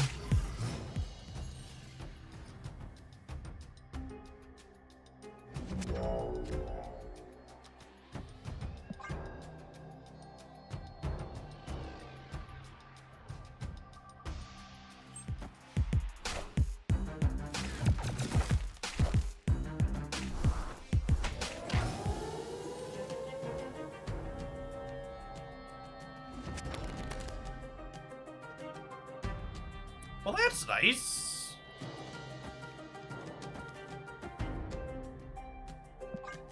Hoping for Sanctum to get got here.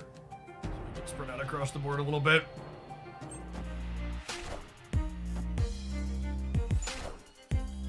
JMS, thank you for the entire year of support. Of all the streams, this is the one that makes me feel the most okay to be an old. Happy to be of service. Thanks for hanging out for last year.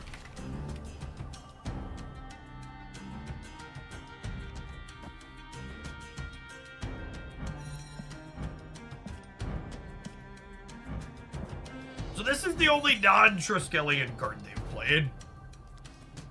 So they're totally gonna like eat this path of stuff, right? So I should Warhead here to get out ahead of that. Or like Carnage or whatever. Messed it up. They have to leave a bit too late.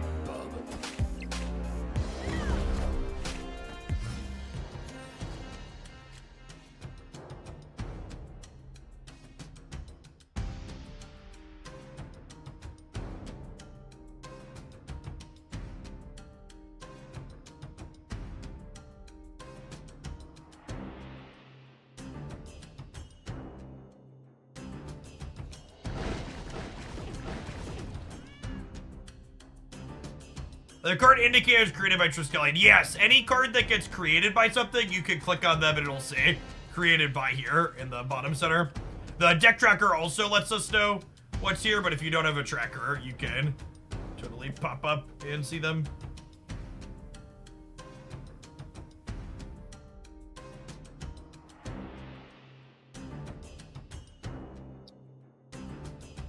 I think we're just decking Colleen this turn. And then we'll, like, Killmonger Max next turn.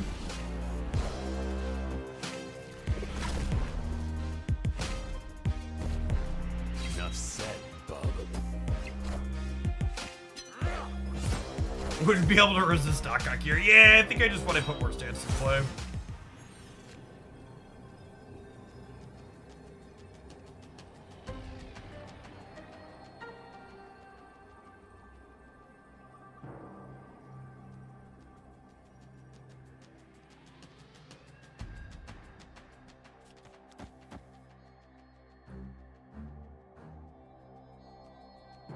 Part of me wants to jug the right here so they can't solo the Venom. Oh, it might be a little too cute though. Nope. Just cute enough. Well, I guess the way these Wolverine breaks, we can technically lose the game still. Enough said, Bob. Okay, we're good. Cool.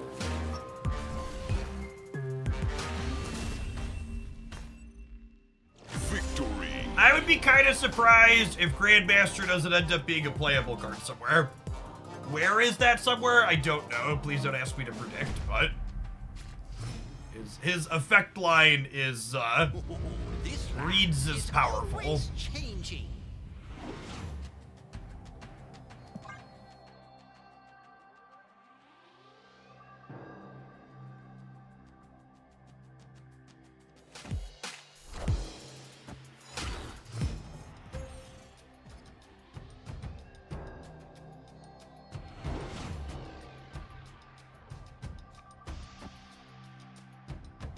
Oh, snap.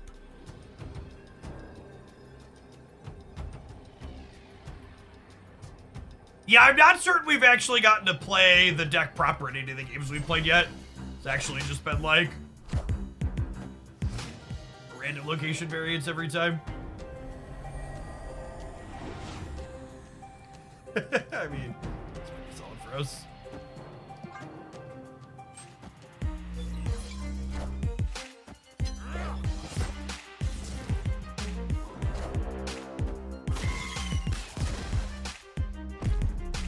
Enough said, Bob.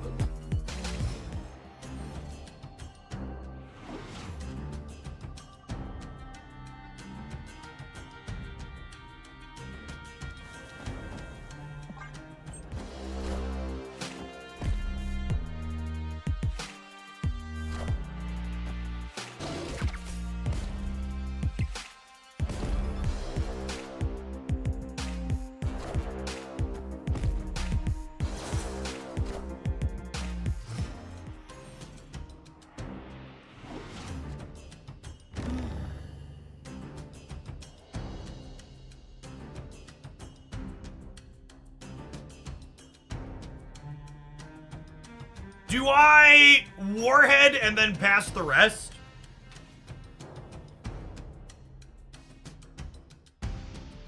This will give me a 2 energy She-Hulk and a 1 energy Death next turn.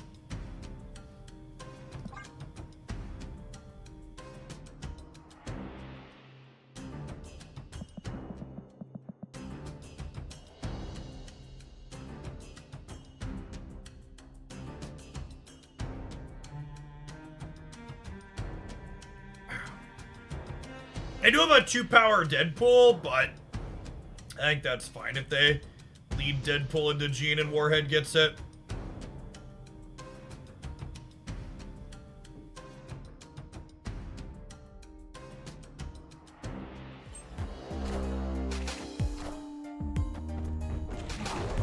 Ooh.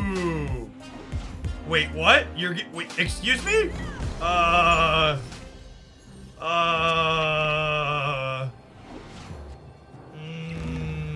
Friendo.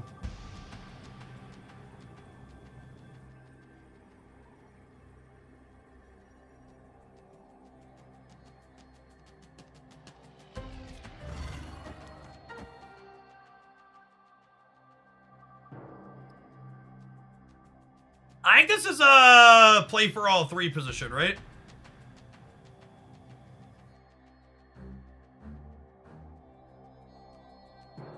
Copying stuff doesn't matter. It's the last turn of the game, chat.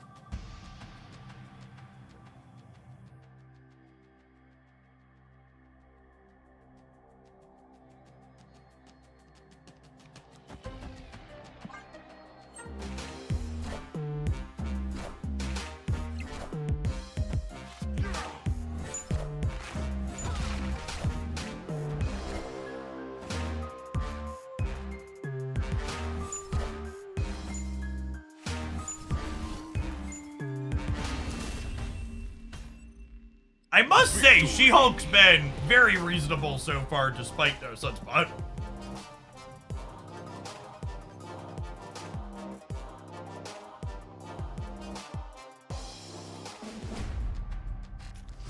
We had the top end of both, yep.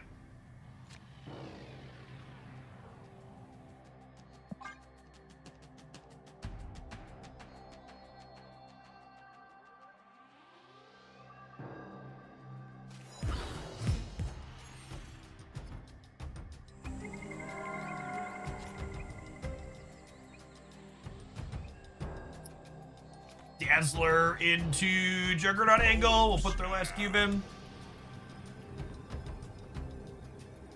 Shop rollover. Is my wallet safe, chat, or am I spending today?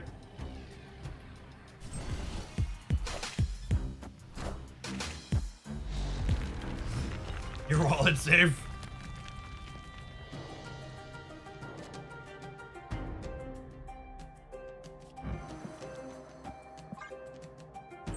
Tie on Eternity Range is actually pretty good for us, because I don't want them to have a rock to eat.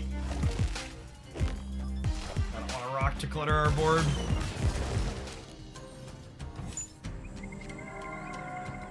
The next wallet unfriendly bundle tentatively isn't until 128. Come on now. Second dinner wouldn't let me wait that long to give them money.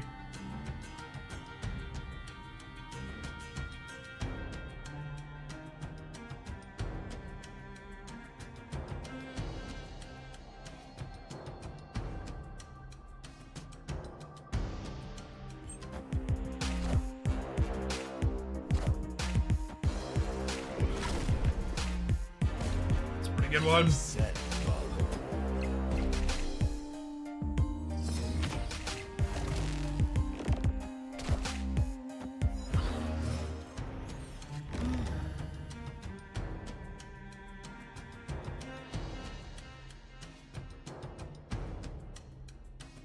It's a pass angle.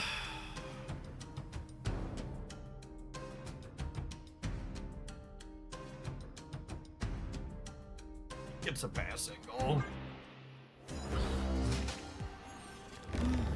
Wait, why did they also pass? I'm so confused.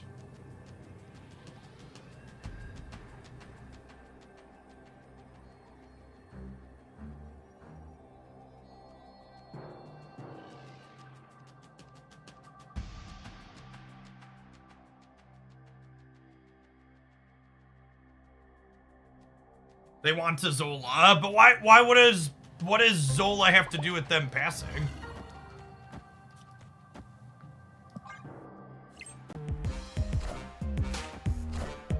I think they just misclicked.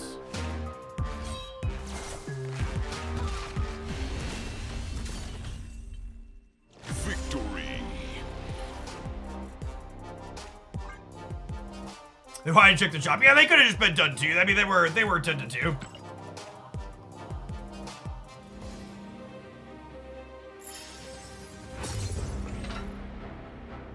All right, it's about time for another ad break, but I think this back, I'm gonna let it keep clipping along here since we're into gold. We'll let it finish out this run at the very least. Thanks for hanging out. Don't go anywhere. We'll see you in 120 seconds, folks.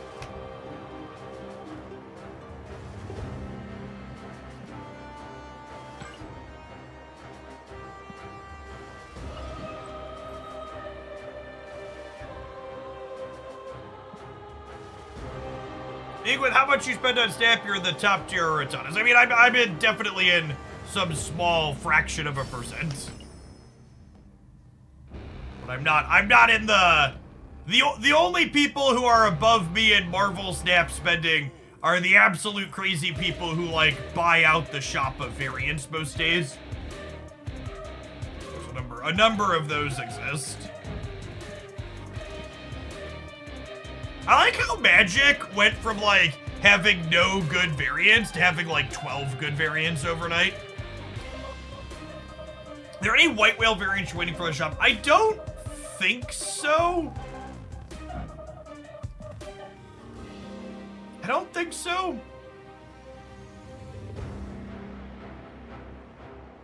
I don't think there's any unreleased ones I'm waiting on either. Oh, there's a Juggernaut bundle. Data mine that I like the look of. I think that's the only unreleased one I'm really waiting for.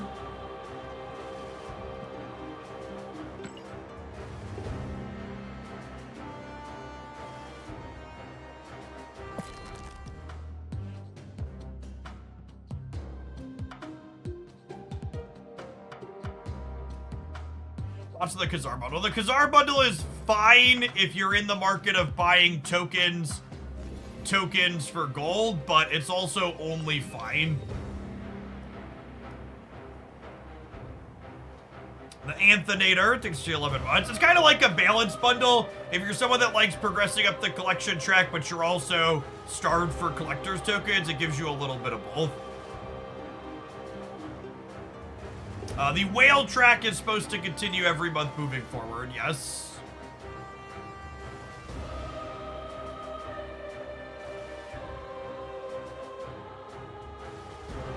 They kind of fixed the white whale problem with new variants being served to everyone when they released. Yeah, it was a good thing. Making the variants actually accessible in the shop.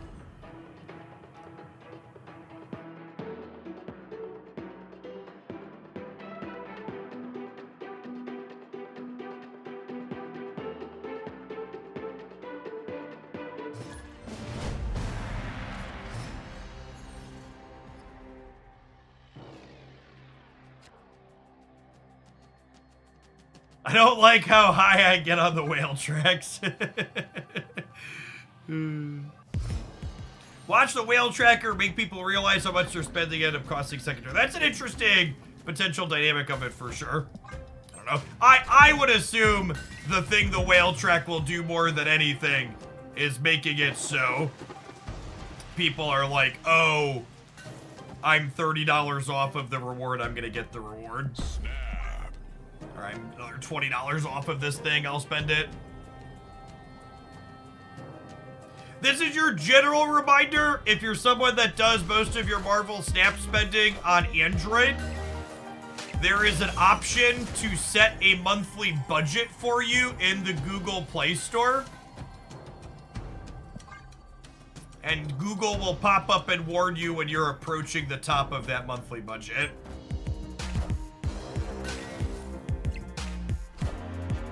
You can and should be tracking your spending in Marvel Snap Gamers. It's fine to spend money you can afford to spend on things you enjoy like Marvel Snap, but do so responsibly.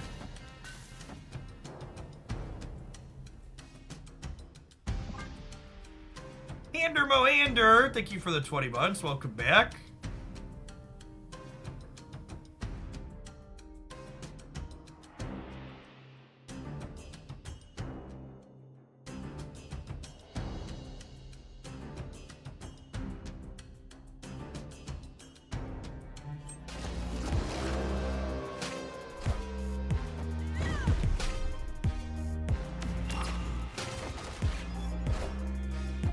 Uri. Well, now this leader looks great, huh? I'm gonna heater. Do-do-do-do-do-do-do.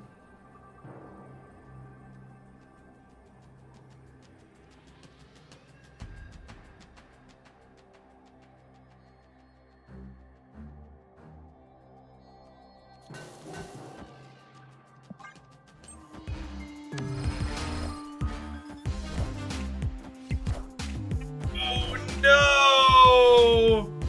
Wow, brutal.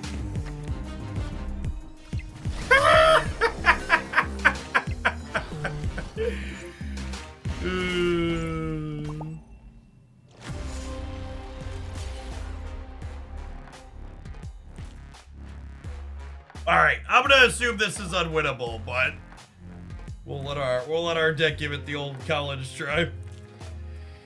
Rolled a nat one on that last turn, gamers.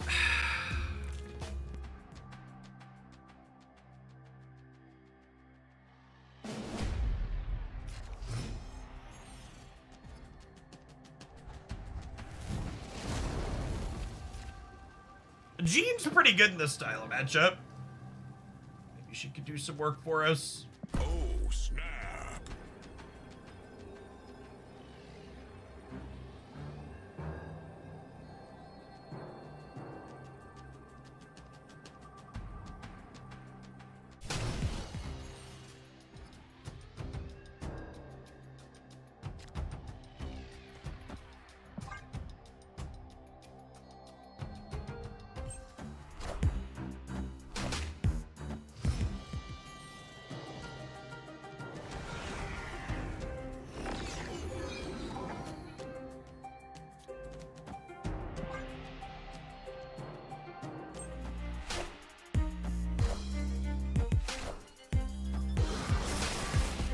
Enough said, bum. Wolverine and X-23 showing up in the same path feels like cheating. Shouldn't be allowed.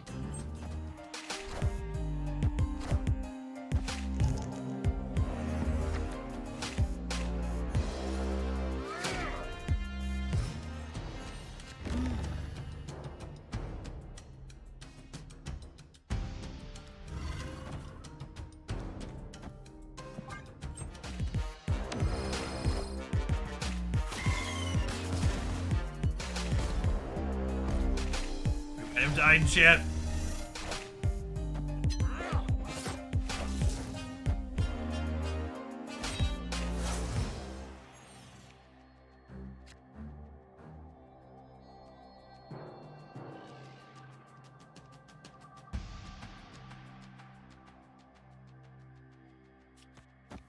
Opponent snapped.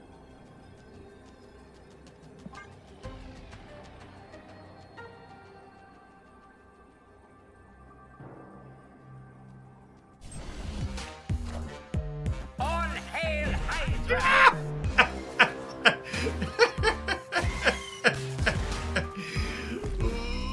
Enough said, bum.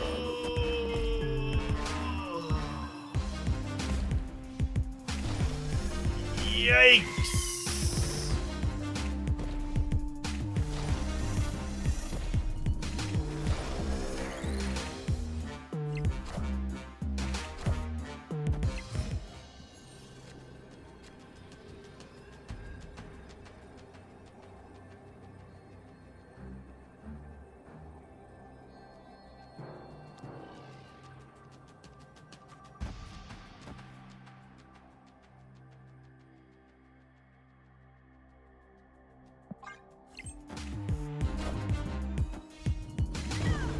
Is he going to Destroyer?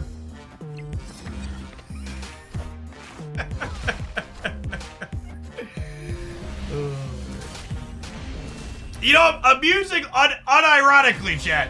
Unironically. Do you know what our last viewer deck submission of the day is? Is this. Unironically. Let's do some of what they were doing, huh?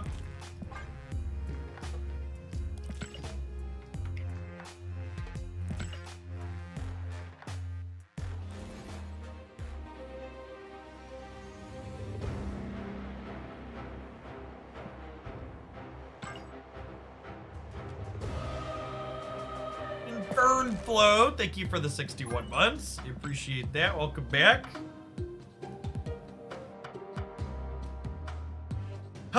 This is the exact list we had played for a little bit. Do I need Echo in today's environment?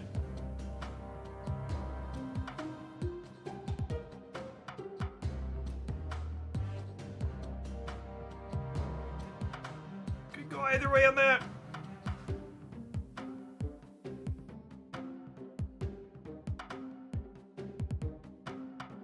I don't really have anything else I want to include.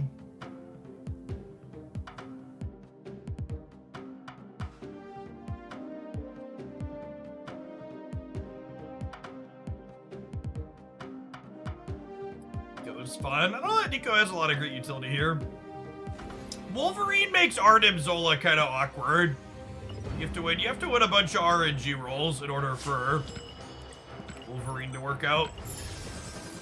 Nova's fine. Bucky Barnes is fine. Forge is fine.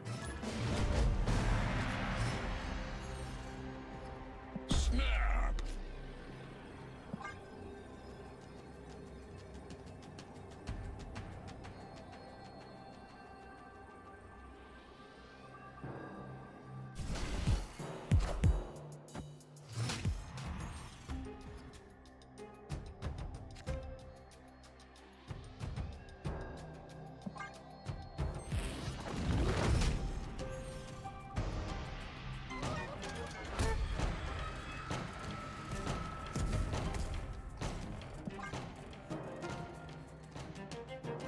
Hey, Shenzhen, thanks for hanging out. Appreciate it.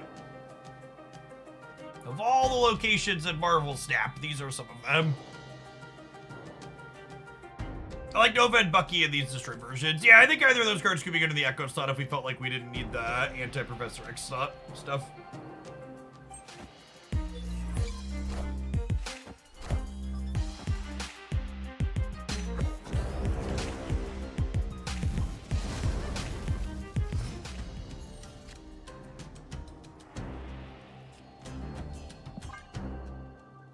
Chip into stock destroys like.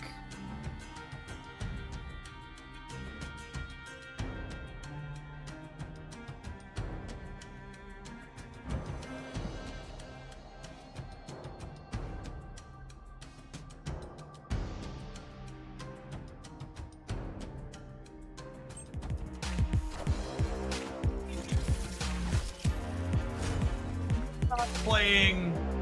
Oh, we do have Null. Probably fine with Null.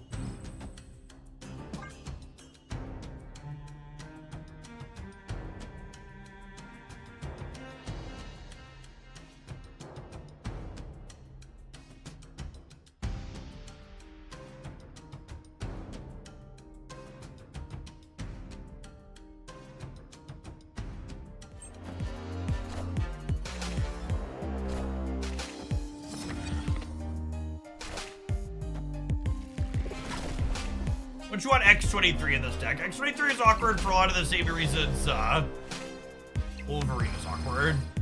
You can do some high roll potential, but it's not necessarily stellar with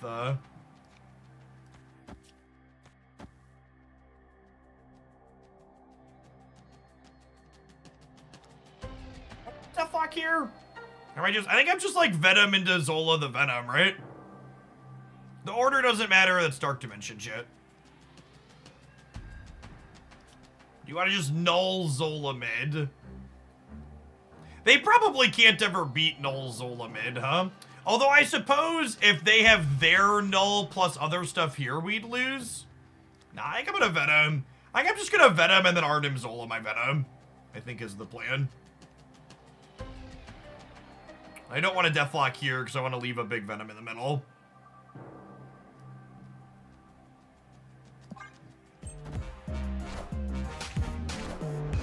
I think this setup just means that we win whichever path their null doesn't end up in. Yeah. They null somewhere, we lose to their null, and then we beat the two spots that they haven't nulled.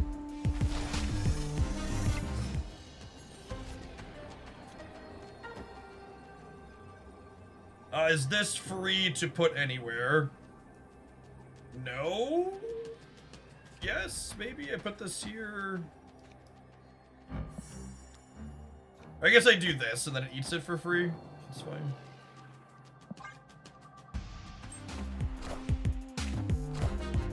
Cut off one head, 2 more shall take its place. Xander, thank you for the 2/3 here. Welcome back. Gobble gobble.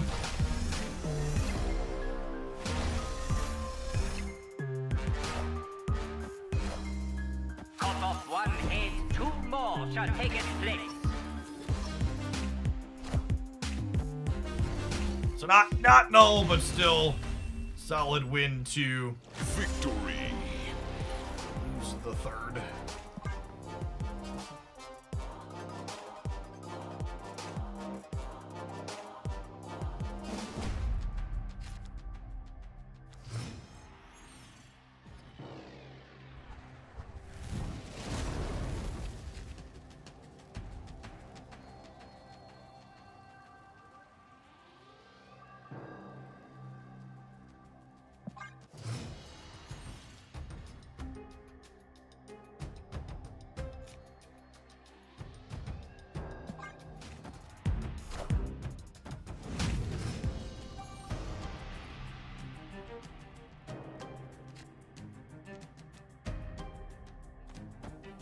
Just mitigate some location variance here.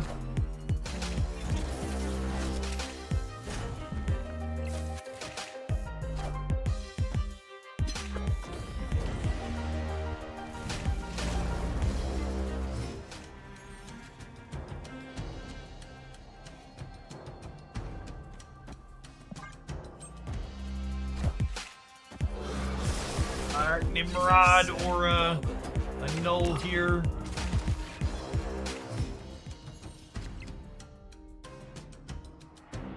It's not bad.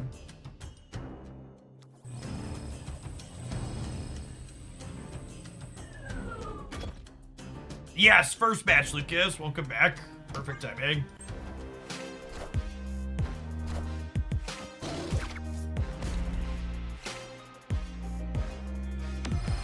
Did we? Thank you for the 13 months. Welcome back. Perfect. Nailed it. Snap.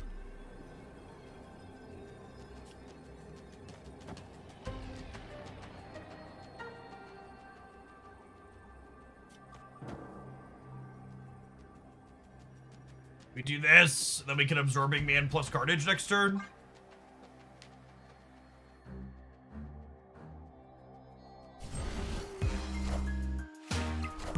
Hey, Born Sith, hope everything ends up well for your little one. I know that feeling. Lots of late night content while you take care of a small child.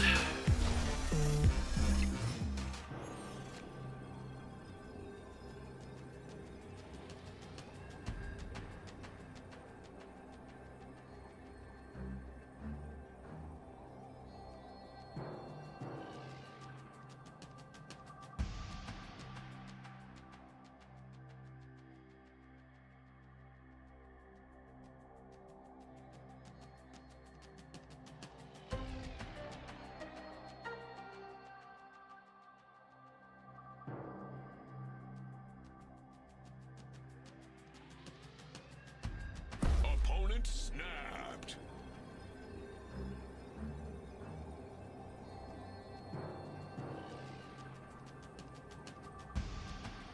I gotta decide if they're Zola me or deathing me. Usually the boomer stat means they're Zolaing.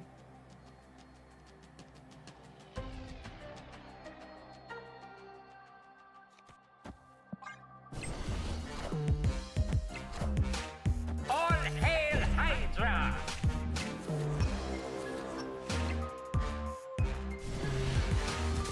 Good talk, bud. Victory. Oh, people love to boomer snap that play.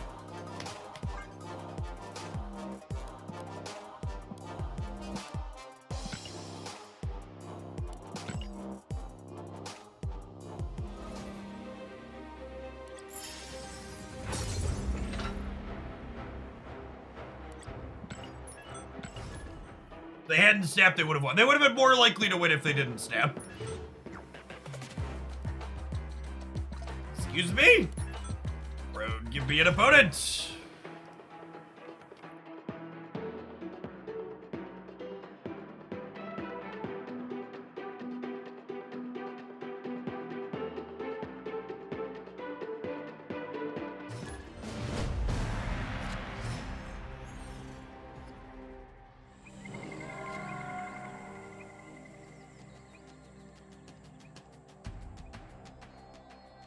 Honestly, this hand might be snappable. We have Shuri, Nimrod, Deathlock already lined up.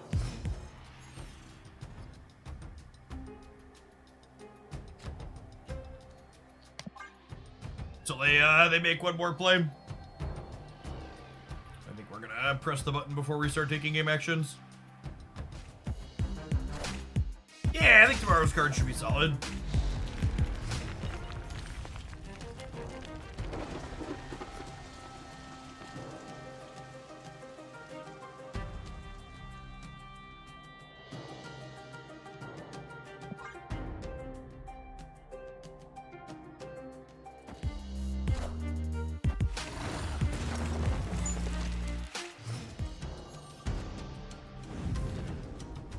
Opponent snapped.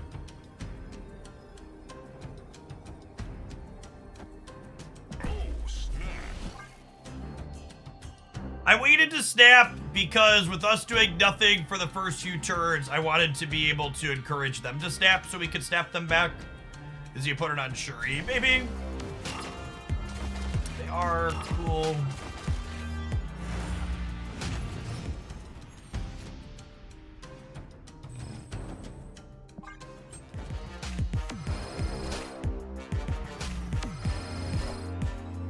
All systems go. Hoping to peel Venom here.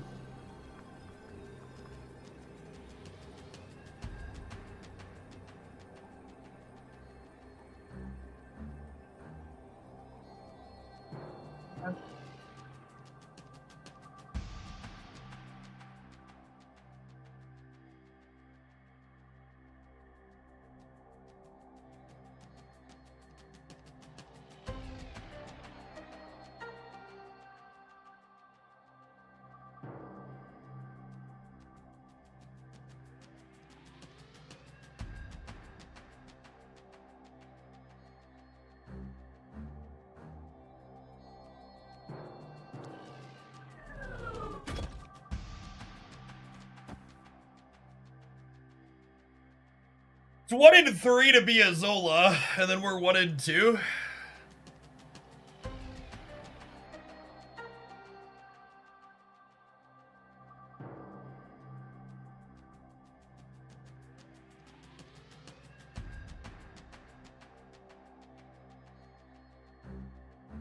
Venom isn't bad either. Yeah, if they Taskmaster Center, Venom's not bad.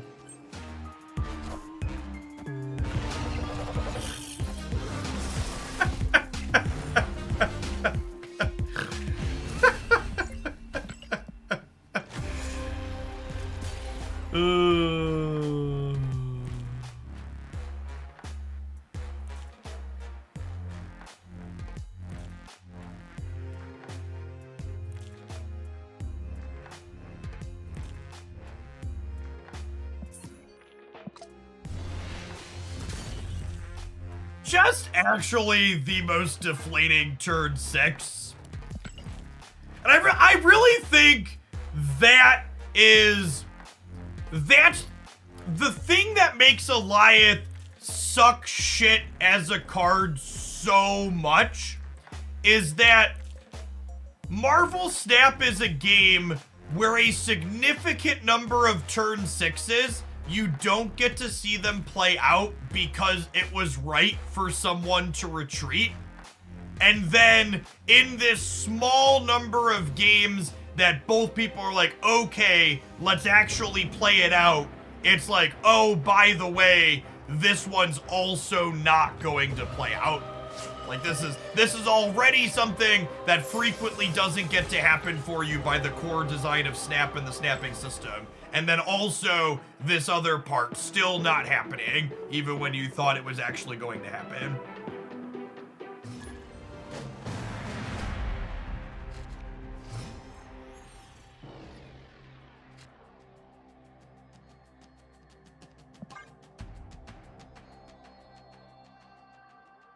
I think there's enough value to justify Ravona in this deck. Nope.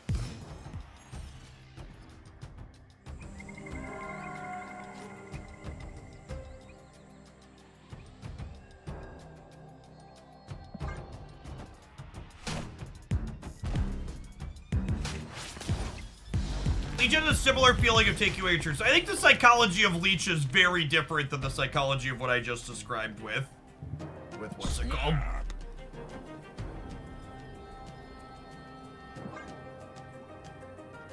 Leech, you get to execute the retreat. Alliance doesn't give you the illusion of, oh, I was going to actually get to experience a game completing.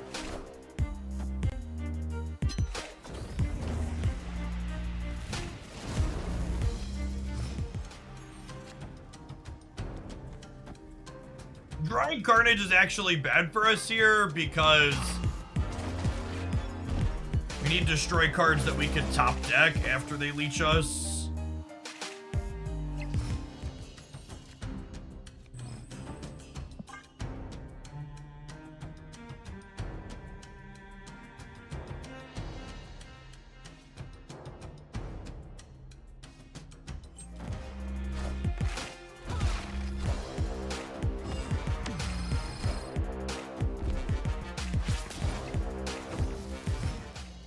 Okay, so the opponent's archetype is usually a Cosmo deck.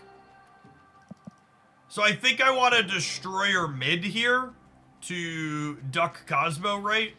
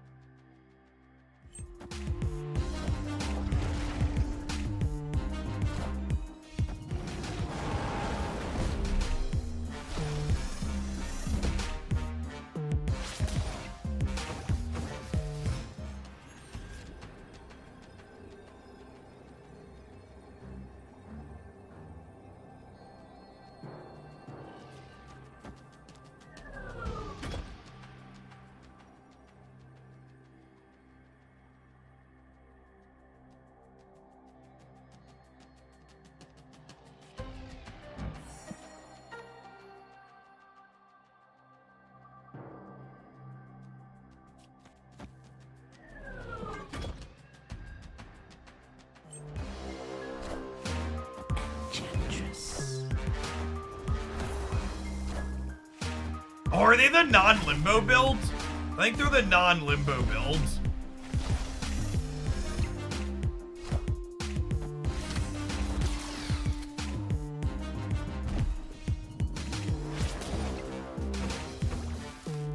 Won the center by a little bit here. Victory.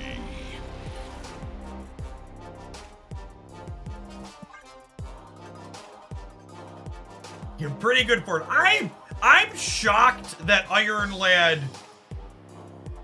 I feel like I should make a video of just like a list of cards that should all lose like 1 point of power or so. Like I feel like there's a bunch of cards in Snap at this point that have all had high play rates and reasonable win rates for a long time, and it's just like, why haven't we just knocked 1 power off of most of these? Like Shang-Chi, Iron Lad, Zabu. There's probably others if I sit down and think of it and look over all the data. That is just like, why are you? Most tech cards. I don't know that I would say most tech cards. I think Shang-Chi and Killmonger could probably both stand to lose a point. I think most of the other ones are fine. I actually think suggesting you take 1 point of power off of Nico Minaru shows that you don't understand what makes Nico Minaru good. Because suggesting you take 1 point of power off of Nico Minaru is basically saying, Jeff, out of Nico Minaru's 7 spells, I think the one that's problematic is the one that doubles her power, which is just like complete and utter nonsense.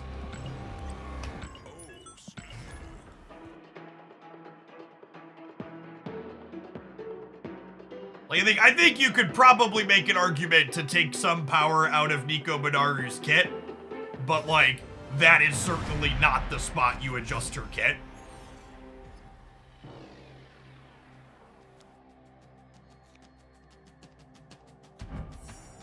Also, yeah, there's no reason to fuck with Cerebro 2. Leave it alone. Leave Brittany alone!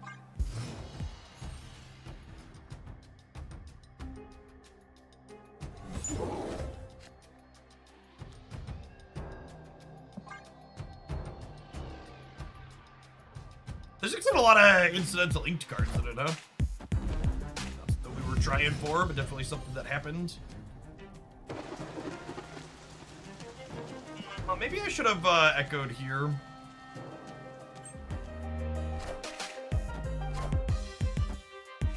Bona Sunspot, eh? I think Nimrod would be too good at 7 power. That's an interesting question. It's definitely not problematic in its current state.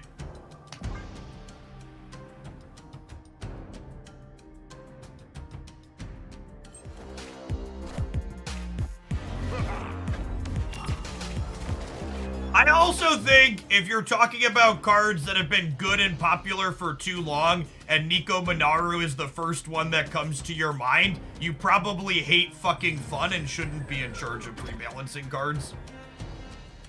Like, holy crap, Nico Minaru should be at the bottom of the list of popular cards that needs to be adjusted.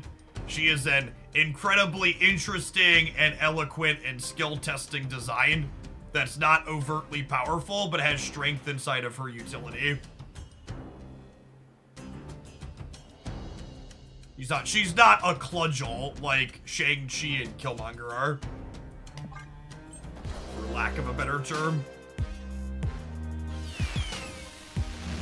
Nico's play rate is consistently high last I checked. I actually don't know what her win rate looks like offhand. My god, we would have hit the Nimrod too. Sedge. What if I just put Destroyer here, and then we just Zola blow something over to here? They soak twice, they go plus 13, that's only up to this. Yeah, I'm gonna snap him. It's gonna play Destroyer on the right. Victory.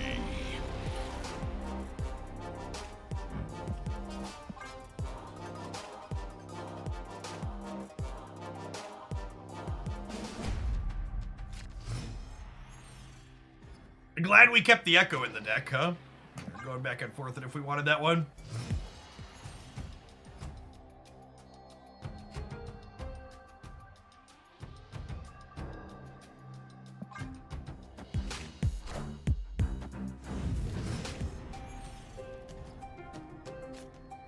Yes, the opponent is very likely a living tribunal deck.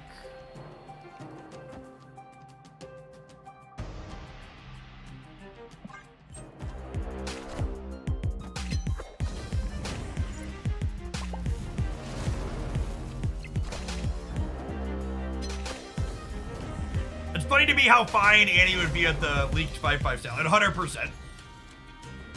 Everybody that was up in arms about Annie potentially being dead as a 5/5 was very silly.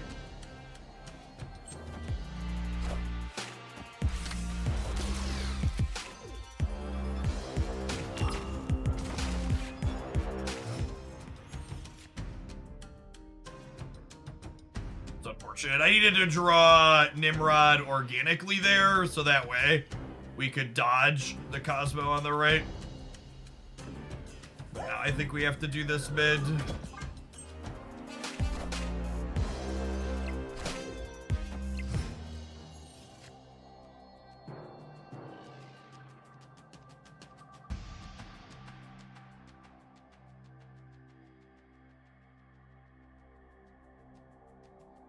I mean, they already had their play locked in, so they're not ghosting, chat.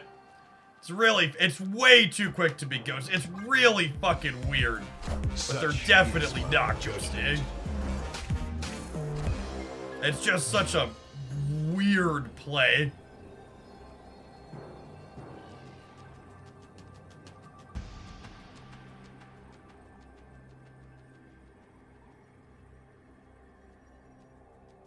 Opponent snapped.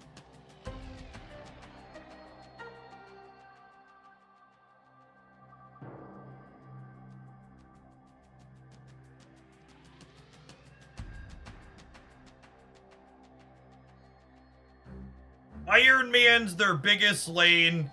He adds 11, which adds 4 everywhere. Can I beat 4 everywhere? I don't think so.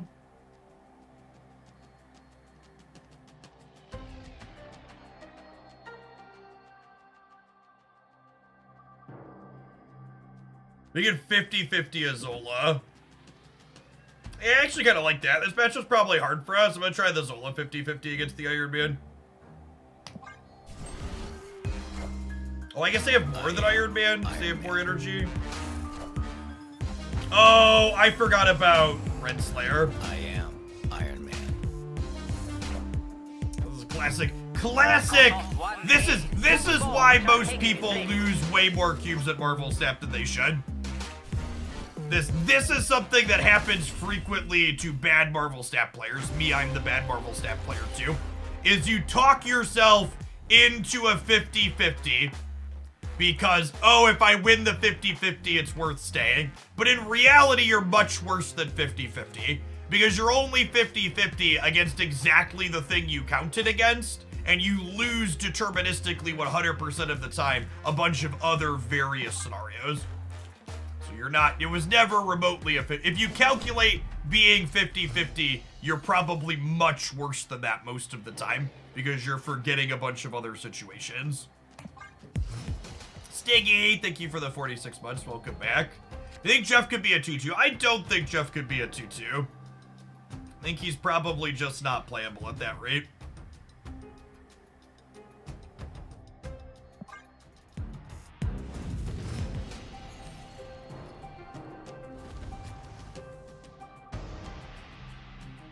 I think if you told me Jeff was problematic and I had to adjust him, I would probably tell you I would like to see, I would probably like to take away his ability to be played directly into locations. I think if he could just move uncontested, he'd still be fine. I don't think you need to, like, let him play directly into Sanctum and other places. Just, like, restrict his ability slightly. Jeff's perfect. I don't know. Jeff has a huge, huge play rate still. Like the second or third most played card a lot of the time. I am Iron Man.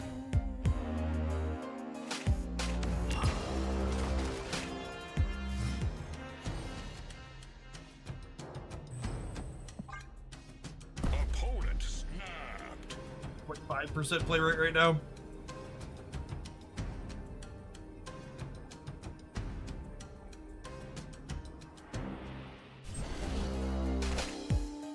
I am Iron Man.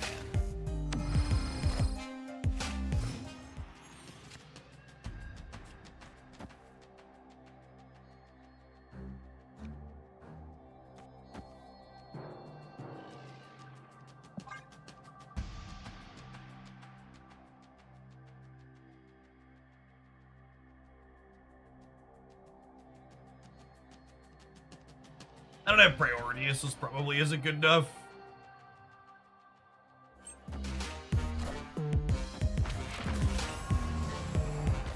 I am Iron Man.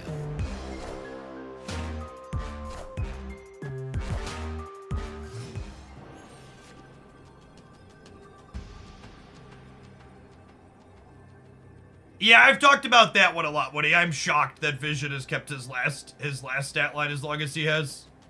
I think it's fairly problematic.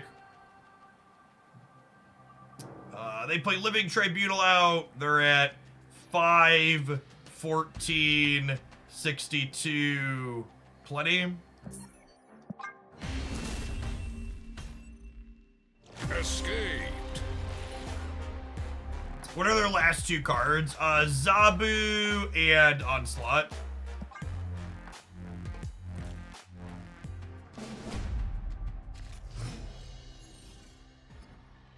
I think this matchup's probably pretty close to impossible for our deck.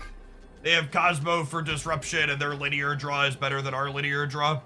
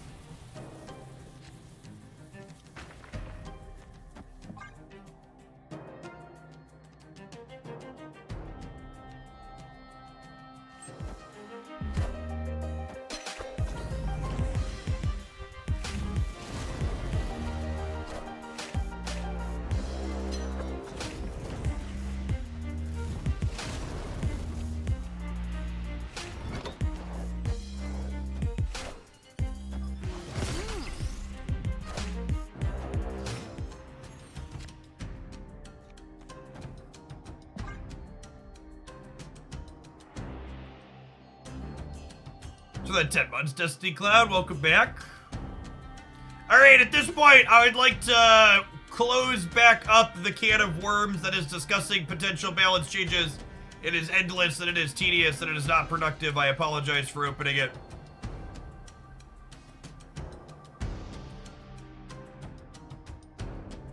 My bad.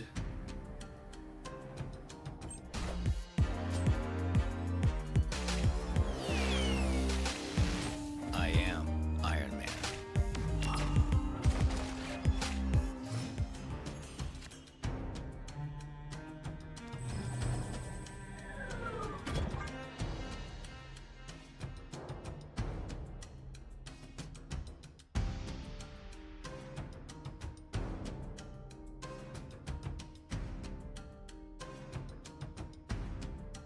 That was the dog. I mean, there's 75% to have the dog, right?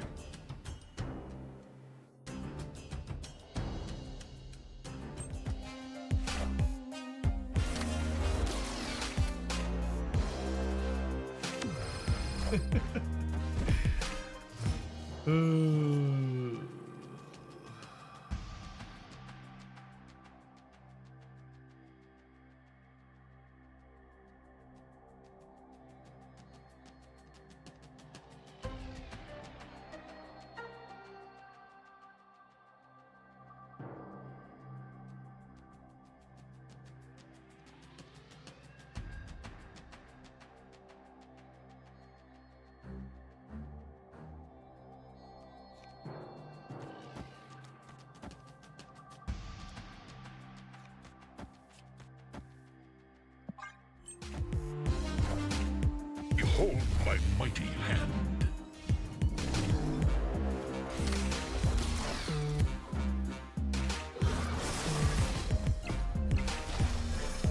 Doesn't actually do anything, right?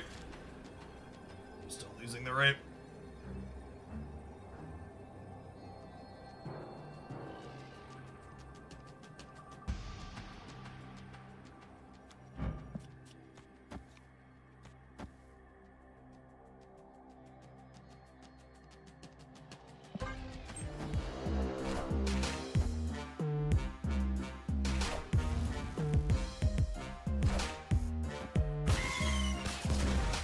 Actually, incredibly close.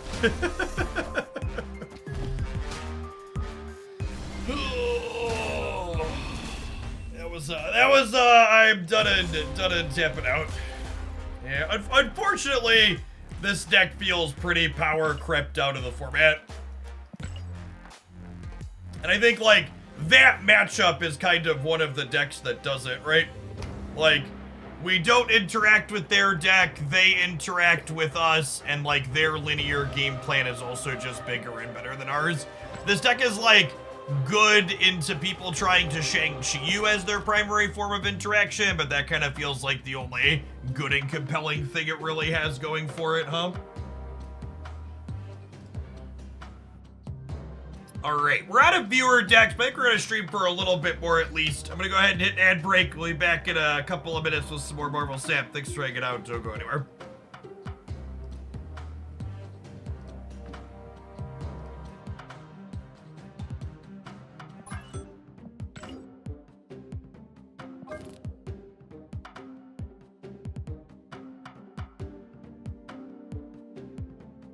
No, I'm not playing Agatha. Don't feel like doing that after playing a set with the deck that just did nothing but get beat up.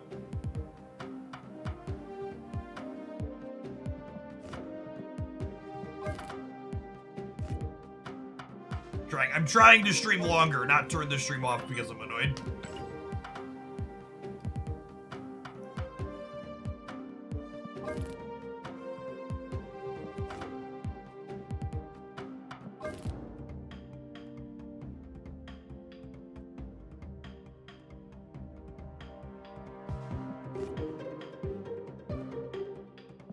I think I'll do some of this. I played a little bit of this off stream and it was fine.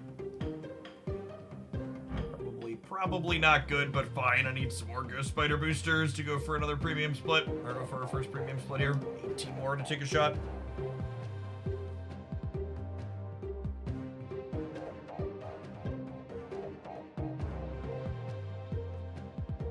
Sure, location's over. We can play a little bit of ladder.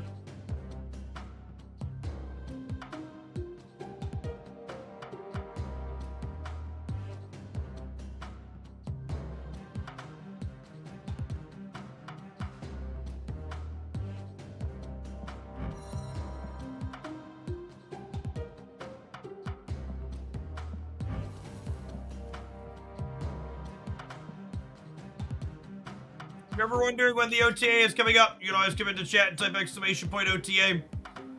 We'll have a command that lets you know when the next OTA index patch is.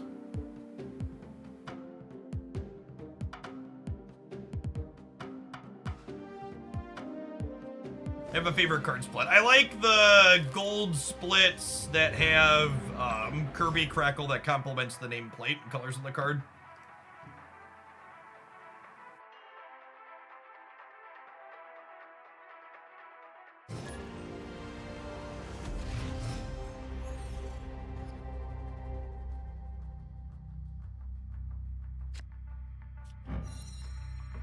Dr. Octopus does enjoy him a rickety bridge periodically.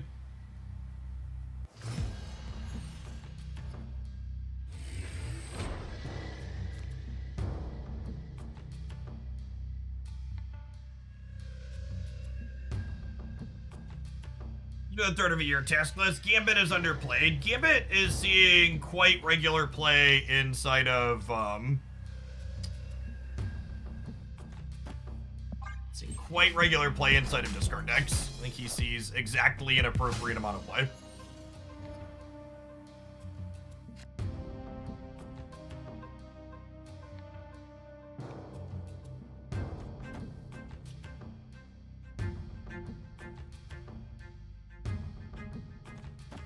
And these are certainly locations. If I do this, so they're gonna play right.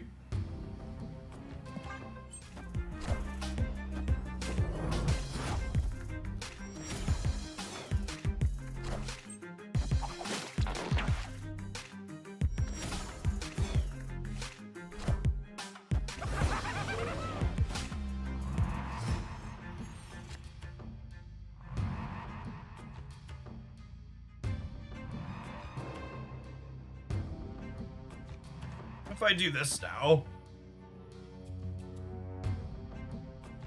Yeah.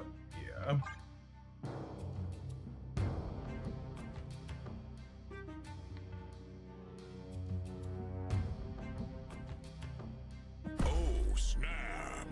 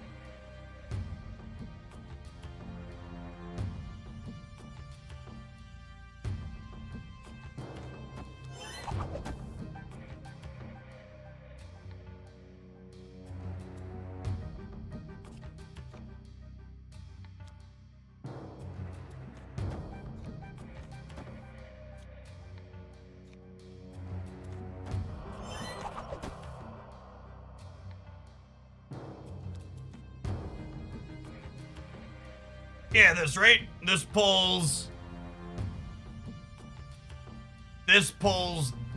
one of the, I need to go the other way. I want to go this, into pull it out, into this. Because I have priority, so this stops them from galactusing us on the bridge, because they won't be alone on the bridge anymore.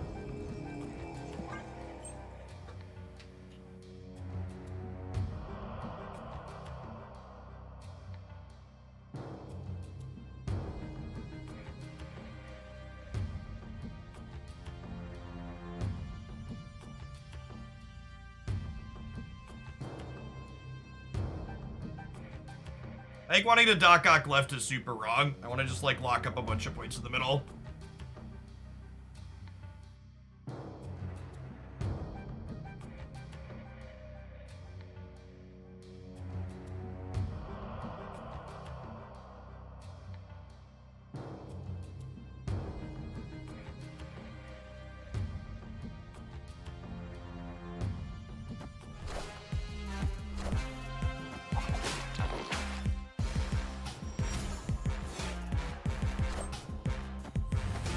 Okay.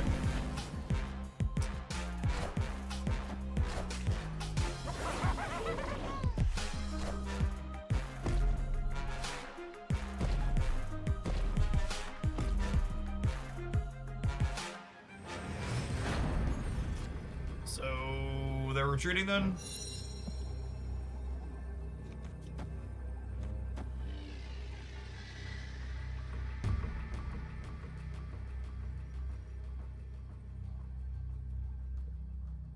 Victory.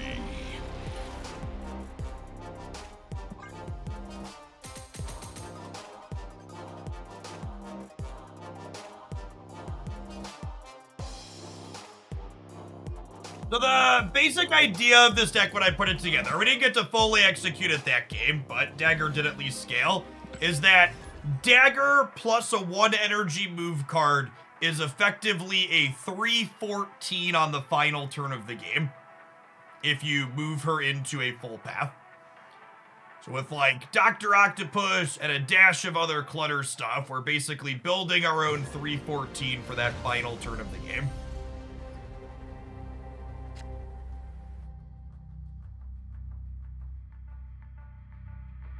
Is that good enough? I don't know. Let's play some games. I went about 50% with this over the weekend and I was poking at it, doing some missions. I think it's a neat idea that seems worth trying.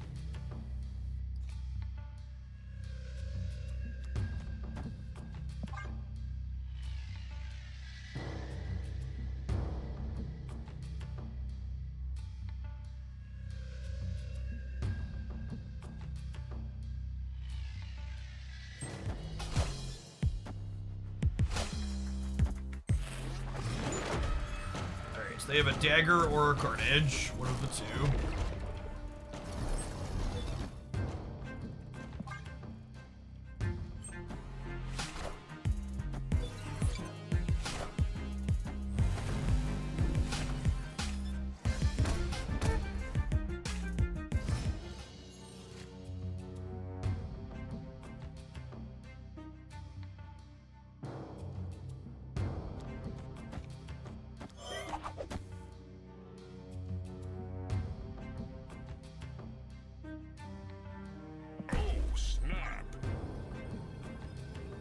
They're likely Loki, right?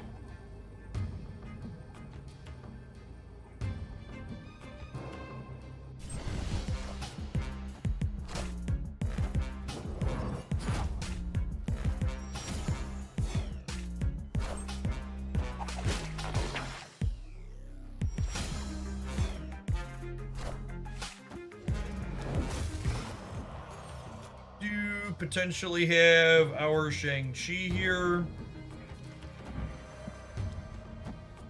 That being said, I think we just do this and then Doc Ock plus Demon on the last turn. They took 5 cards out of our deck.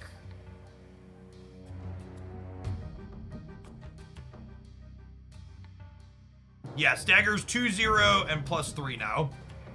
She got 2 from a Wakandan embassy this game, but she's slick.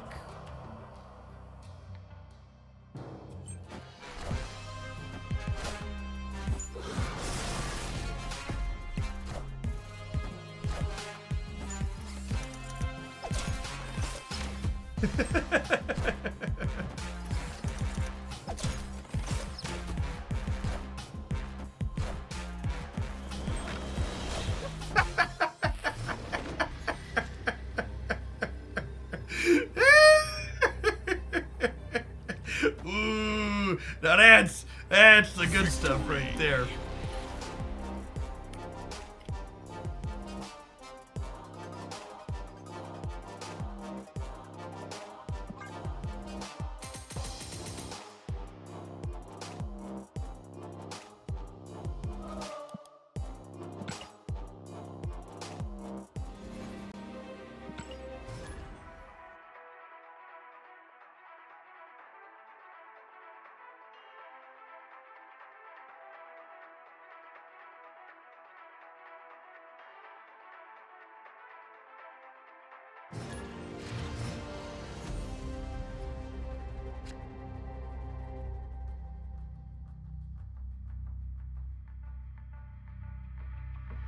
Opponent snapped.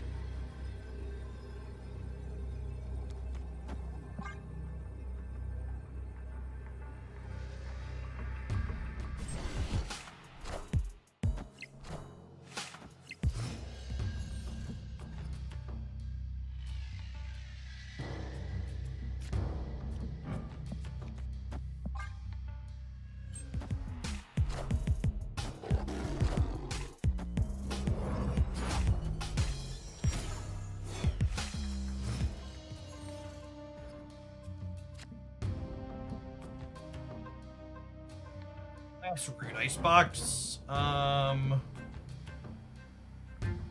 I want to free forge or do I want to play this and kind of group their stuff up over here? Well, I guess I could group them in the center. It's probably better. Let's do that actually. Gets rid of their +2 here as well.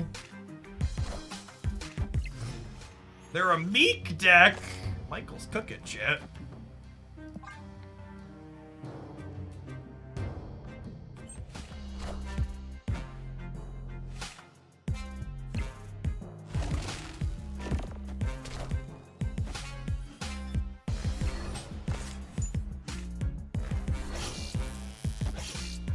Well, that's terrifying.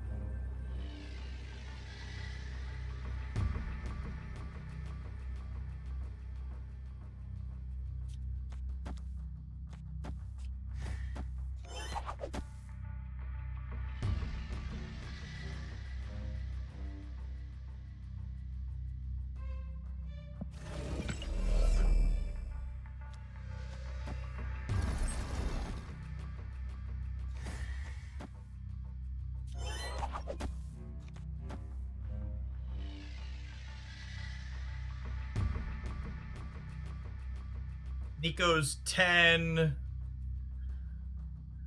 Oh, daggers 6. Maybe 7, 8, 9.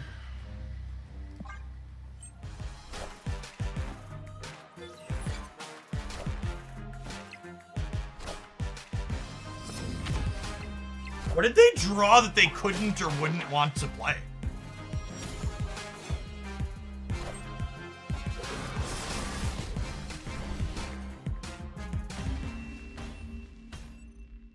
Victory. No, they discarded Infinite. A discard card. Weird.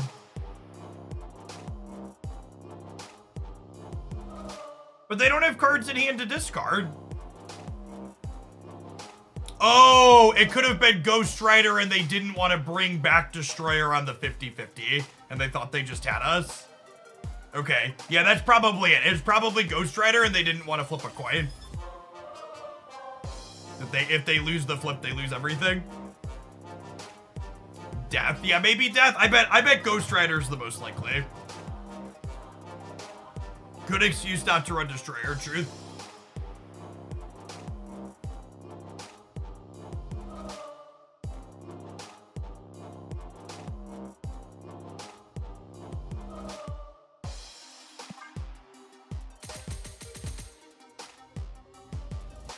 Hella, they could have also been a Hella deck, yes. Good show.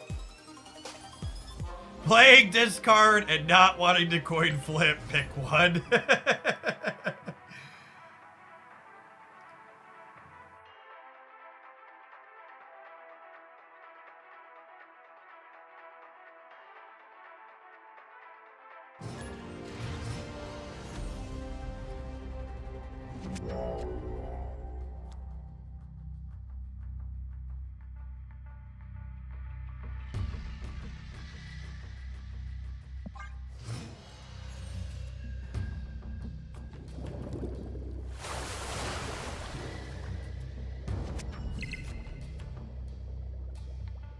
Still just vibing on these two.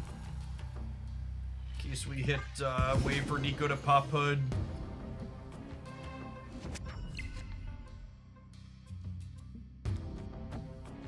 Snap. We'll snap on Polaris. No, wait. I can't do that yet, right? Because I have priority because nobody's played anything yet. So this is a 1 or a 2 that she can pull. But okay, so we do this.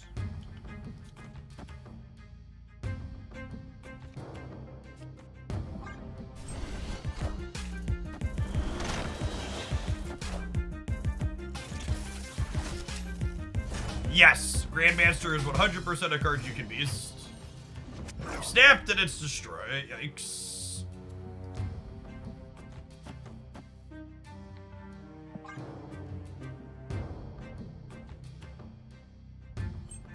Even when they step us.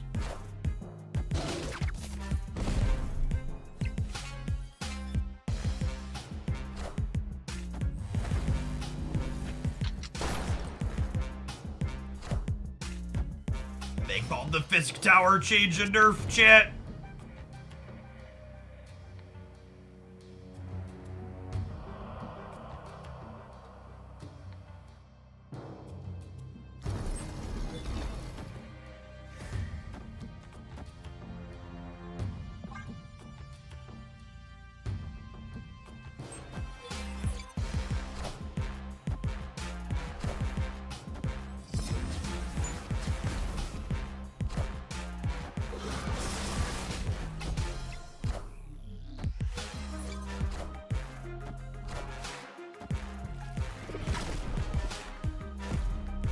Enough said, bub.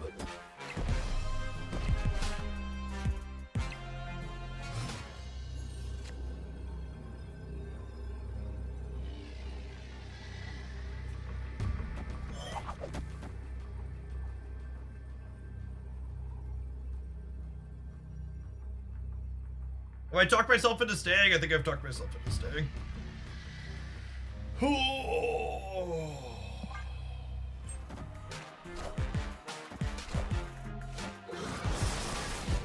Enough said, bub.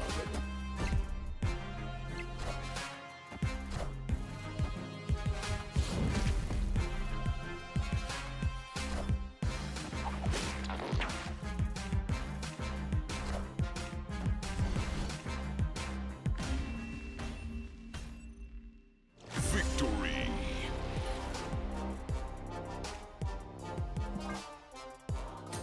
Efficient, yeah.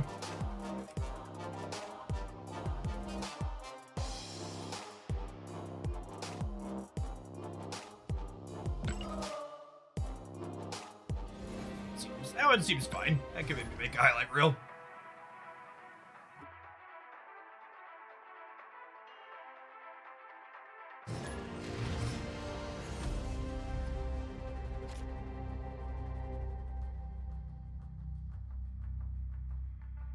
It's a hood.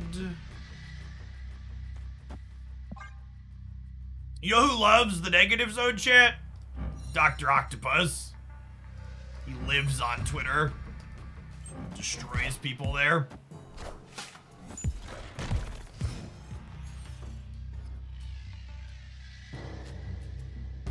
That's actually pretty unfortunate. Maybe I should have just planned to play the beast here. I guess we'll do that now. But it feels bad that I don't get to redo my demon.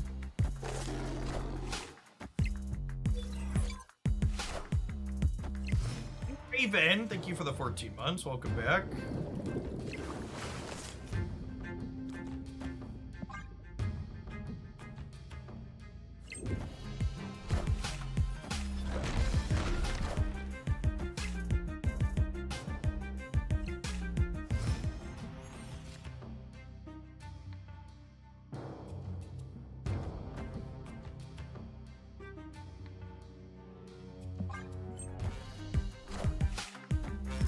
That's pretty solid for us. We get to clog the right here. I think I snapped them before this Doc Ock happens, right?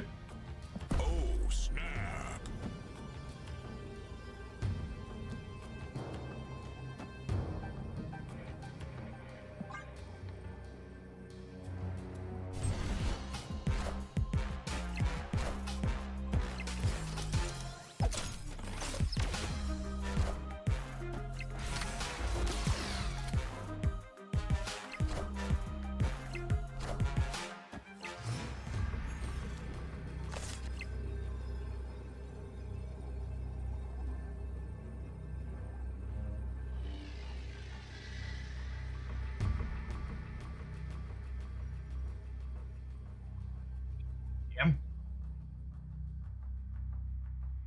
Oh, their hand is Darkhawk.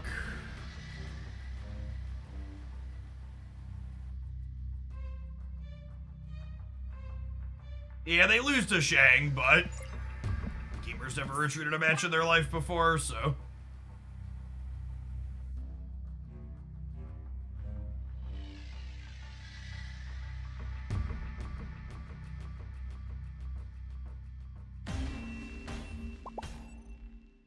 Escaped.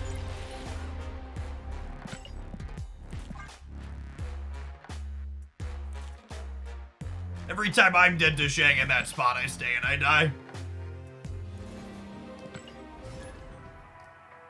Feels bad, man.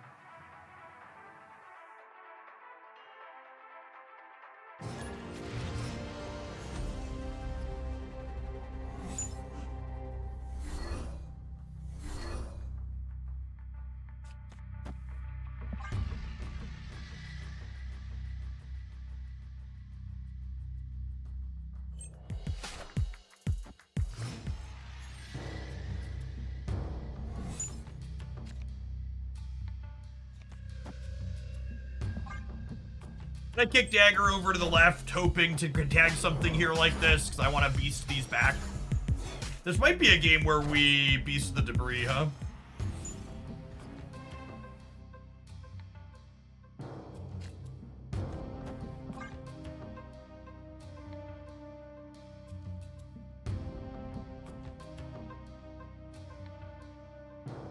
On days when I'm still taking viewer deck submissions, subscribers can submit decks for a $10 donation.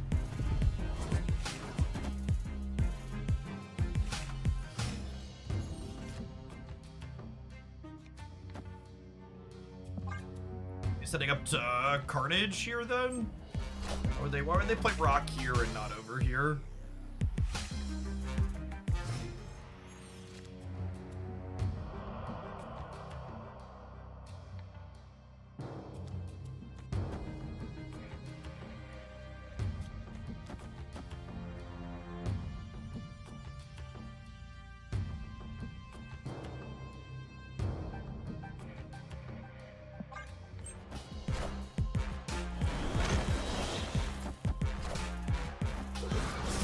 almost feels criminal to eat the gorgeous rocks that debris puts into play, Chip.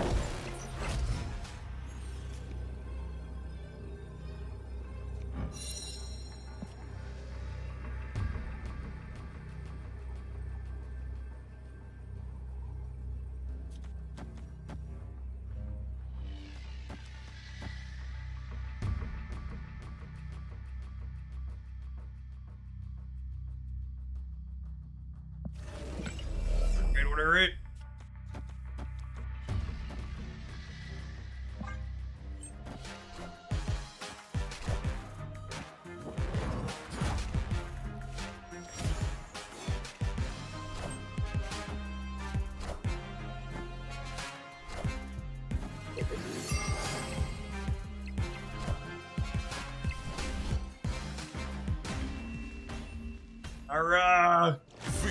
Our one energy plus 17 in the middle is not bad, gamers. It's not bad.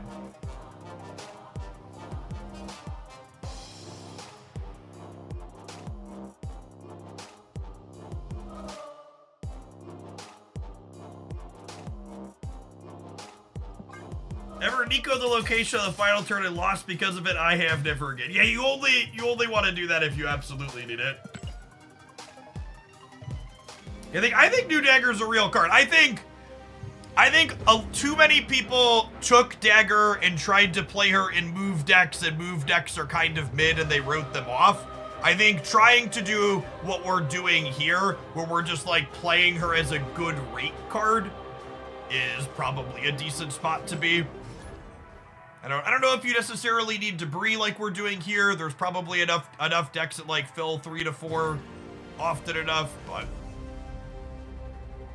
I think that's definitely a space that's underexplored post OTA. Is let's just play Dagger with other cards as generically good cards.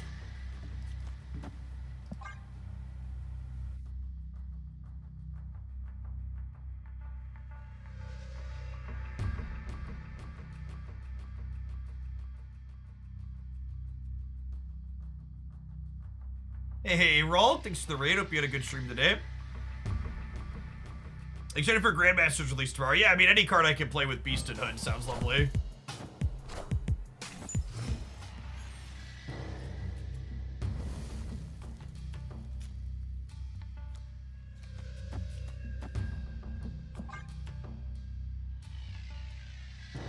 He's up on the left.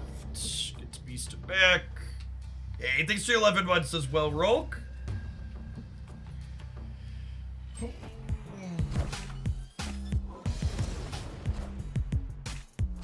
Losing Dagger is big sad. Hey, thanks for the 13 months, Nicola. Appreciate the baker's dozen. Well, I can tell you Moon Girl Grandmaster. I think that's probably a little too cluttered on the board. I don't think you have space to do that.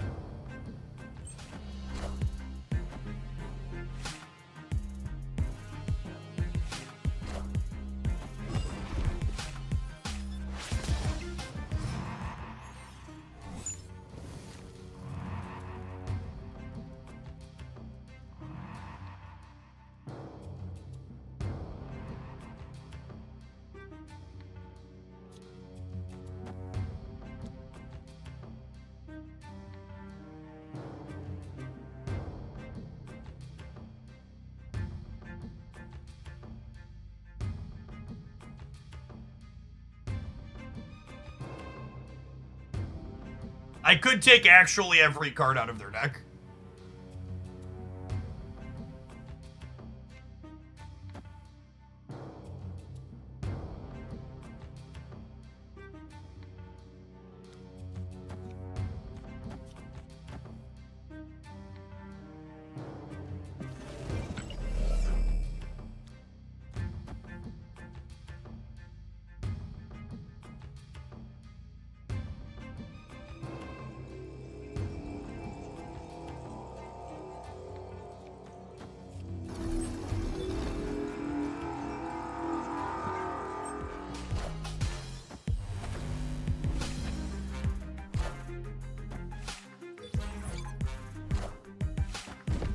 Wait, what?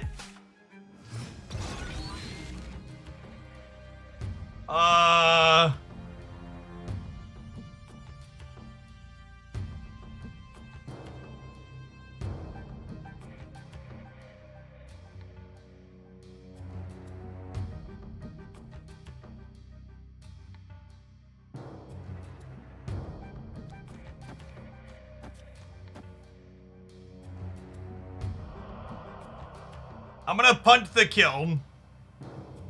We'll Iron Fist the hood into the kiln, and then we'll try and win here and here, I suppose.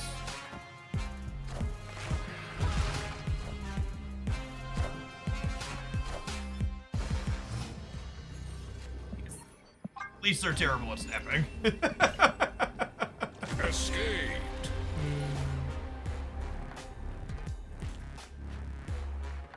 So this is bug chat. For people telling me it only works on a certain turn, this was mirror dimension. So when mirror dimension copies a location, it should have the this turn abilities of that location that it's copying. We should have taken 3 cards off of their deck.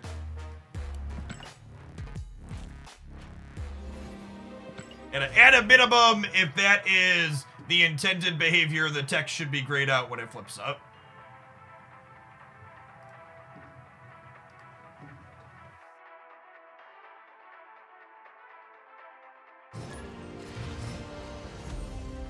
So even if you want to make some kind of backwards fucking annoying actually argument for me, the text is still bugged and there's still a visual bug there.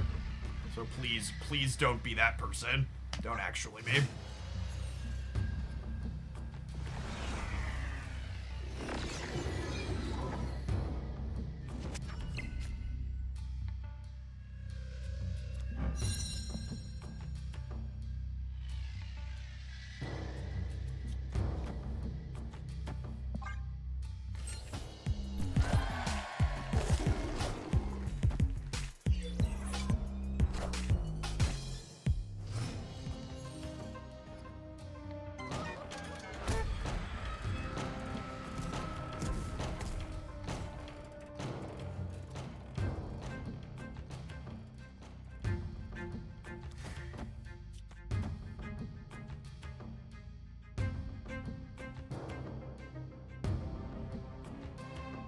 Do I do this and then just beast these back next turn? I think so.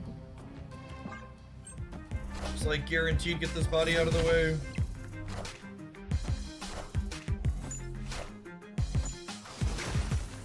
No, I don't want to HUD first because I have Nico's +2 pending. I want the +2 on the dagger, not the card that's dying.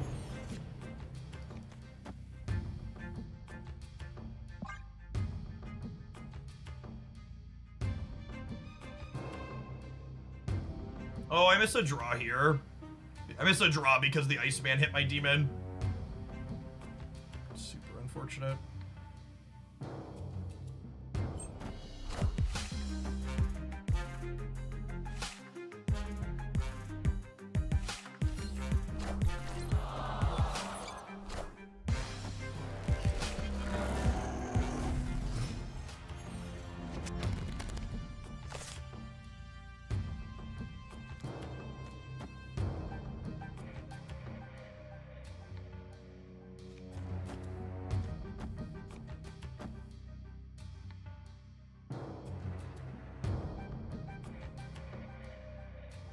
Snap. And they have priority. So I could do this and eat my forge and still not get the void kicked across here.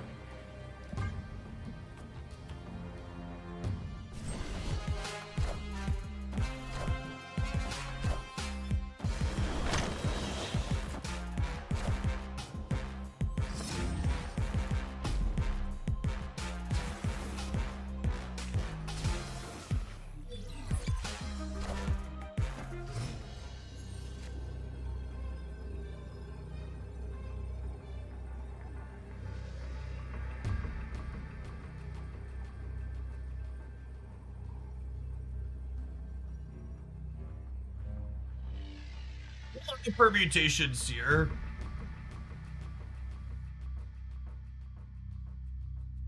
I think they're probably just leaving, so I'm not sure it matters.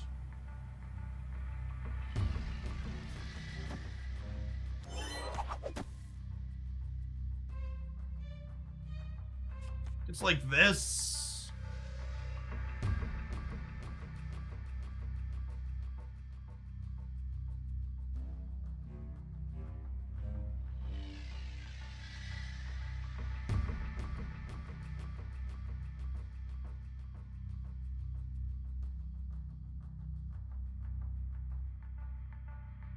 I mean, I'm not winning the center with Shang either way. I think they're just leaving. I don't think it matters. Shang mid still loses the lane, and their deck, generally speaking, they don't play Killmonger. Shang-Chi doesn't impact us.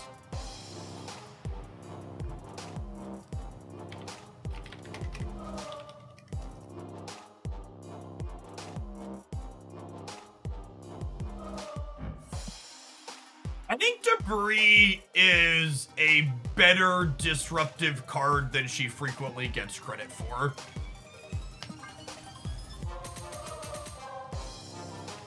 One of those effects where,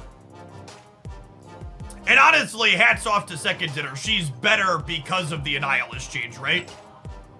Like, it's funny that people were complaining they changed Annihilus to not work with Debris, but in reality, they were giving points back to Debris because none of the good Annihilus decks wanted to play Debris anyways, and Debris wasn't playable into Annihilus being a good card. So it was a very, but just like many of their changes, like making Annihilus not work with the rocks was an astute, good change that makes a card more playable on Second Dinner's part.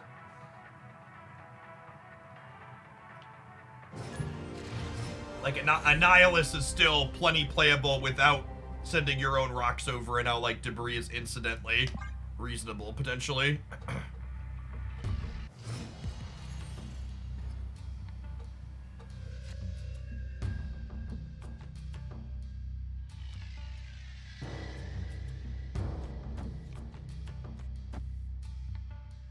think I'm setting up the Iron Fist just in case we peel Beast off the top here.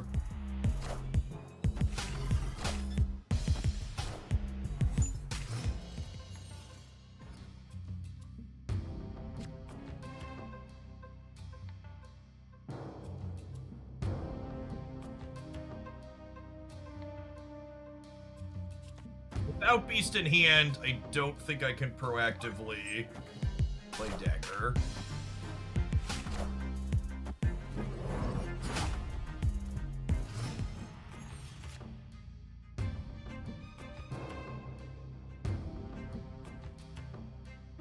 We're dead.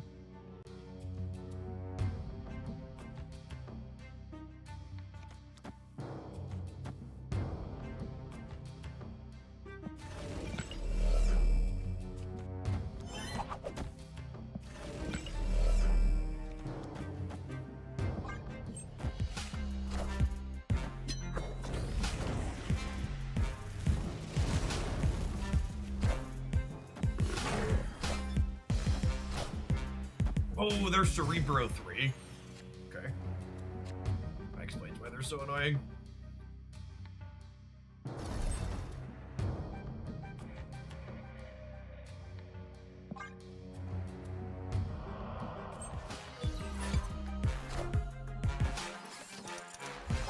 It might be right to just play this spin.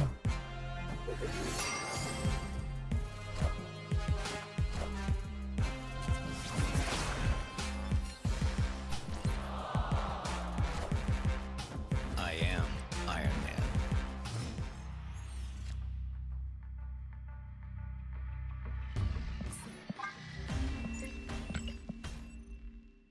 Escaped. Hey, Real Stewie, thanks for the 5 months. Appreciate that. Welcome back.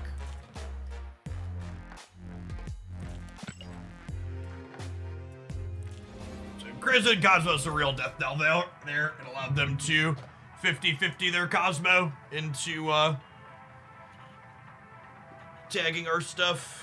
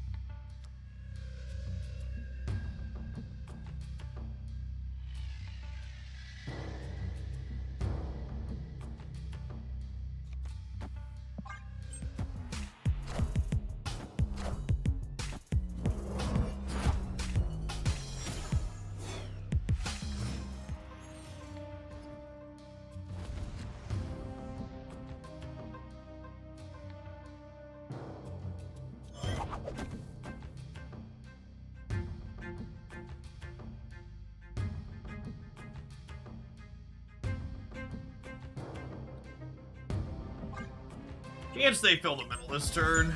Yeah. But they're filling the middle while not having that many points.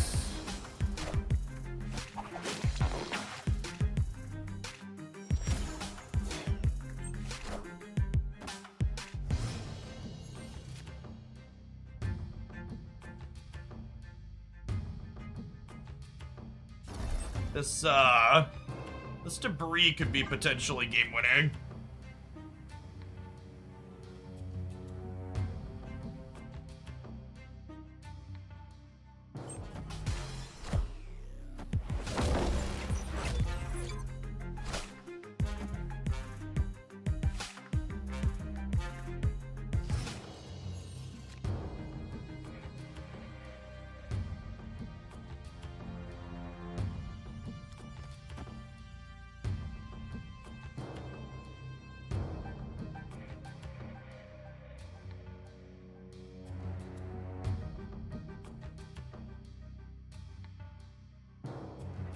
Punt the left, I think.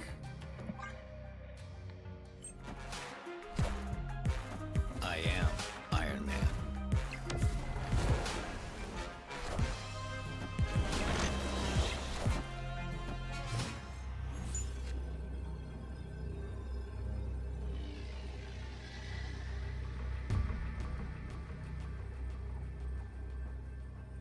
So they have 4 more points somewhere.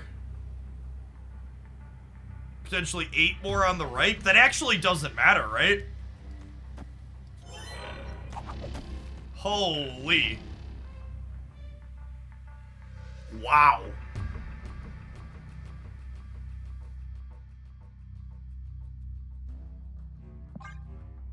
What a sick game. So like our last turn here is 13 in the middle and then 29 on the right. Wow. That's gas.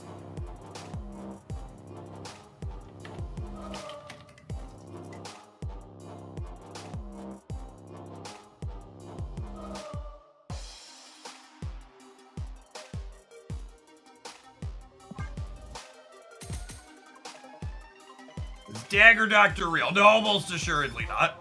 Serviceable, yes. Real, no.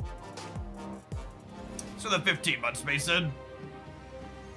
I think I went exactly 50% with this over the weekend. Yeah, we're higher than that today. This has my weekend half paying attention tuning stats.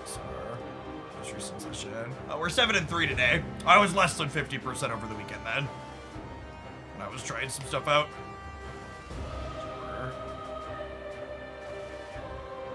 Good shit didn't make it worse. Yeah, I was trying, there were a couple, I tried 2 or 3. The core was the same, but I was trying a few things the last couple of slots. It's kind of fun though. Alright, gamers. Twitch drops for Marvel Snap start tomorrow at 10 a.m. Central. For those of you that are time zone challenged, that's about 19 and a half hours from now. So I think I'm gonna go ahead and call it after just 6 hours today. Take it a little bit easy because I'm planning to be live for probably some long days for most of the rest of the week if we get decent numbers for drops.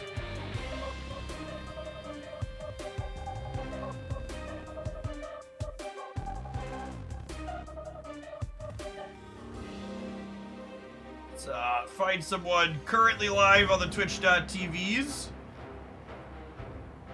to drop a raid to.